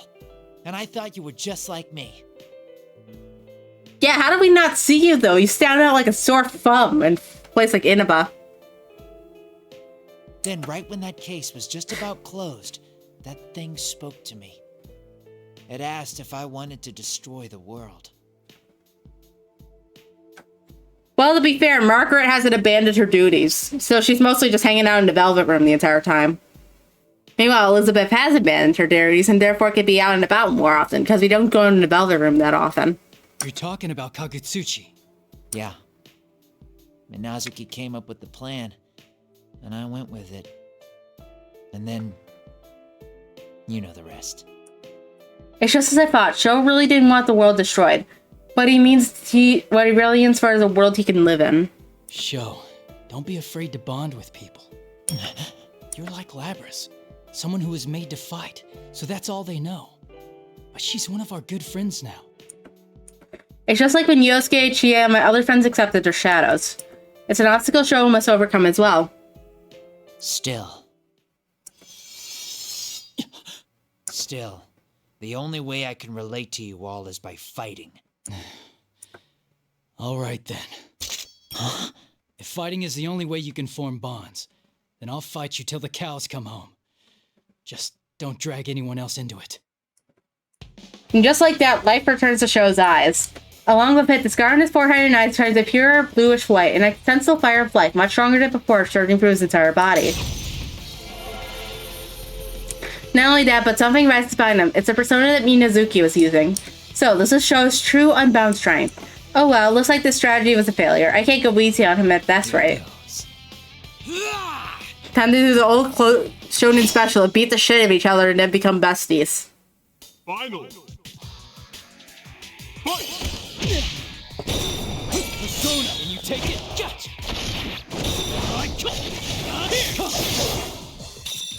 You know.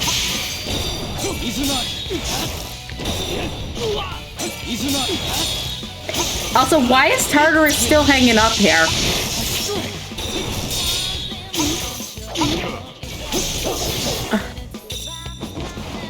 Hey, experimenter.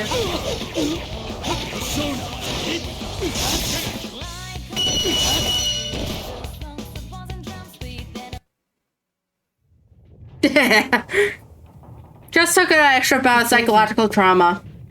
Show me Nazuki. To think he'd take so quickly to the persona passed down from the self born of that plume of dusk.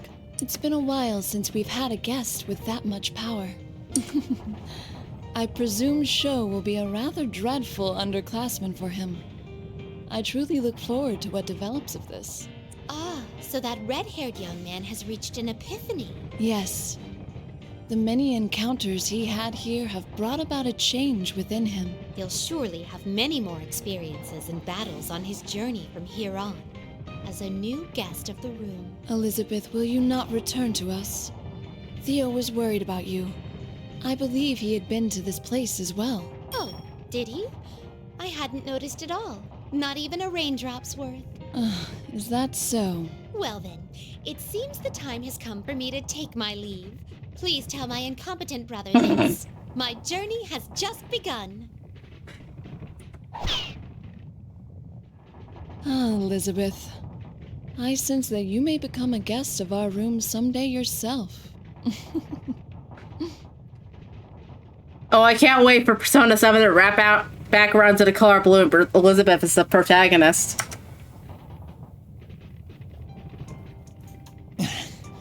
Or you get some sort of spin-off. That was close. My blood ran cold many times during the battle. I fought with all my might without holding back at all, but Sho was fast. His slashes were sharp, and he fought like a veteran warrior who's gone through intense training. How do you feel, Sho? I lost. That's the brawn of a guy with bonds, huh? Never mind. Even my jokes are lame right now. Come at me whenever you want, as often as you want. I'll always accept the challenge. Yes, this isn't the end. For Sho, this battle is only the beginning. The only way Sho could form a relationship with others was by hurting them. He started this mess because he wanted so badly to have those bonds he couldn't attain. But in every strike he aimed at me during our fight, I think I sensed this wish for us to accept each other and to boost one another up. Which is how it should be. A connection with the others can be a great strength depending on how you face them. It will help us grow.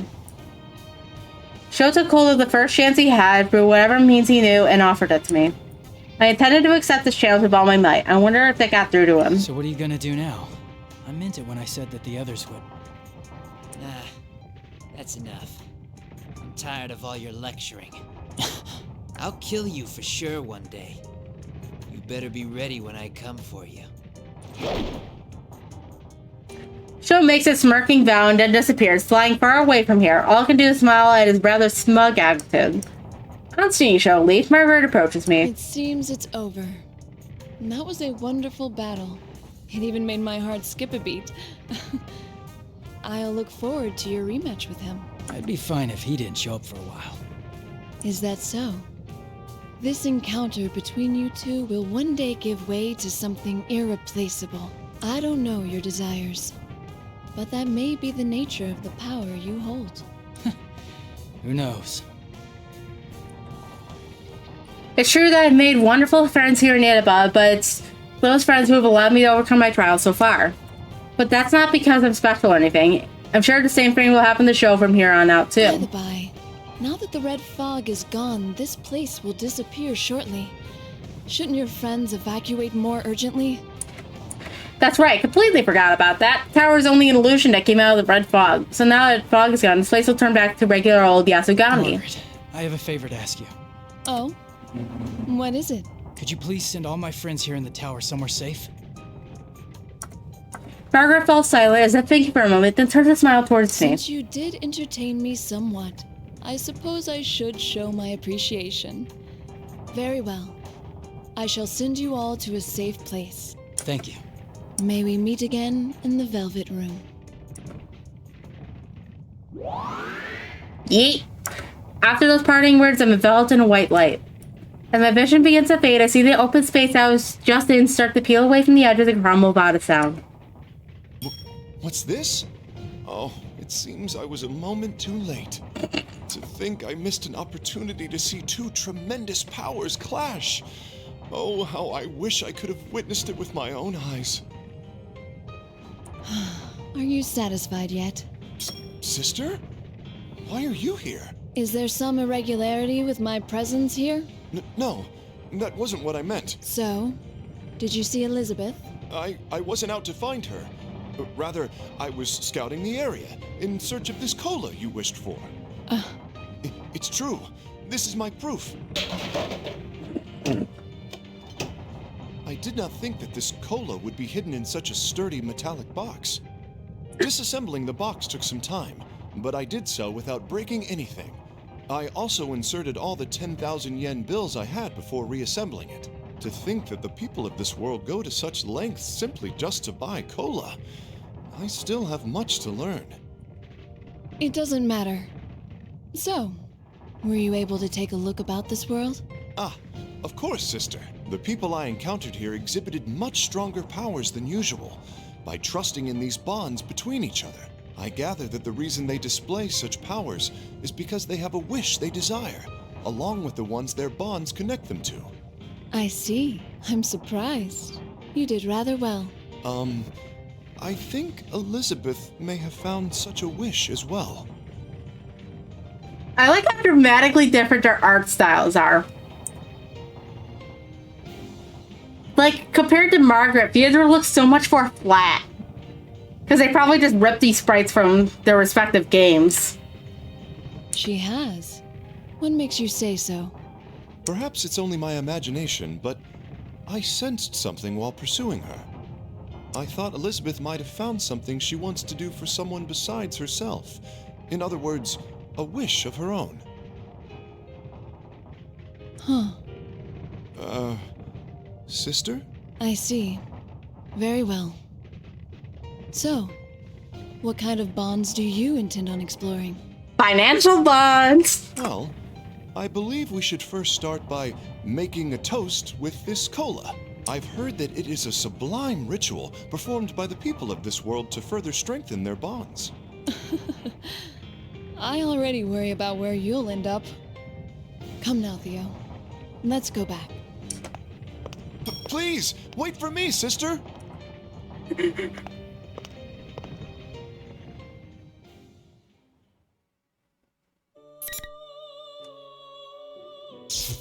Oh. Okay.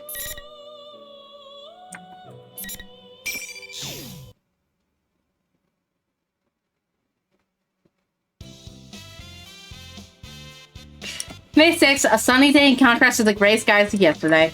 Even though this is the last day of Golden Week, the UNES food court seems pretty quiet. Normally, it would be even more crowded than usual, but the reason it's empty is obvious at a glance. People fled into the store like a receding tide, afraid of the bizarre crew who just showed up.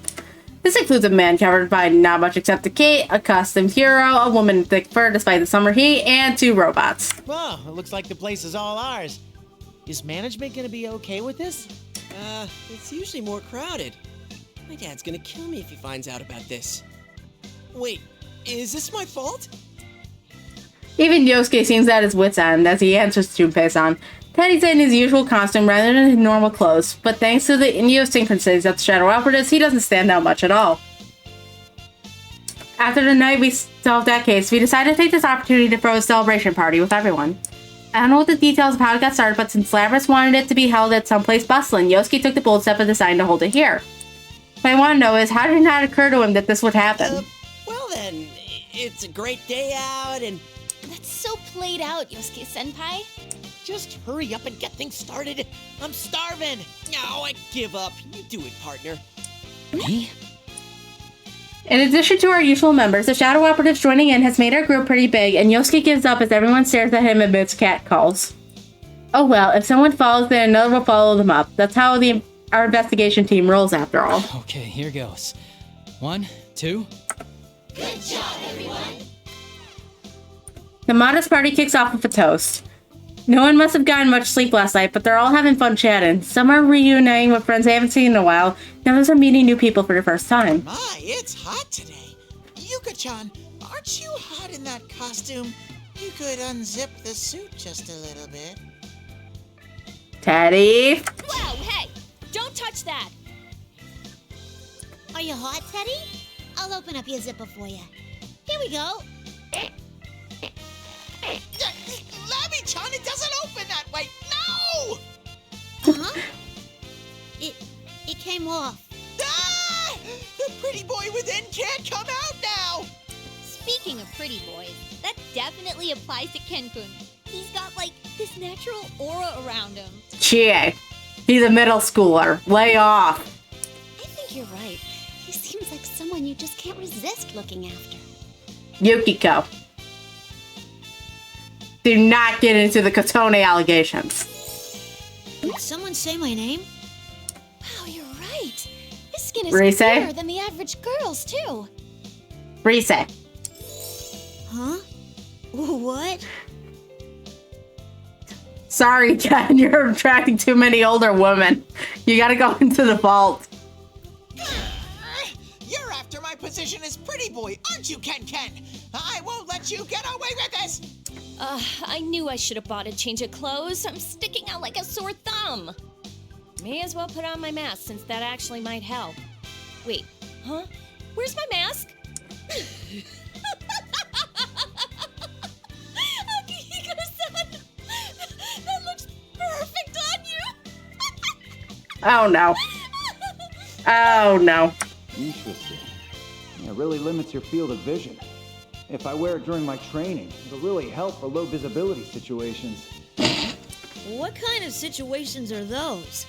People will call the police on you if you train in that. Whoa! It looks surprisingly good on you, Master. You look like a comic book hero. It seems they have a good master-disciple relationship going. Wow, you're an engineering student, Fukusan? I'm hopeless at math, so I really admire girls who are strong in the sciences. It's nothing, really. You can be good at it, too, once you get the hang of it. Hey, what do engineering students do anyway? Do you know, Yukiko? Maybe they do experiments. You know, like adding secret ingredients to dishes. No. So that was an experiment. Well, what kind of guy do you go for, Mitsuru-san? Are you engaged or something? Engaged with war? Me? I did have someone like that in the past. But all I can focus on right now are my missions. Mitsuru got rizzed by Makoto in Persona 4 Arena. Oh, you got guts taking a shot at Mitsuru-senpai and all this chaos, kid. She's a tough one, so be prepared. What? You're so funny, Junpei-san. I think you might be one of the top 2 funniest people I know. Behind Yosuke? What's this? Is the lovely Rosette actually complimenting me? She's not complimenting you at all. So who's the other one? Why are you all looking at me for? Kind of rude, don't you think? Because you're a clown. Hey, Yukiko-senpai. Can I pet him now, too? He says he wants to stay here a bit longer. Right, Gengaromaru? At least on his actual name. You understood that? That's why there are some cases where one can't help but to take drastic action. I see. Impressive, Naoto-san. You really live up to the Shirogane name. Well, it's a bit of a dirty tactic, but in certain pressing circumstances... Impressive. Pressing? Naoto-san, was that a pun just now? It's well over the phoneme threshold. Huh? Of course not. It was just a coincidence. We've been fighting all throughout Golden Week, and we're only just now getting a moment to catch our breaths. The party goes on with the usual drift from topic to topic. I eventually notice that Labrys has stepped away from everyone to stand alone in the corner of the food court, so I go to talk to her. What's the matter, Labrys? Oh, I was just looking out at the town. I didn't get a really good look at it the other day, so I want to take it in as much as I can now. Labrys gazes past the fence into the distance. The area around here is just an ordinary country town. It's hard to think that there's anything novel about it. But this is Labras, who's been asleep for over 10 years. Everything she sees must be fresh and new to her. What do you see? Lots of things. There's tons of people, everyone living their life to the fullest. Hey, Yukon. Thanks for everything. Labras suddenly bows formally to me. Did we do something? Is she just thanking us for helping her It was out? you who helped us out this time, Labras. We're even now. But Labras slowly shakes her head. I guess that wasn't what she meant. So, what then? I can't think of anything else she could be thanking us No, for. that's not what I meant. I slept for so long that everything's a first for me. Like having a celebration party with so many folks. Huh.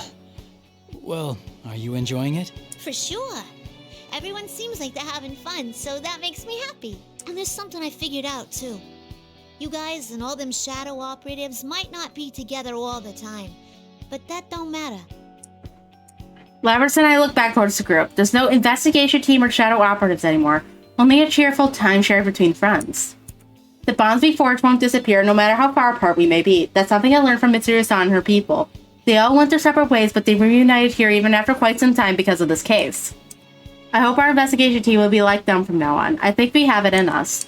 What happened over the last day was our first step towards that goal. I agree, but doesn't the same go for us, since we got to meet during Golden Week? You're right. We promised to meet again, and though that was literally just the other day, here I am again. It was tough, but fun too. That's why I want to thank you. I could say the same to you. A smile naturally forms on both of our faces. After Labras has a good laugh, she looks straight at me. I'm sure Shokun will be okay. He might have lived all alone, without anyone to talk to, but we are there for him now. Yeah, Sho's journey is just getting started. We can change as much as we want by learning from other people.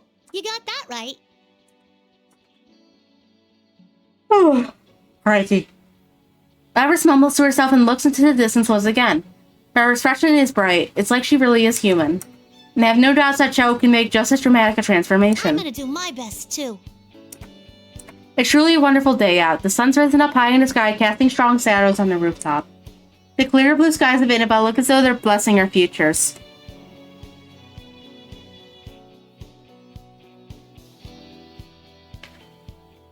The end. Again. Are we gonna have to sit for the fucking credits again?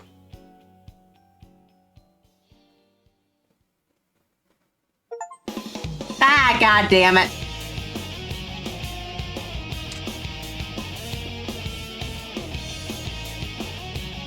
Curse you, Persona.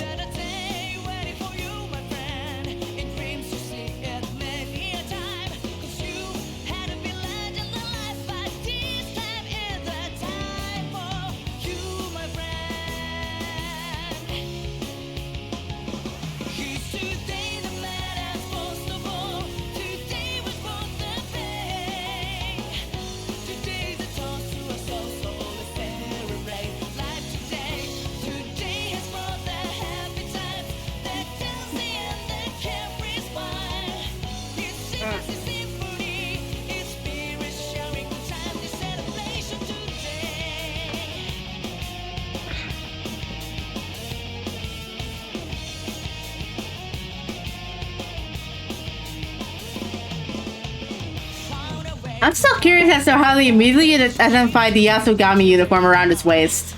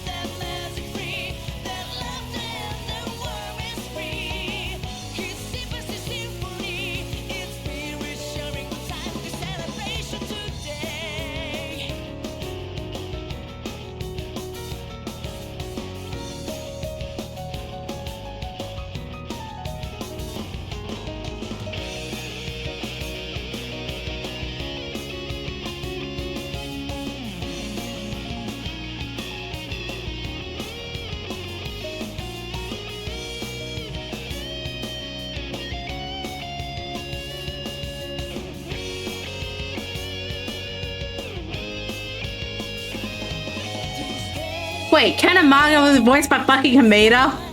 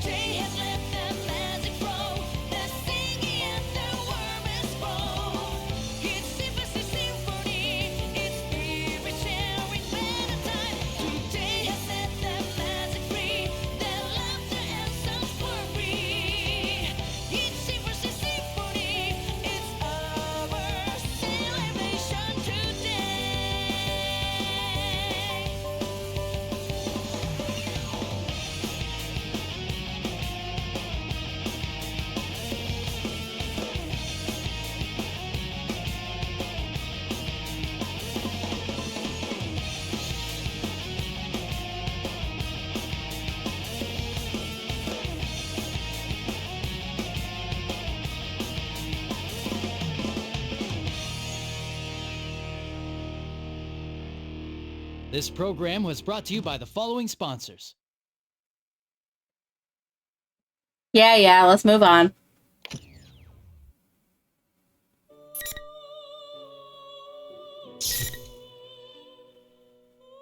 No, then why the fuck does it complete 99%?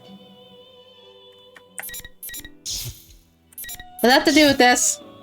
A right. Disturbing the peace! So getting this done with.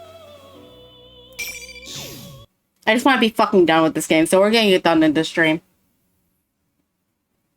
Meanwhile, in jail, my molar slowly crushed a hard lump of fiber. I knit my eyebrows at my first taste of lotus root in a long, long while. Ugh, gross. I scraped some barley-filled rice as if to wash down the lotus root.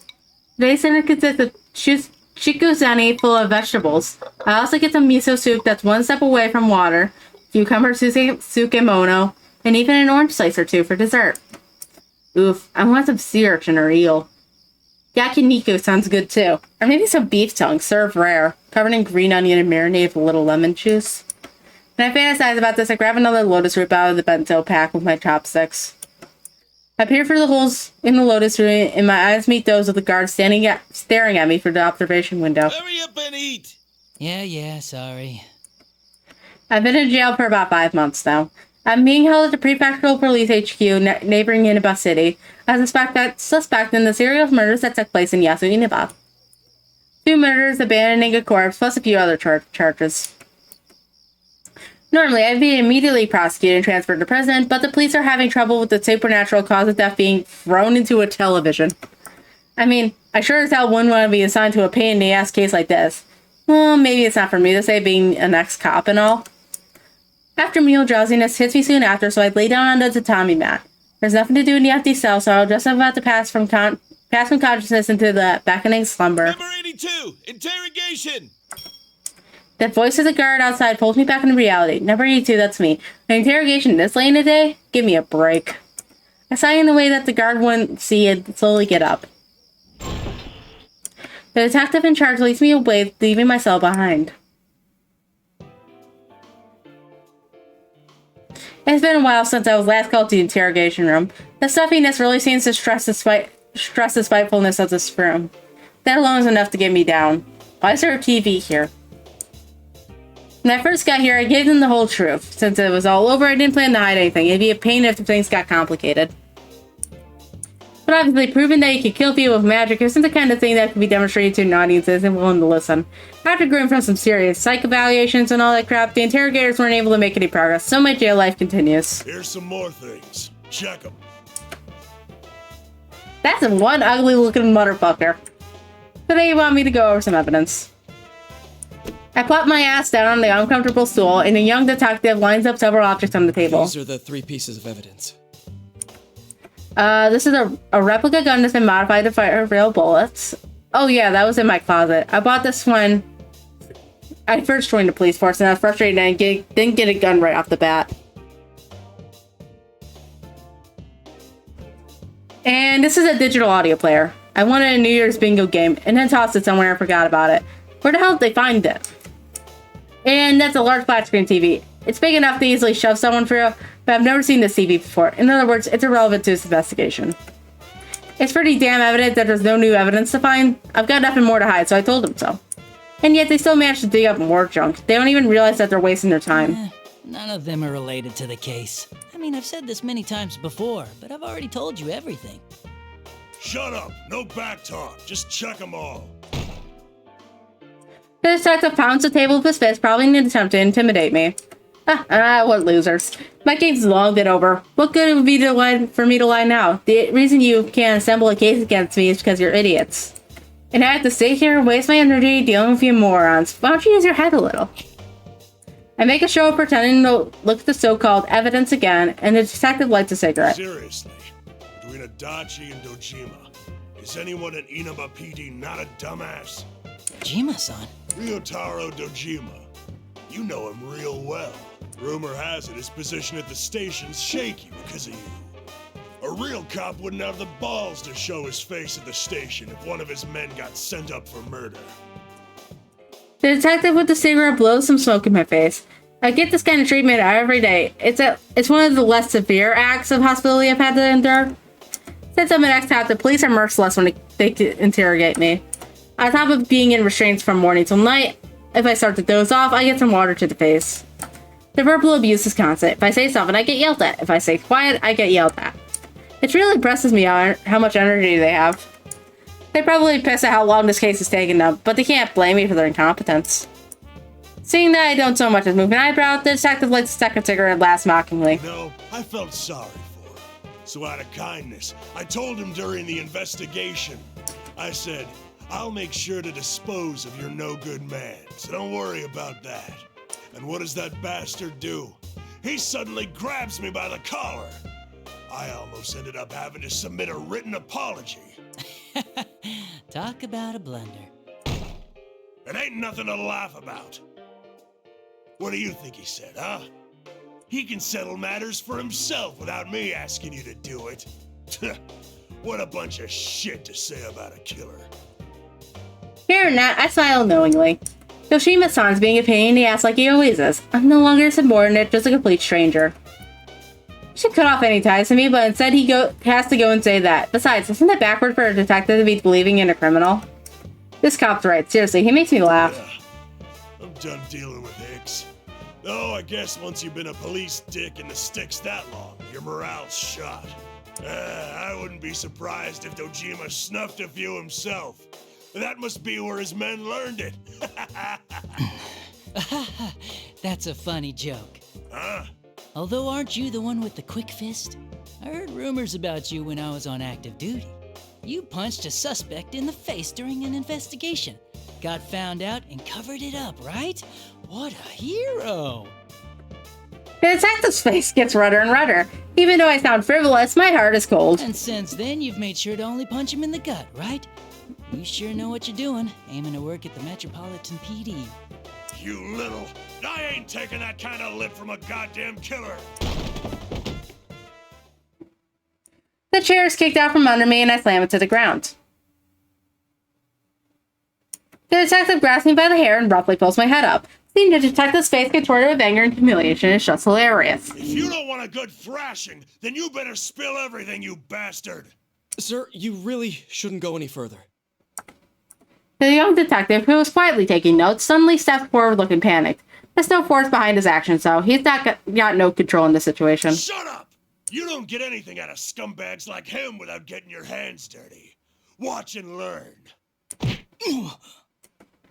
He punches me in the gut. He avoided my solar plexus. He must be used to hitting people.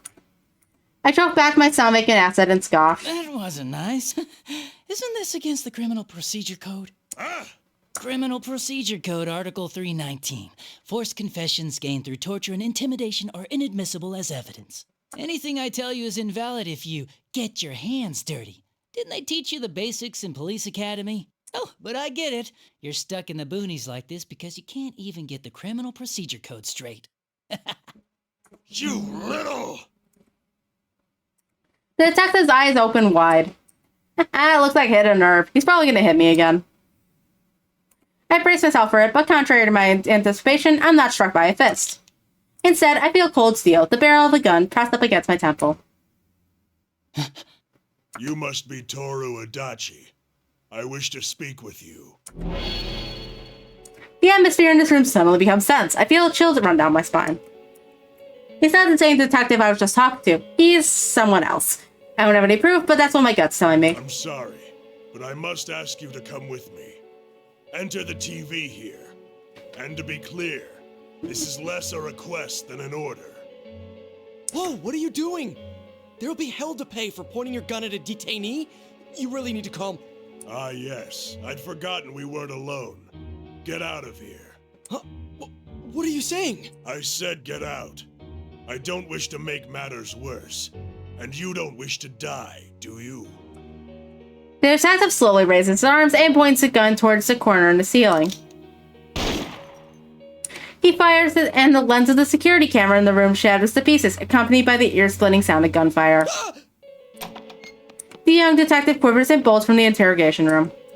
Well, he made the right move. There's no point in making a show of justice if you're just gonna get you killed. Ah, now you've done it. So, who are you? You'll find out when we meet. Enter the TV. You should still be able to do that. Without changing expressions, he pushes the gun into my back. If I try to resist, he'll pull the trigger without hesitation. I can feel the danger in the air. Disobeying him would not be a wise plan right now. I walk towards the TV that had been brought in as evidence. Before I can even start the scrabble, I'm thrown into the television with unbelievable strength.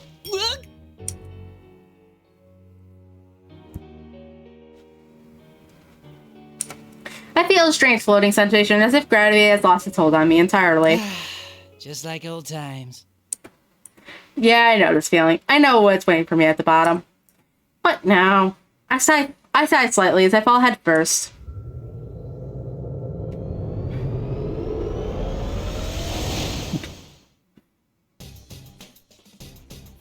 I was thrown out into a school classroom involved in an uncanny atmosphere. There are chairs and desks lined up, textbooks on the shelf, a blackboard, and all that good stuff. But the walls are plastered with posters and barricaded tape labeled P1 Grand Prix. Seriously, who made these things? It looks like the blackboard puzzled, and it reads the words Yasugami High School monthly events written upon it. When I exited the TV, I found myself in a classroom. Yasu High is where those wannabe detectives want. Of course, this isn't the real school, but I get the feeling they'll be showing up any moment now. Well, that doesn't matter. The thing I need to worry about is that whoever called me here is somewhere in the school, too. Seriously, I can't believe I'm called in here all of a sudden. I'm not even a cop anymore. Honestly, I'd rather be in prison. Well, that said, even if I did, I'll be back to square one. That would be very annoying. Fine, I'll play along then. I was getting tired of dealing with those idiot cops anyway. Well, I guess I'll go. I didn't think anything like this would ever happen again. Isn't there something wrong with this world? Who knows what'll happen next? I guess I'll start investigating from the top. I scratch my hair and start making for the door out of the classroom. I'm sure I'll find some evidence if I start walking around. Wait a sec. That's something Dojima-san used to say all the time. Oh man, I've picked up the habit without realizing it. Look what you've done to me, Dojima-san. Give me a break, Dojima-san. I roll my eyes as I leave the dark classroom.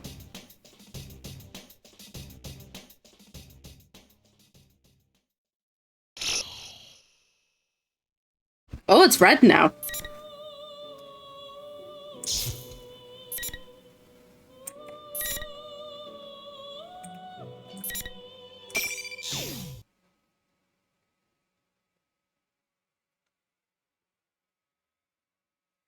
The school is a terrifyingly quiet world. After leaving the classroom, I take a stroll down around the school. The empty school buildings is blurred in a dim light, making it all the creepier. And for some reason, it's become a complicated maze, as if the entire school has become a giant trap. Man, whoever made this must be pretty twisted. Then again, who am I to talk? I glance around and notice the walls and ceilings were bored through, as if something crashed into them. I saw plenty of similar signs of damage on the way here. I neither know nor care what happened, but the violent scratches here tell a story of what happened. At any rate, this is definitely not a peaceful place. I'm starting to get sleepy. I'm out of shape, my back is hurting. Let's get this over with and go back. I rub my tired eyes and climb up the nearest set of stairs. Oh, what's behind door number 1? There's just a single door at the end of this path. Normally, this would be the way to the roof, but there's no telling where it goes in this crazy world. And I guess I better take a look. It doesn't appear to be locked. I slowly open the door, and a warm, moist wind blows in. What in the world is this? The scene before me is bizarre. A bunch of crosses are stuck in the ground with an eerily giant moon in the background. Close by, I can see the moonlight bridge bent like a spoon. I definitely recognize it because I saw it more times than I would have liked while I was in the city. Still. Talk about some disturbing taste in decor. This place feels like a set from a B movie. It feels like zombies are going to attack me out of nowhere. Well, if I'm in the TV world, then there are shadows here. I guess they don't look all that different. I take a look around the area while I'm thinking that. I sense a presence right behind me, and I instantly realize that someone snuck up on me. You gotta be kidding. I may be crooked, but I was still a cop. I was still a cop. I was paying attention to my surroundings, and somebody still got the drop on me. I carefully turn around and see a young man standing there. Welcome to his world. You must be Toru Adachi. The young man spread his arm in a welcoming gesture. He has an impressively red hair and a sharp yet cold stare. He carries 2 odd-looking katanas that bears an X-shaped scar across his face. But above all, this extraordinary pressure he's given off. It's the same feeling as what I felt in the interrogation room. He's the one who called me here, no doubt about it. Chills run down my spine at the face of this murderous attempt. I keep a straight face and speak like I always do to hide my fear. Are you the one that called me out? Seriously, I'd rather not. I'll tell you who I am to thank you. I am Minazuki. Sho Minazuki. The young man grins up as he says that. I notice he has a Yasuo High uniform tied around his waist. Does that make him a student there? He seems rather composed to be one. Those detective wannabe brats acted more their age. Huh? And what does this Minazuki-kun want with me? If you don't have any business in particular, I'd really like to head back. Whether or not I explain myself to you will be decided right now. In the blink of an eye, his katana is pointed at my throat. Hey man, what gives? He's the one who wanted me here. Isn't this a bit of a mean greeting? While I'm feeling frustrated with this, Minazuki tosses a gun towards me. This grip. It's the same revolver as the ones I kept when I was a detective. It's your gun. Pick it up. You're a skilled marksman, no? Minazuki raises his katanas. The punk wants to test my strength. Fine. I cluck my tongue and pick up the revolver off the ground. It pisses me off that I'll have to listen to this brat, but I have a feeling that this will be a bigger pain if I refuse to fight. I take in the comfort of the familiar grip in my hand and turn to Minazuki. Are you sure you want to give me this? I'm the suspect in a murder case, you know. That's fine. Come at me, as if you wish to kill me. Wow, someone's confident. Okay, don't mind if I do.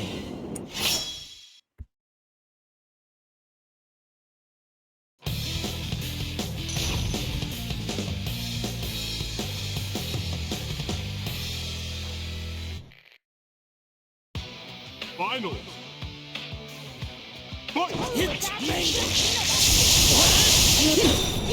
Egocentric belief deck.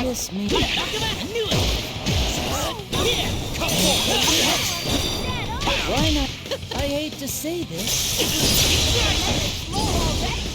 It's no use. Your ear is better. Cannot be. It's no use. All right, it's over. Time to leave. Okay, it's over. Time to leave.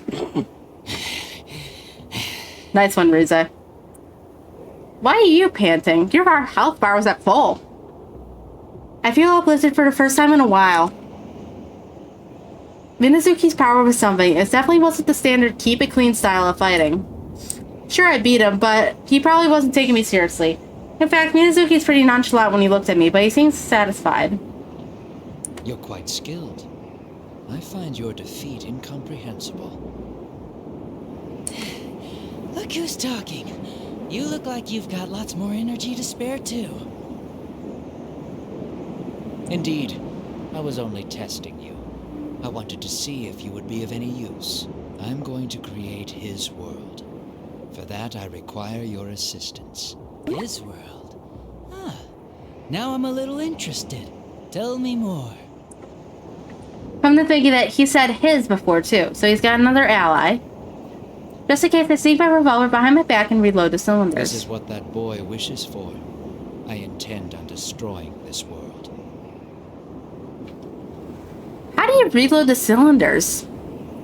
Did you have bullets on you? Weren't you just in jail? The world is filled with deception.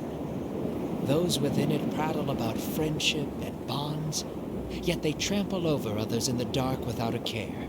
There is no value in such a world. What must be done is to eliminate everything within it. Huh. That's got my interest. Truth to tell, you're probably right. This world's all about useless, shallow, so-called friendships. And yeah, I think it's irritating too. I mean, hey, I gave destroying everything a shot once too. That's only half true. Bonds, friendships, helping one another. There are a lot of people who flaunt all this nice-sounding talk, but it's the same people who won't hesitate to stab people in the back the moment they feel attacked or get hurt. But in the end, it's just that humans have to rely on each other in order to live. But far too many dumbasses misunderstand that and try to make it way more meaningful than it really is. That's why I really understand where this guy's coming from. It'd be nice if you could just erase this shitty world like a magic trick. At least that's what I used to think. You gained a power beyond humans. Do you remember that time? Power beyond humans? Huh. You mean that thing? What do you want with it? I intend to summon that power. But it needs to be tamed. Minazuki's eyes waver like red flames. I see. It looks like he's been giving power, just like me. For that, I require your assistance. You will cooperate with me. You have no choice in this. Minazuki points his katana at me again. With my power, I didn't have much control. I was taken over by some mysterious force and had no memory of it. He's poked around my personal profile, and he's still missing the most important part. I guess he's just some brat after all. He can't even do his research. Come on, you're not giving me a say here. And about this taming thing, that's all up to you. What does it have to do with me? If you want my help, I guess I'll cooperate with you as best I can. As best as you can. Very well. You have another role as well. What? There's more? Persona users. I will gather them and make them fight. You will also participate in this. Huh? That sounds like a real pain. I mean, why are you making them fight? To be honest, I don't really want to get involved with this, but the right choice is to act like I'm interested and get as much information out of this kid as possible. Depending on how things go, this guy might become a hindrance to me. I'll decide how to make my move once I've heard what he has to say. After I make an interested face, he surprisingly tells me the full outline of his plan. He's going to gather shadows until he has a giant collection of them, like a pile of sculpting clay. Using that as a vessel, he plans to summon what he called power beyond the bounds of man to inhabit it. But in order to pacify such a powerful being, he apparently needs persona fragments that are created when personas use his powers on one another. So he thought up the idea of creating a one-on-one tournament between persona users, calling it the P1 Climax. Plus, he's made some exact duplicates of people out of shadows in order to force them into fighting one another. I have to admit, he made an effort. In addition, he's already taken some persona users belonging to an organization called the Shadow Operatives hostage. He's definitely planned for this, so I don't really get the point of crucifying his captives on those tacky crosses. Anyways, blah blah blah. I've been called in to help him collect the fragments and get a hold of that power within the giant shadow. It all sounds pretty stupid, really, but this Minazuki is deadly serious. He really intends to go through with this. Ugh. How did he manage to come up with a plan that's just a convoluted pain in the ass? Maybe it's just because I haven't been around him for a while, but I'm actually impressed at how ridiculous this scheme of his is. I'll add the persona users of this town to the fight as well. You understand, no? They were the opposition who shattered your previous ambitions. Have your revenge on them if you wish. Even if you do nothing, I will not complain. Revenge, huh? We will prepare the stage for you. You're free to destroy them if you so choose. The clashing of competing powers will give off persona fragments. This will advance our plans. Adachi is such a mood. He just does not give a shit. And if I refuse? Then the murders which occur on foggy days will begin again. I see. Well, can't let that happen. I never had a choice from the start, huh? Why didn't I expect us to just go home without having to do some kind of work? After hearing this plan, I just can't sit there. I was thinking about what to do, but I suddenly felt the ground shake a bit beneath us. It's time. Here it comes. Minazuki looks up into the sky and stares off into the distance. Suddenly... What the huh? The shaking grows so intense I could barely stand, and the roof soars up into the sky.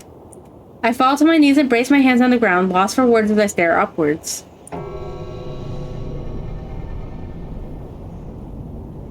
The sky has turned red like an ink staining a piece of paper, or an infection spreading across healthy flesh. Oh, man. Isn't this a little over the top?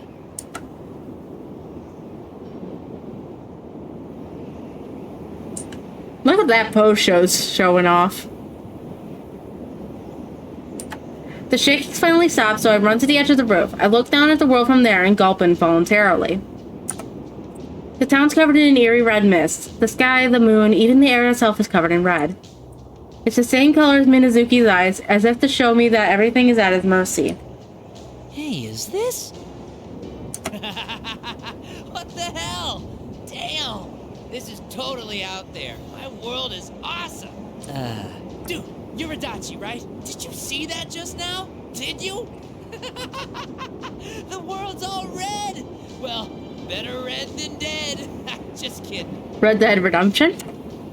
The young man who had been cool and calm just a moment ago is now jumping around like a little kid, an innocent brat playing with a new toy. Whoa, hold on. What's with the wild mood swing?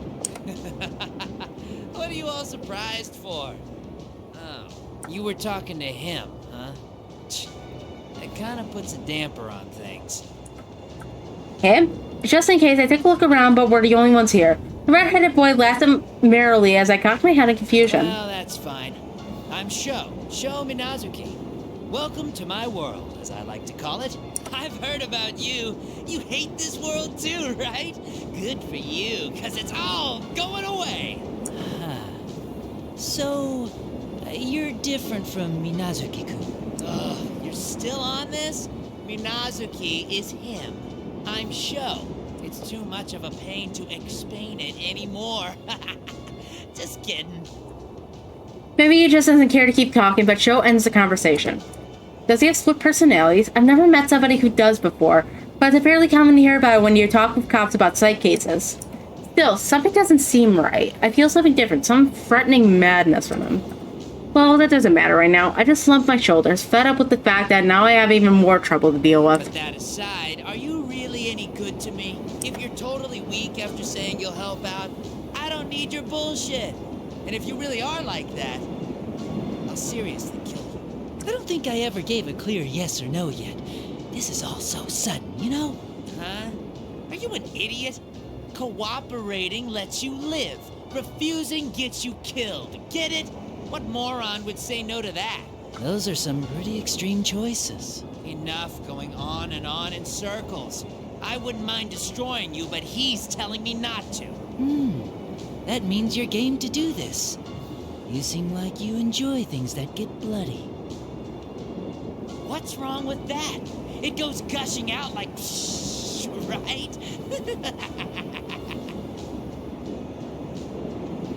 Sho answers without any hesitation. The type that has no self-awareness is the very worst. But the kid should be more careful. No matter how strong you are, even if you think you've got your control over a great power, you let your guard down, you're gonna get your feet swept out right from under you. By some shitlord teenagers. Yeah, sure, I'll participate. I was getting bored, so this'll probably be a good way to kill time. But I'll do this my way. I have my own rules, you know? That's right, I have my own set of rules. I don't give two shits about this perfect world or its power. All this crap about getting revenge on the kids from Inaba or fighting between Persona users doesn't matter to me either. They can do whatever they want. But things are different if they're gonna start interfering with me. I don't want anyone getting in the way of my rules, no matter what. Huh? Well, do what you want. I don't care if it's rules or roulettes, but if you try anything funny, I'll cash you out like that. I'll mount you up nice on the wall next to the investigation team. A dodgy-looking Adachi. Ow. Hi, Coco. Just kidding. He laughs at his own lame joke, and his eyes suddenly glow red. He turns his piercing gaze towards me. Well, excuse me for trying to finish up this fucking game so that way I can play Persona 5 later. But I'll be watching you, so you better not slack off. I can't. I don't want the audio bleeding in onto the mic. Well, I've got somewhere to be. So, do what you want from here. See ya! And unfortunately, there's too much that I have to say in this game because of all this narration shit. Or internal monologues.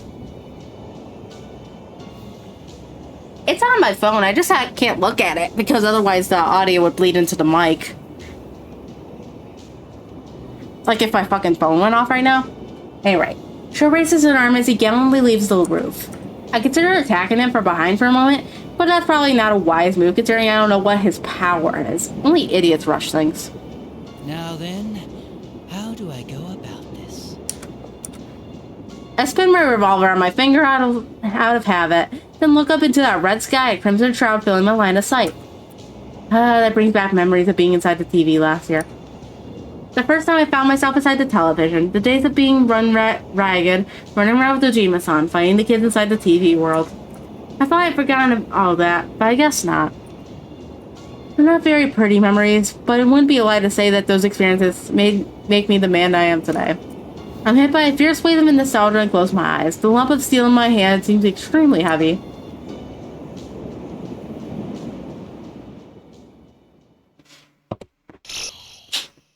To be continued.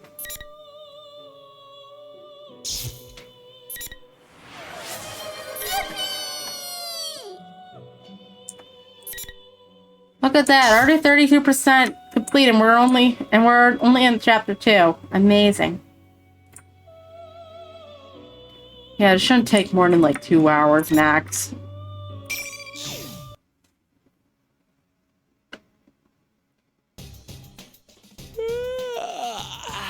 Mood. Back inside the school building, I enter an arbitrary classroom and sit in a chair yawning for the nth time today. Mood. Well, Minazuki, or Sho, told me to go fight the Persona users. So first, I need to go down, but back in the school, the hallways are even more complicated, and the more I walk, the more dead ends I find. Oh, I'm always tired. That's the thing. Here I was thinking of taking this opportunity to go into town and get some good sushi, or a barbecue box lunch. Those thoughts of sea urchin and cowtown come and go fleetingly. What am I thinking? There's no way I'm going outside with the town like that. I look out the window of the corner of my eye. It's obvious that the red fog has grown thicker than it was when I was up on the roof. Sheesh. If he's gonna make me his guest, he could at least have a GPS or something ready for me. I rest my chin in my hands and complain to the open air. If only I could ditch all of this until this goddamn troublesome tournament is over, that I can't do that this time around. I need to destroy Sho's plans for my own sake, after all. I can't even call what I'm about to do a plan, but I've already decided what has to be done. I have to make contact with the Persona users who will be invited here, and I need to lead them on so that they'll move in the right direction. But I can't break the illusion that I'm working with Sho. It's probably not an exaggeration to say that this red world is under his control. I'll have to be clever to move without arousing his suspicion, while still undermining his work. Well then, I guess I'll get going. Do I actually have to go look for those guys? What has he gotten me into? I slowly get her from the chair as I'm grumbling. School chairs always make your ass hurt if you sit in them for too long. Maybe that's still better than having your seat kicked out from under you all the time, like in jail. I leave the classroom to find a runway-like hallway stretching out before me. I sigh at dull scenery. I've come down pretty far looking for them, but I guess I still have a ways to go. What? You're serious? Is it possible for us to not know about a guy who sticks out that much? I hear a familiar voice through the fog and stop. Could it be? I sneak ahead, keeping my ears open. I did think from last time that the culprit would be someone with ties to Mitsuru-san. I still can't shake that theory. Oh, maybe he transferred here. Or it could be his older brother's uniform. There's no doubt about it. That's a UNES kid and the girl in the green track jacket. I didn't think I'd run into these guys so soon. I feel the corner of my mouth turn up at this unexpected bit of luck. Now that I know it's still, there's no need for me to hide. I approached them, making sure that my footsteps are loud on the hallway floor. What is it? Be on guard. Don't leave my side.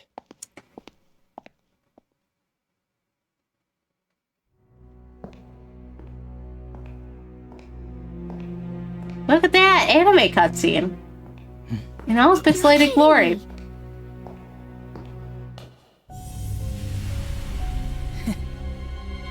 Hey guys, long time no see. Are you serious? His arm looks so tiny with the foreshortening. the fucking PNG that we get from his perspective. Amazing. When Neil see me, the three of them look shocked as if I caught him on a hidden camera show. Heck, Yukun has his mouth wide open. Surprise! I want to laugh my ass off right now, but I shouldn't be doing anything that could mess things up. I'll have to keep my contact with them to a minimum. No way. Why is Adachi-san? Could he be a fake? Huh? Fake? Oh, right. I forgot about that whole thing going on. Why are you here? Huh? Oh, well, I had intended on staying well behaved, but someone begged me to help out. And you know, I'm not the kind of guy who can say no to something like that. Help out? You mean that show guy? Yosuke-kun scowls. So these guys already met Sho. That's taking me a lot of trouble of having to explain things. Have you guys already met? Oh, man. That doesn't matter. Don't tell me you're working with the culprit this time, too. Well, what do you think? Don't play dumb. If I don't like your answer, there'll be boot prints all over your face. See? They've taken the bait. Just as expected, they're so straightforward that's almost stupid. Still, it's more convenient for me that they think I'm working for the other side. Who cares about all that? Come on. Aren't you kids in serious trouble right now? What with all the world ending and all? So you are! You guys really like sticking your heads into dangerous situations, don't you? You don't gain anything in life from doing that, you know? I snicker contemptuously, and Yukun, who's been quiet up until now, throws his gaze towards me with eyes mixed with all sorts of complex emotions. Adachi-san, you said you would abide by the rules of this world. So why are you here? Rules. Rules, eh? That's right, I decided to follow the rules. So I might have to play along with these kids' ideas. To them, I'm just an escaped convict. It'd be easier if I could just tell them what I've got in mind, but unfortunately, being an adult is hard. Besides, I don't care what they think of me, as long as I can fulfill my objective. Since I'm not saying anything, Yukun says towards me, as if he can't hold himself back any longer. Don't you understand how the real world is in trouble because of Sho? This isn't like the TV world, where only we were involved. Oh, man. I see you never learn. The only reason I took that brat up on his invitation was because I was bored. All the questions about what he's after or what's gonna happen to this town, I don't give a damn about any of it. What's he saying? Adachi, you lousy... Whoa, whoa, give me a break. I don't intend to get involved with kids like you anymore.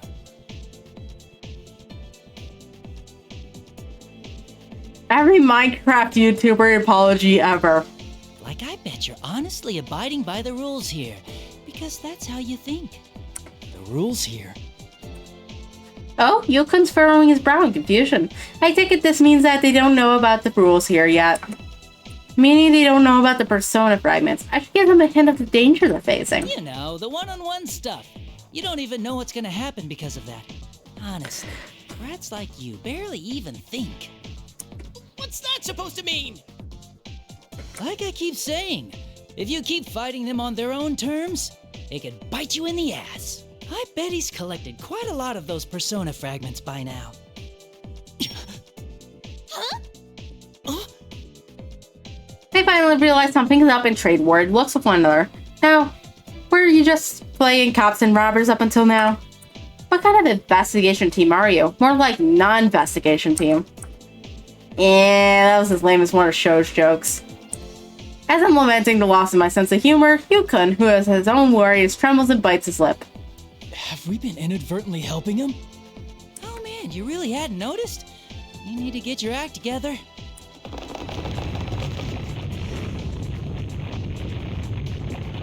The school building suddenly creaks loudly like the howling of a beast. I instantly recognize it as the noise of the countless shadows gathering at the top of the tower. What was that just now? Looks like there's no more time left. Earlier than I expected. Well, that's why I need to get going. Good luck to you, I guess. Oh, and your friends who got caught? They might be in trouble if you leave them be, you know? Wait, what's that supposed to mean? It means just what it sounds like. Then again, I guess it might be impossible for just you three. Wait! I turn my back on them and disappear into the red fog. I hear Yosuke try to chase after me, only to run into an invisible wall. They already had 4 red pillars around them. That just means they can't leave without winning the battle they're gonna face. I guess that's enough for now. Well, go on and do your best, investigation team. I quietly mutter at the kids behind me. Looks like Sho's plans are coming along faster than I figured. It doesn't look like I have much time to slack off. I might even have to hurry. Outside the hallway windows, I can see the shadows collecting here and there, floating in the sky like shards of paper. Still, shadows floating around like trash. The surreality of the scene still makes me laugh.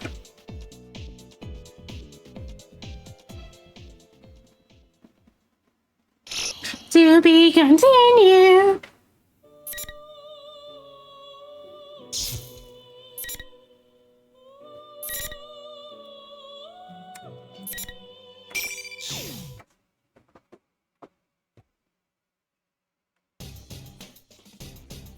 After leaving Yukon in the hall, I've been walking around the school building in search of other Persona users. The shadows and Persona fragments are building up at a surprising rate. I've been feeling a little worried as the fog thins with the passage of time. Because I was walking faster than usual, I was able to come across a new area quickly. Just in case anything happens, I keep my gun in my hand. I slowly slide open the door with my other hand. Beyond the door is a room with an eerie light pouring in, and Sho is sitting on a coffin. All he's doing is staring at the giant clock looming in the back of the room. When he notices me, he slowly turns in my direction. Huh? Oh, it's just you. Hey there. Looks like it's going well. Getting plenty of Persona fragments, huh? Yeah, it's going so well, I'm bored as shit. I want to see them cry and groan in pain and all that good stuff. Actually, what the hell are you doing? Hurry up and go take them apart. Well, there's no need to rush. After all, they can't leave this place. Huh? Well, yeah.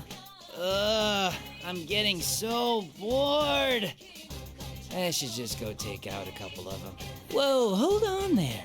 There's no need to get hasty when the plan's going so well, right? It'd be easier to just sit back and wait. What are you talking so big for? Want me to stick my sword through your ears? With that, Sho slowly draws one of his katanas, turns it, and stabs it into one of the coffins lying around. He keeps hacking at it without a word, as if scratching an itch. I take this bizarre action as a sign of his madness. Ooh, scary. Can't you calm down a bit? You won't beat anyone like that. And you came to get me because you needed me, no? You sure it's a good idea to kill me just because I rub you the wrong way? Cripes, what a wet blanket. Did you just come from a picnic out in the rain or something? Don't get the wrong idea. That guy has nothing to do with this. I can kill anyone I want if I feel like it. With a sudden fury, he unsheaths his other sword and points it at my throat. Kill anyone if I feel like it, huh? Don't get cocky, you little ass wipe. Then go on ahead. It's easy, right? Have you actually killed anyone before? This guy's really pissing me off. Sho sheaths his sword with a sneer. I figured as much, but now it's clear that he doesn't like people acting superior to him. They say people like him suffer from inferiority complexes, but I don't give a damn about his past. What's more important right now is... I take a quick glance at the exit out of the corner of my eyes. All this sneaking around is real bugging me. They think they're hiding, but I can see the shadows on the floor. Those kids from the investigation team are as inept as ever. I move around to keep Sho from noticing them and walk towards him. Look, there's no need to fight. once it descends, after all, the world's going to totally disappear. Why spend your time dealing with them, you know? Just ignore those kids. That's not the problem. I look at those guys and I can't stop gagging. They just herd together like best buds. I don't know why they're so full of themselves. It makes me want to beat the shit out of them. Get them to cry like babies. You get me? Do you? Yosuke, Chie, get back! Damn, I guess he did notice. Sho reaches behind his back and pulls out a knife and then throws it at him. The knife fails to reach him, though, and throws him to the ground at their feet. You're so lame. Such a frickin' irritating bunch. I hate to even look at you. I just want to see you completely destroyed. His anger-fueled shout echoes through the warped room. Figuring that it's useless to hide any longer, Q-kun and his little friend step into the room. Damn it, I didn't want him to meet Sho any more than absolutely necessary. My plans have changed a little, but I can't help that. I think it's best if I play the spectator for a while. Show me, Nazuki. What are you planning? Huh? Weren't you listening? I'm gonna get rid of all you disgusting pests and make this a world I can stand to live in. What? Don't be ridiculous. That won't help anybody but you. Yeah? So what? Of course it only helps me. I'm saying you're disgusting, so you should all just die. This isn't funny anymore. You're totally nuts. Are you saying that nothing else matters as long as you're satisfied? Aha! Well, duh! Friends? Bonds? You worthless pests aren't accomplishing anything but licking each other's wounds. Shitty pests in this shitty world have no goddamn call to give me their shitty lectures. I'm telling you, I'm gonna get rid of every shred of everything. You really are a piece of shit that's not worth saving. You've got no right to do that. The world will be much quieter soon. Just like here, a wonderful place where there's no one else. It's all for me. What? A world with no one else? Ugh, shut up, shut up, shut up, shut up, shut up! Just hurry up and get smashed to pieces, you shitty pests! Ugh, there he goes again. Is that youth anger I hear about in the news? My, so scary. Sho explodes in anger and pulls out his katanas again with a menacing look on his face. He's just way too willing to hurt people. I may as well try to stop him, even though he's probably not going to do any good. Whoa, what are you getting all worked up for? You really shouldn't do that. And you shut up too, you piece of shit! Come get me. I'll beat the life out of you. You'll be begging for mercy. The red pillars in the corners of the room immediately shine as Sho takes a combat stance. Never seen a stance like that before, but even I could tell this a little more than a kid playing pretend samurai. Something that was owned for a single purpose, to swiftly and efficiently kill their prey. I can't believe our town is such a mess because of that guy.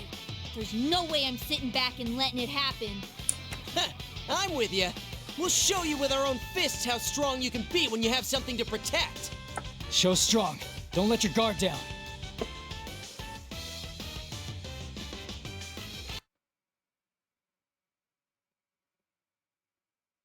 You little...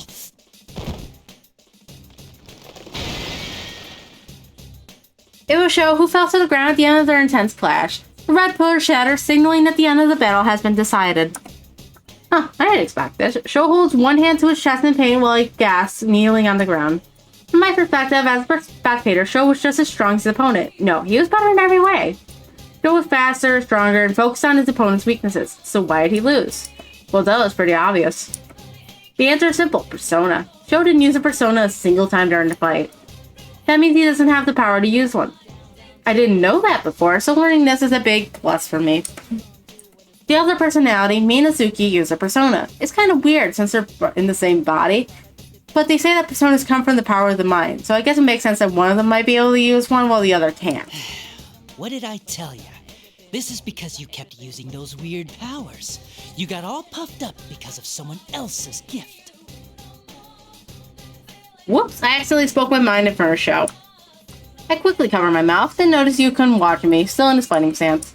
I guess it's only natural to be wary of me, but damn! Are we fighting you next, Adachi-san? Huh? Oh man, don't be ridiculous. Why would I do something that hard? Hard? Aren't you supposed to be on show's side? Show's side? Give me a break. Come on. Isn't there someone else besides me you should be worrying about? Someone we should worry about. That's right, this isn't over yet. The troublesome thing about Sho is the fact that Minazuki's there too, and Yukun doesn't know about him yet. If Sho's been beating, he's not gonna just lie there and take it. That saves me the trouble of having to explain everything myself, but it's no good for me if they happen to get killed. Am I gonna have to babysit these kids myself? Persona. And there he is. The instant Minazuki sits up, a reddish-black shadow appears behind him and attacks the investigation team.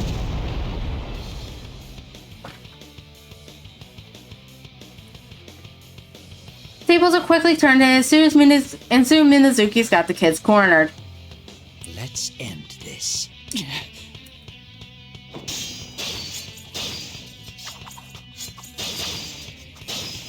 The two personas come together violently, but it is clear that Yukun's at a big disadvantage. Get a grip, damn it. You're gonna get yourself killed at this rate. If that happens, my plan will have all been for nothing, and I have absolutely no interest in what happens between these two brats, but I can't let them get killed. That's when I thought it was time for me to lend them a hand. Persona! Persona!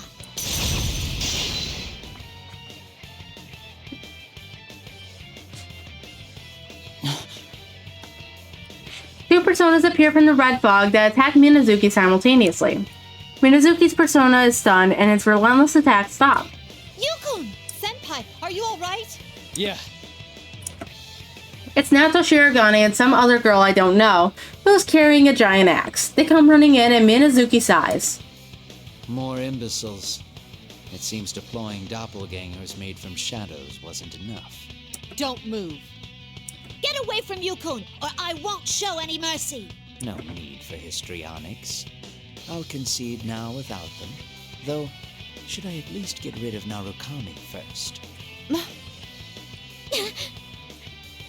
Minazuki points his blade at the kneeling Yukun. Unlike Sho, Minazuki would be able to kill Yukun like he was squashing a bug. He can't be underestimated. I'm actually going to have to stop him this time. I walk to the center of the room, placing myself between the two. Sounds like a bad plan. Haven't you ever heard the saying, the cornered stag is most dangerous? I don't think you have time or energy to waste. No. Why are you here? Nato-kun's eyes widen in surprise over seeing me, and then... the school building begins to creak again. The shaking is longer and more intense than when I was on the roof, meaning that the power Minazuki's collecting is coming closer. It seems like things were progressing at a lot faster than I thought they would. Whoa! What is the shaking? It's begun. I'll be taking my leave. All that's left is to see this through. Hey, hold it! When Minazuki turns his back to leave, the other kids surround him to prevent his escape. But Minazuki doesn't show any sign of panic. In fact, he gives him a mocking sneer. You truly love to swarm, don't you? You find your strength by herding together. But there are enough persona fragments now. I have no need to deal with you anymore. What is this? My legs. This again. It only takes an instant. The moment Minazuki's eyes glow red, the air shakes and the kids in front of me suddenly stop as if chained down. Seeing that confirms my suspicions. Minazuki's capable of using his persona to control others. He uses his power to control that detective in the interrogation room. Overtaxed. I've been relying on this borrowed power too much. But now is not the time to hold back. Minazuki spares one last glance at Yukun's group and runs off into the fog. The other kids are frozen like statues and can only watch him disappear. I'm free to do anything, but there's no point in me chasing after Minazuki, so I just let him go. Once Minazuki is gone, Yukun's group is released from whatever hold is over them, and they all fall to the ground. Perhaps that was pretty hard for them. They all seem to be in a lot of pain. Before they can even catch their breath, the sound of footsteps approach through the fog. A beauty in a skin-tight black catsuit shows up. I'll take over from here. Let's begin. Bring on the ring. When the lady yells out, red pillars appear in the corners of the room and the invisible walls block into place. Being stuck again seems to confuse the kids, and the situation is out of their depth. Mitsuda-san? No, that's a fake. Where's Minazuki? He's gone already. Hey, not to butt in, but don't you think you're in over your heads a little this time? Didn't you see his power? You're up against more than just that brat. I shouted at them from beyond the invisible walls. There's no time for them to figure this stuff out on their own. Just get it already.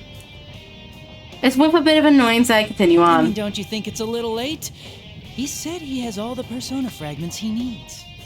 So all that's left is to summon that thing, and then jam the fragments he's gathered into.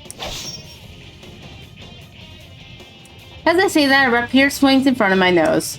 I blink in surprise and see a few strands of hair falling in front of my face. My eyes like a comic. She may be a hottie, but I don't need a chick swinging sharp objects in my face. It might have hurt. What was that for? You speak too much, imbecile. Should I deal with you instead? Whoa, no way! Where'd you get that idea? All right then. I did try to warn you guys.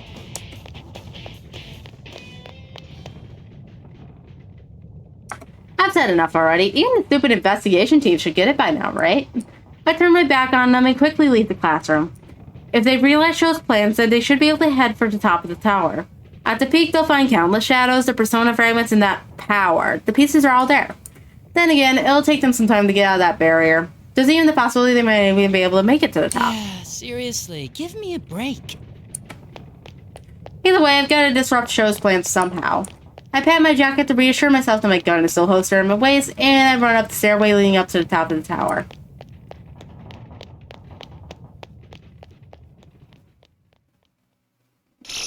To be continued.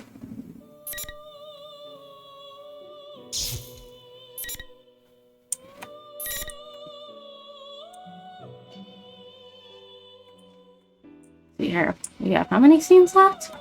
Here, 5, 6, 7, 8, 9, 10, 11, 12. 12 of them.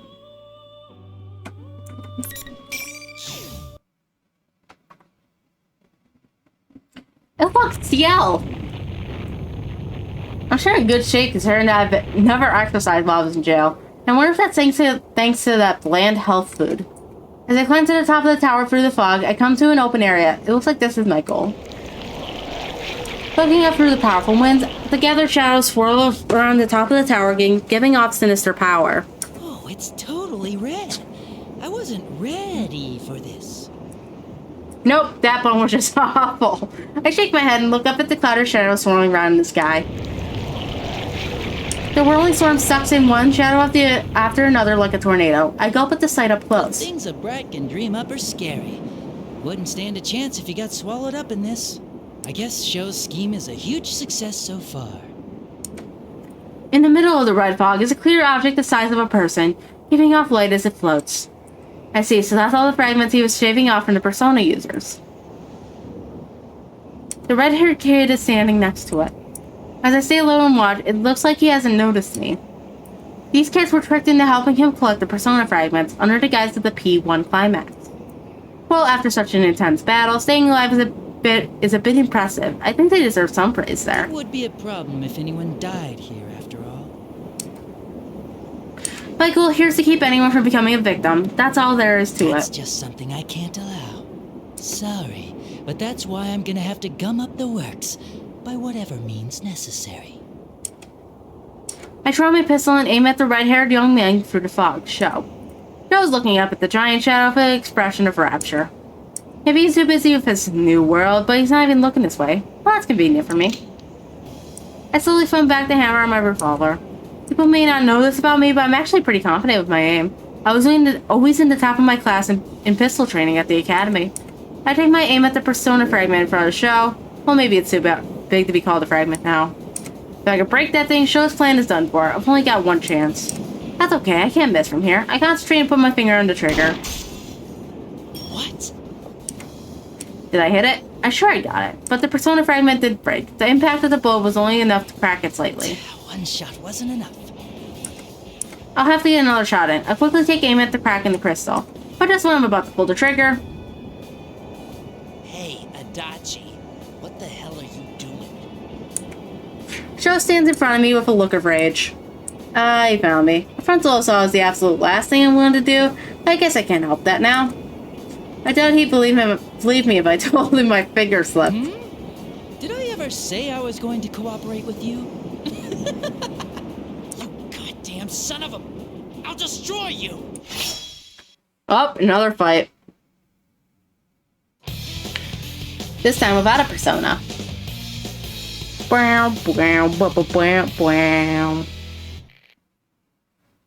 Finally! I hate to say this. You're no use. You're what? How about this? Goodbye! You won't hit me. Knock him out! Why not? You ready for the Hadouken? I knew it! Bullshit! Here! You piss me off.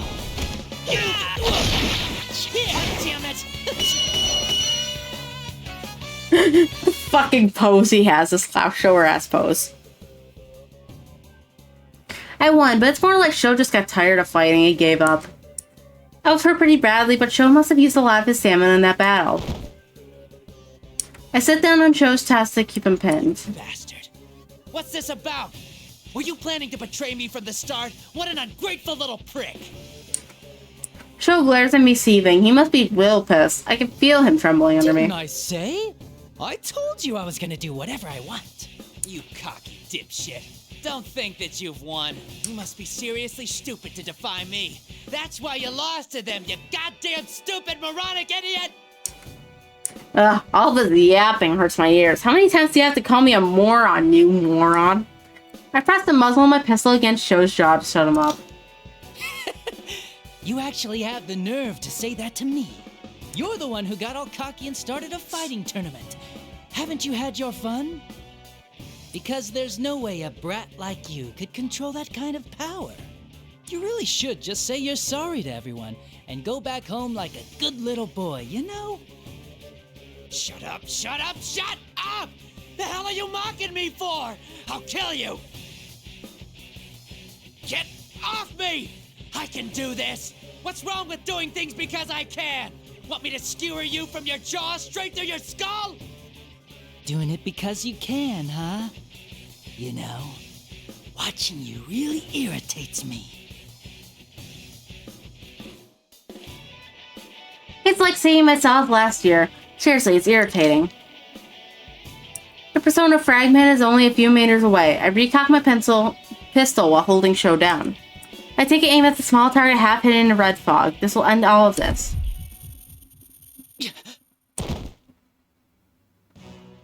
In the blink of an eye, my view flipped upside down. Sho, who I had pinned down just a moment ago, is now sitting on top of me. Shoot, Sho's got that power too? I don't have any control over my own body, and I just lay on the ground like a rag doll. Sho's eyes glow burning red in his fury. I'll kill you, Adachi. I'll crush you into pulp so no one will know what you even looked like! The brat begins punching me in the face. I could taste blood from a cut lip. My head rocked with the impact of each hit. Some power, yes. If I'm still thinking, I still got some life in me. You bastard! What are you thinking? You know how important this thing is! Are you trying to ruin my plan? If he wanted to kill me, he could have just picked up his sword and do me in with a single slash. Instead, he gets on top of me and starts pounding. Not letting me off so easy? Lucky for me, his rage is getting the better of him. Once a brat, always a brat. Sure, this hurts, but if my luck keeps up, I might just survive this. That's what I said. I tried to destroy those Persona fragments by striking when I saw the chance. You worthless vermin. I knew you weren't worth shit. But to think you were biding your time for this. Well... Oh, this isn't good. Things are going black. I don't even feel much pain anymore, and I'm on the verge of passing out. Don't they teach kids the meaning of the word moderation in schools anymore? At this rate, he might actually kill me. You really pissed me off, you piece of shit. Well, you were nothing but trash I was only planning to use from the start.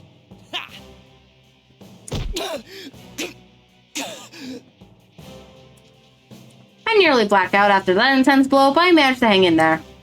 If he gets tired of hitting me, Sho gets up, picks up his sword, and looks down at me mockingly. Just for curiosity's sake, how are you planning to use me? I think you're misunderstanding me. You know the whole taming business? I wasn't planning to rely on your knowledge to begin with, moron! All I need is your persona.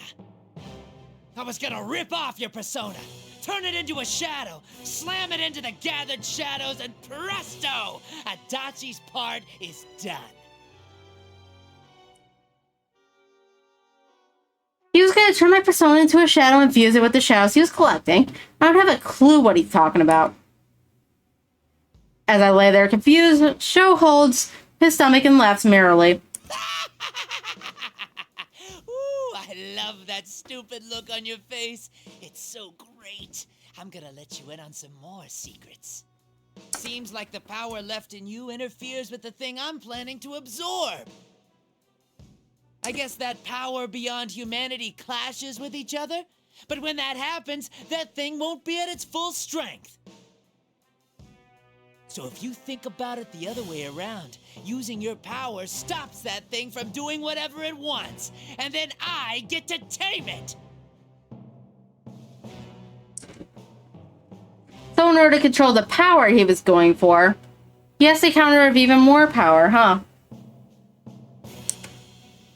I think I see a flaw in that reasoning, but given that we're talking about a power surpassing the realm of man here, logic might be going out the window. Once everything was ready and I cut up the rest of them, I was gonna kill you slow. Still, I at least gave you the chance to have some fun, you piece of shit. I was gonna let your crap slide until I showed you the end of the world you never got to achieve. Why not? Right? Don't think we're the same, you little brat. What? What was that? You think the whole world hates you just because someone didn't treat you right. You're nothing but a little kid throwing a tantrum. You know, I seriously hate this world. Don't put me in the same shoes as a half-assed brat like you. Please. You're so finished, you bastard. I'll kill you just like you want. Sure, I'm lame. Whatever. But you don't know yet, do you? Those guys don't play around. You better be prepared. Die, you piece of shit. Slowly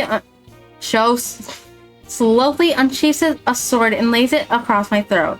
The touch of cold steel against my neck gives me goosebumps. This situation's gone foobar. If my own corpse ends up hanging from a telephone pole somewhere, it's going to make last year's case even more complicated. And if that happens, all the work I've done will go down the drain. Not only will my rules be taken away with me, but if the investigation into last year's case gets dropped, there'll be nothing left. That was the experience that defines who I am now. I can't allow it all to become a lie. The katana gleams bright in the moonlight when Sho raises it high to the air, and then... Stop it, Sho! The impact I expect doesn't come. I slowly open my eyes to see Yukon holding Sho back. You're early. Way to ruin the moment. Yukon frowns, not understanding what's going on. He seems confused that Sho and I are at odds. It's not like I need him to sympathize with me. I don't need his pity, but I don't want to be misunderstood either. Just to be clear, I didn't do it for you guys. I just wanted to set things right for myself. I know, you're not that type of person. A look of relief spreads across Yukon's face. Seriously, kid, you're a dope. If another crazy corpse shows up in that town, the investigation would have to start from scratch again. Thinking about that happening pisses me off. That's such all. a know-it-all. It's not very attractive. I try to mock him, but talking hurts too much. Thanks to Show being the crap out of me, everything's getting cloudy again. I've done this much on my own. It's your turn to stop him, team leader. I can't even say those words, but that's what I'm thinking. It's when then I lose consciousness.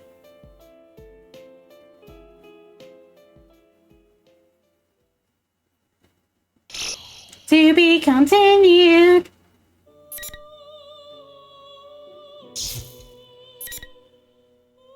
Whoop. 75% of the way there.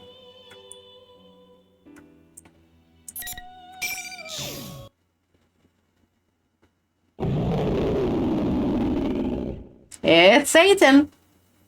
The first thing I see when I come to is Yukon fighting a giant monster. The creature is made up of countless shadows, moving as a giant whole. Its breathing flames intense enough to scorch the entire world. That's why I call it the end of the world. Oh man. Going up against a monster like that's gonna be impossible. Even for you, Kun. The situation looks bleak, but on closer look, Yukon doesn't look like he's losing. In fact, he's positively overflowing with energy, though it's beyond me where it's coming from. Could it be what all that bonds and friend stuff is about? But either way, he's dealing with power that surpasses the realm of the man. He's injured it, but without a way to deal with a definitive end blow, the fight's a stalemate. Impossible! What power is this? How can one human's power alone be enough to best me? Kagutsuchi. That's what holds you back. The power I wield. The power we wield. It will never succumb to someone like you! Silence, pest! I will not lose! I am stronger than anything! The monster lets out an immense roar and raises his humongous arm, aiming to destroy the ground Yukon is standing on. The tower isn't going to take much more abuse, what with all this shaking. Not even a Persona user could survive a fall from here. He seriously is a pain in the ass. Persona!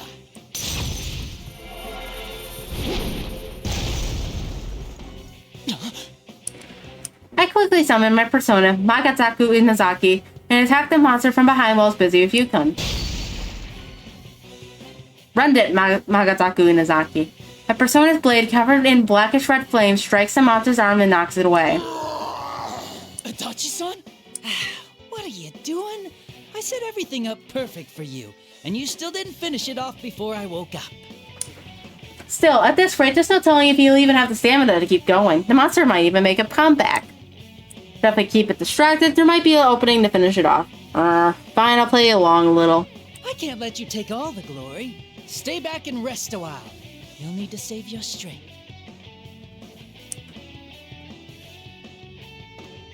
I know Yukon can be a space case sometimes, but it looks like even he understands what I'm getting at.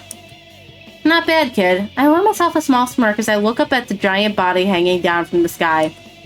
The monster glares directly at me, its murderous intent piercing me like a gimlet. Hey, how's it going? According to Shokun, the power left in me doesn't sit well with you, huh?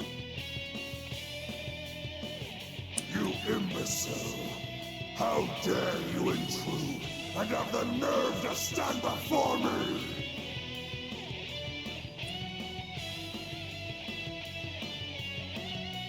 The giant body, its massive arms, that stern jaws, flames spewing along the entire length of it.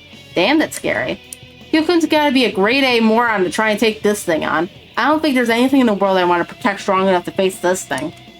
But you know, being this deep in the shit is kind of exciting. Fine, I'll take a stand. Not for anyone else, I stand for myself. I'm trembling with the exhilaration building up in my heart and the fear of what I'm about to do, but I can't hold back a sardonic grin as I shout up at the face in the sky. Ugly sucker you are. Come at me. I'll play with ya.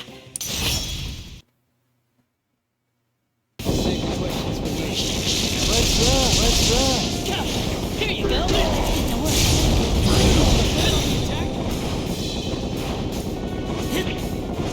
Goodbye. Why not just let's get to work? Here you go. Down. Going on the attack. Up. Down.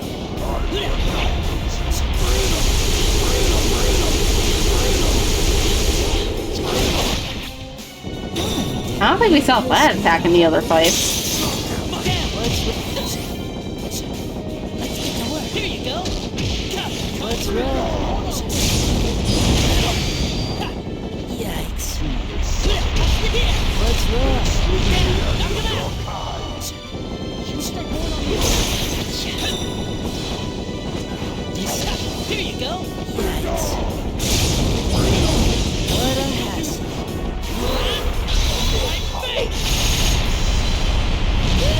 Why would you do it all the way down there? Here you go. Let's get to work. Here you go. Let's get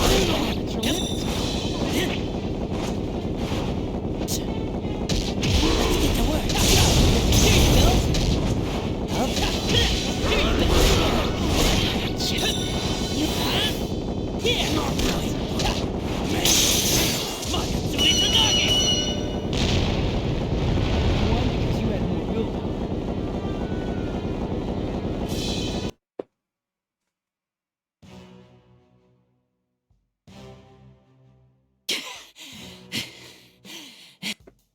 My body is so hot. I feel hot. I feel like I'm burning up. Just breathing hurts my worn out throat. With all the relentless blades scorching me, I'm half expecting to collapse into a pile of ashes at any moment. I guess this is the best I can do with my powers. I was thinking that maybe I could finish him off, and I'm still just too exhausted. It's all I can do to stand on my own 2 feet. Such impudence from insignificant pests! But it looks like my efforts went for nothing. The giant monster gives a roar in pain from all the damage it took and recoils for a moment. Adachi-san! From a fair bit away, Yukon is watching me with a look of surprise and bewilderment. It's not the same look he had last year when he confronted me in the TV. There's no hostility to his face, no caution in his eyes. I see nothing in his expression but concern for me. It's annoying. Hey, what are you spacing out for? I don't have time to waste either. So let's hurry up and put an end to this. Right. Alright, now's our chance. I give Yukon the sign, he answers with a nod. The power I've never felt before begins blowing up from the depths of my body. The 2 Izanagi's, one dark, one light, resonate. Our powers merge together to become one giant force inside the 2 of us. I take that strength, revel in it for just a moment, and we unleash it all at Hinokatsuchi. Izanagi! Nagatsu Izanagi!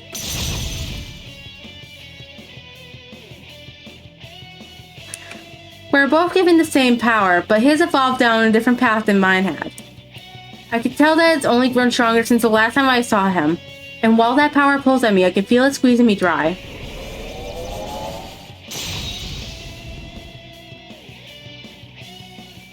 The torrent of power becomes a giant sword that pierces Hinokatsuchi, and his body shatters into pieces. It's over, Hinokatsuchi! Time for a monster like you to head on home!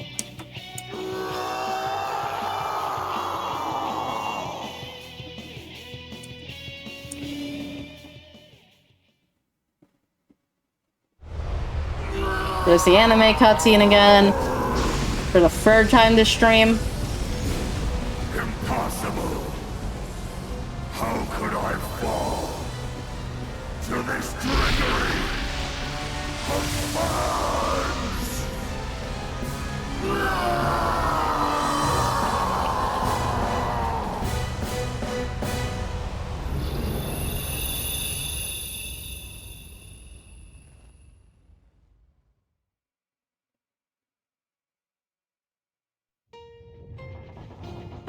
As it screams its death cry, the monster's body crumbles into bits. The flame coating its body flares up one last time. Serves you right. Now it's over. The tension that had kept me wound so tightly reaches its breaking point and snaps. I can only briefly see the floor rushing up towards me as I collapse to the ground, and then everything is blackness.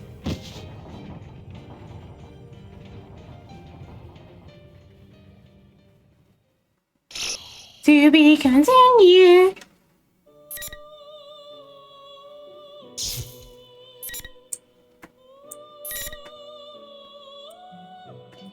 Alright, 2 more pieces.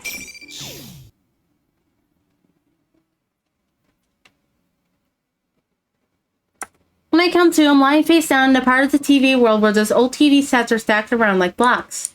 I don't remember how I got here after fighting that monster. But one thing's for sure, we annihilated that monster from the world and there wasn't a single victim created during this entire incident. As long as that's a fact, I don't care about the rest. I fulfilled my objective. I managed to sit up and look around. Sho is laying on his back on the floor and Yukon's looking at me as if he wants to say something. Adachi-san. Man, what a pain. I had no intentions of seeing you guys ever again, you know? I finally figured out why you came here, Adachi-san. That kid talks like he knows me. Don't you go making a relieved face like that. I purposely ignore him and walk over to Sho. I slap him on the cheek. You took a pretty bad beating, too. Sho opens his eyes slightly and groans in pain. It looks like he's awake, but he doesn't have the energy to move. The madness and intense murderous intent are both gone. All he does is breathe. Well, looks like looking at him like that, he's no different from your average kid. I remember when I was in the same condition as him. He reminds me of myself, just a little. That's why I told you, that power can't be controlled. Is it all over? I don't think it's all over yet. Those nosy kids pushed your reset button before it was too late. When I look over at Yukon, his eyes go round in surprise. Oh, come on, you didn't know it? No wonder he's enjoying his youth so much. He doesn't realize all the important things going on around him, idiot. Well, that's fine with me. A kid should enjoy doing what he wants. Just don't drag me into it. But now's the only time you get to do that, you know? Once you go out into the real world, there's really nothing great about it. Shows like me, a man consumed by power, but he's still got plenty of chances to start over.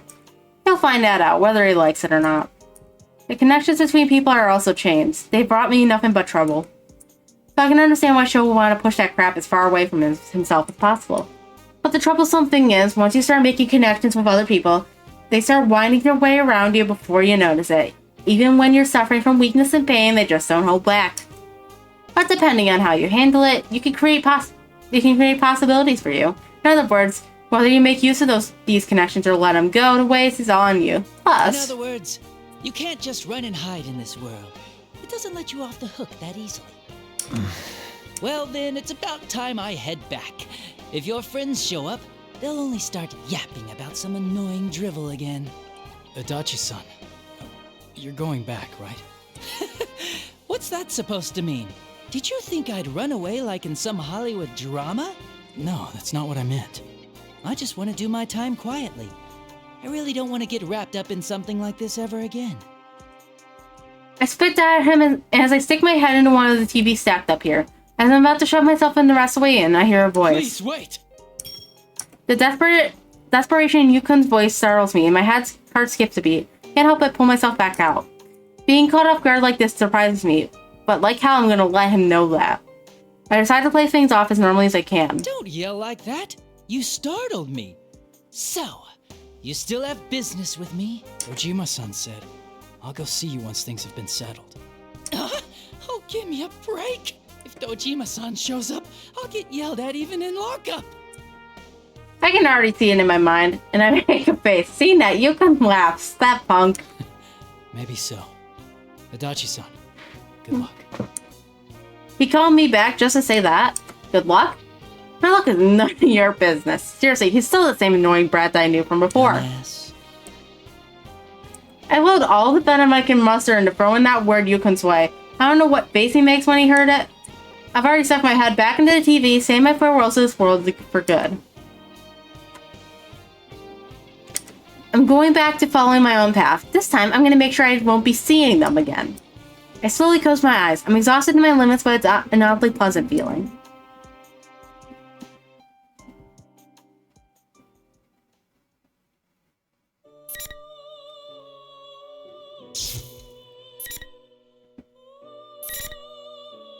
And the epilogue. Meanwhile, back at jail. The prosecution's been settled. It's been a few months since that P1 climax bullshit. The prosecution's case finally rested in the middle of summer, and I was transferred to the detention center. Going to court means that there's the possibility that I'll get the maximum penalty. Means that there's the possibility that I'll get the maximum penalty under the law. But instead of worrying about that, I'm more relieved that all those troublesome days are finally over. My road until now seemed long and short at the same time. I still don't understand why you aren't in the prison jumpsuit. Last year, I lost in my own game. Having to put up with this shitty world, one day I was suddenly given a special power. That's when my game started. I had lousy human relationships, a boring job, and it was part of a corrupt society. If I could destroy it all, I could remake the world in the way I wanted. And I'll admit it, I enjoyed the game even if I was trying to fill my own empty heart. Even the pressure of the unknown creeping up on me gave me the ultimate thrill. But eventually I lost the breath from the investigation team and I was arrested as the serial killer who had terrorized Inaba. Game over. After it was all over, the only thing I had left were my experiences and my rules. All games have rules, of course. And once I was caught, I decided I'd follow the rules of this reality to atone for my sins and confess everything to the cops. And yet, if some mysterious corpse who died of unknown causes was found hanging somewhere, they declared the case open again and start suspecting that the true killer was still on the loose. If that happened, it would mess up the rules I'd set for myself. I'm not going to stand for that, that's all. Because of the recent commotion and by how I was mysteriously gratefully injured while in custody, means that my incarceration is going to be even longer while they try to figure out what happened. I was starting to get tired of all these goddamn psych evaluations as well. I keep telling them that I'm going to follow the rules of this world, so they should take things a little easier on me, right? Seriously, the people in charge of this are all so hard-headed that it's a pain in the ass. Then again, it doesn't change the fact that I'm bored. I wonder if the way things were before would have been less dull. I found myself into a moldy smelling tatami, mad in my cell and yawned loudly. Just as I'm drifting off into the escape of sleep, I hear footsteps approaching me from the hall. Hey, you have a visitor. What? Must be Dojima-san. I roll my eyes and groan inwardly.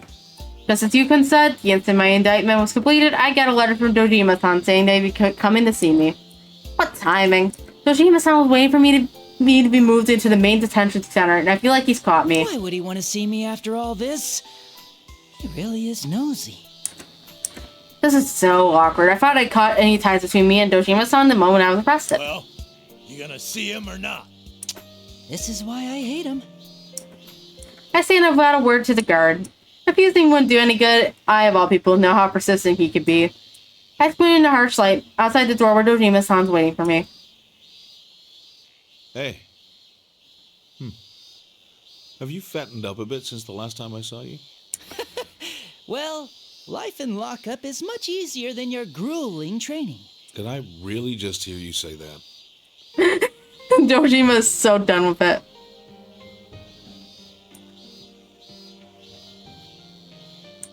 Dojima-san laughed at my taunt. I can't stop myself from smiling either, and I look down quietly so he doesn't notice.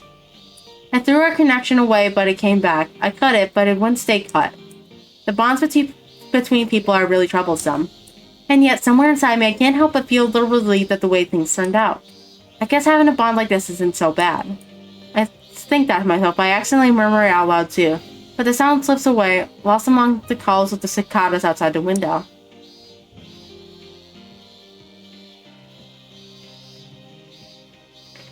Alright, credits round 4, let's go!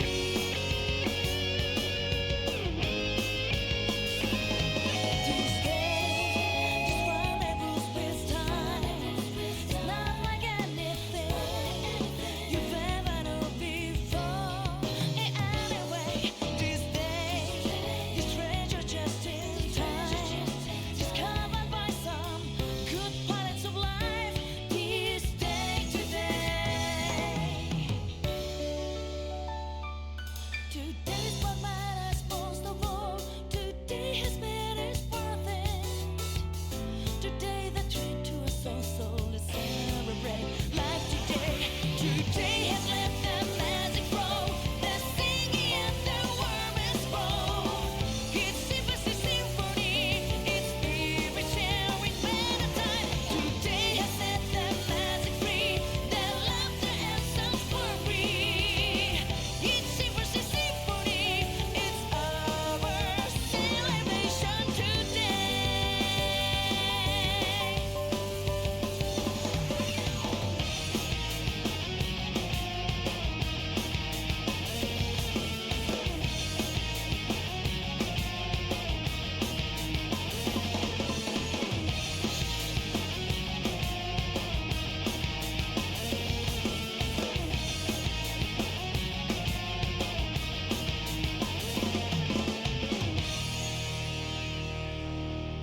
God, why do we have to sit for the This credits every program is time? brought to you by the following sponsors.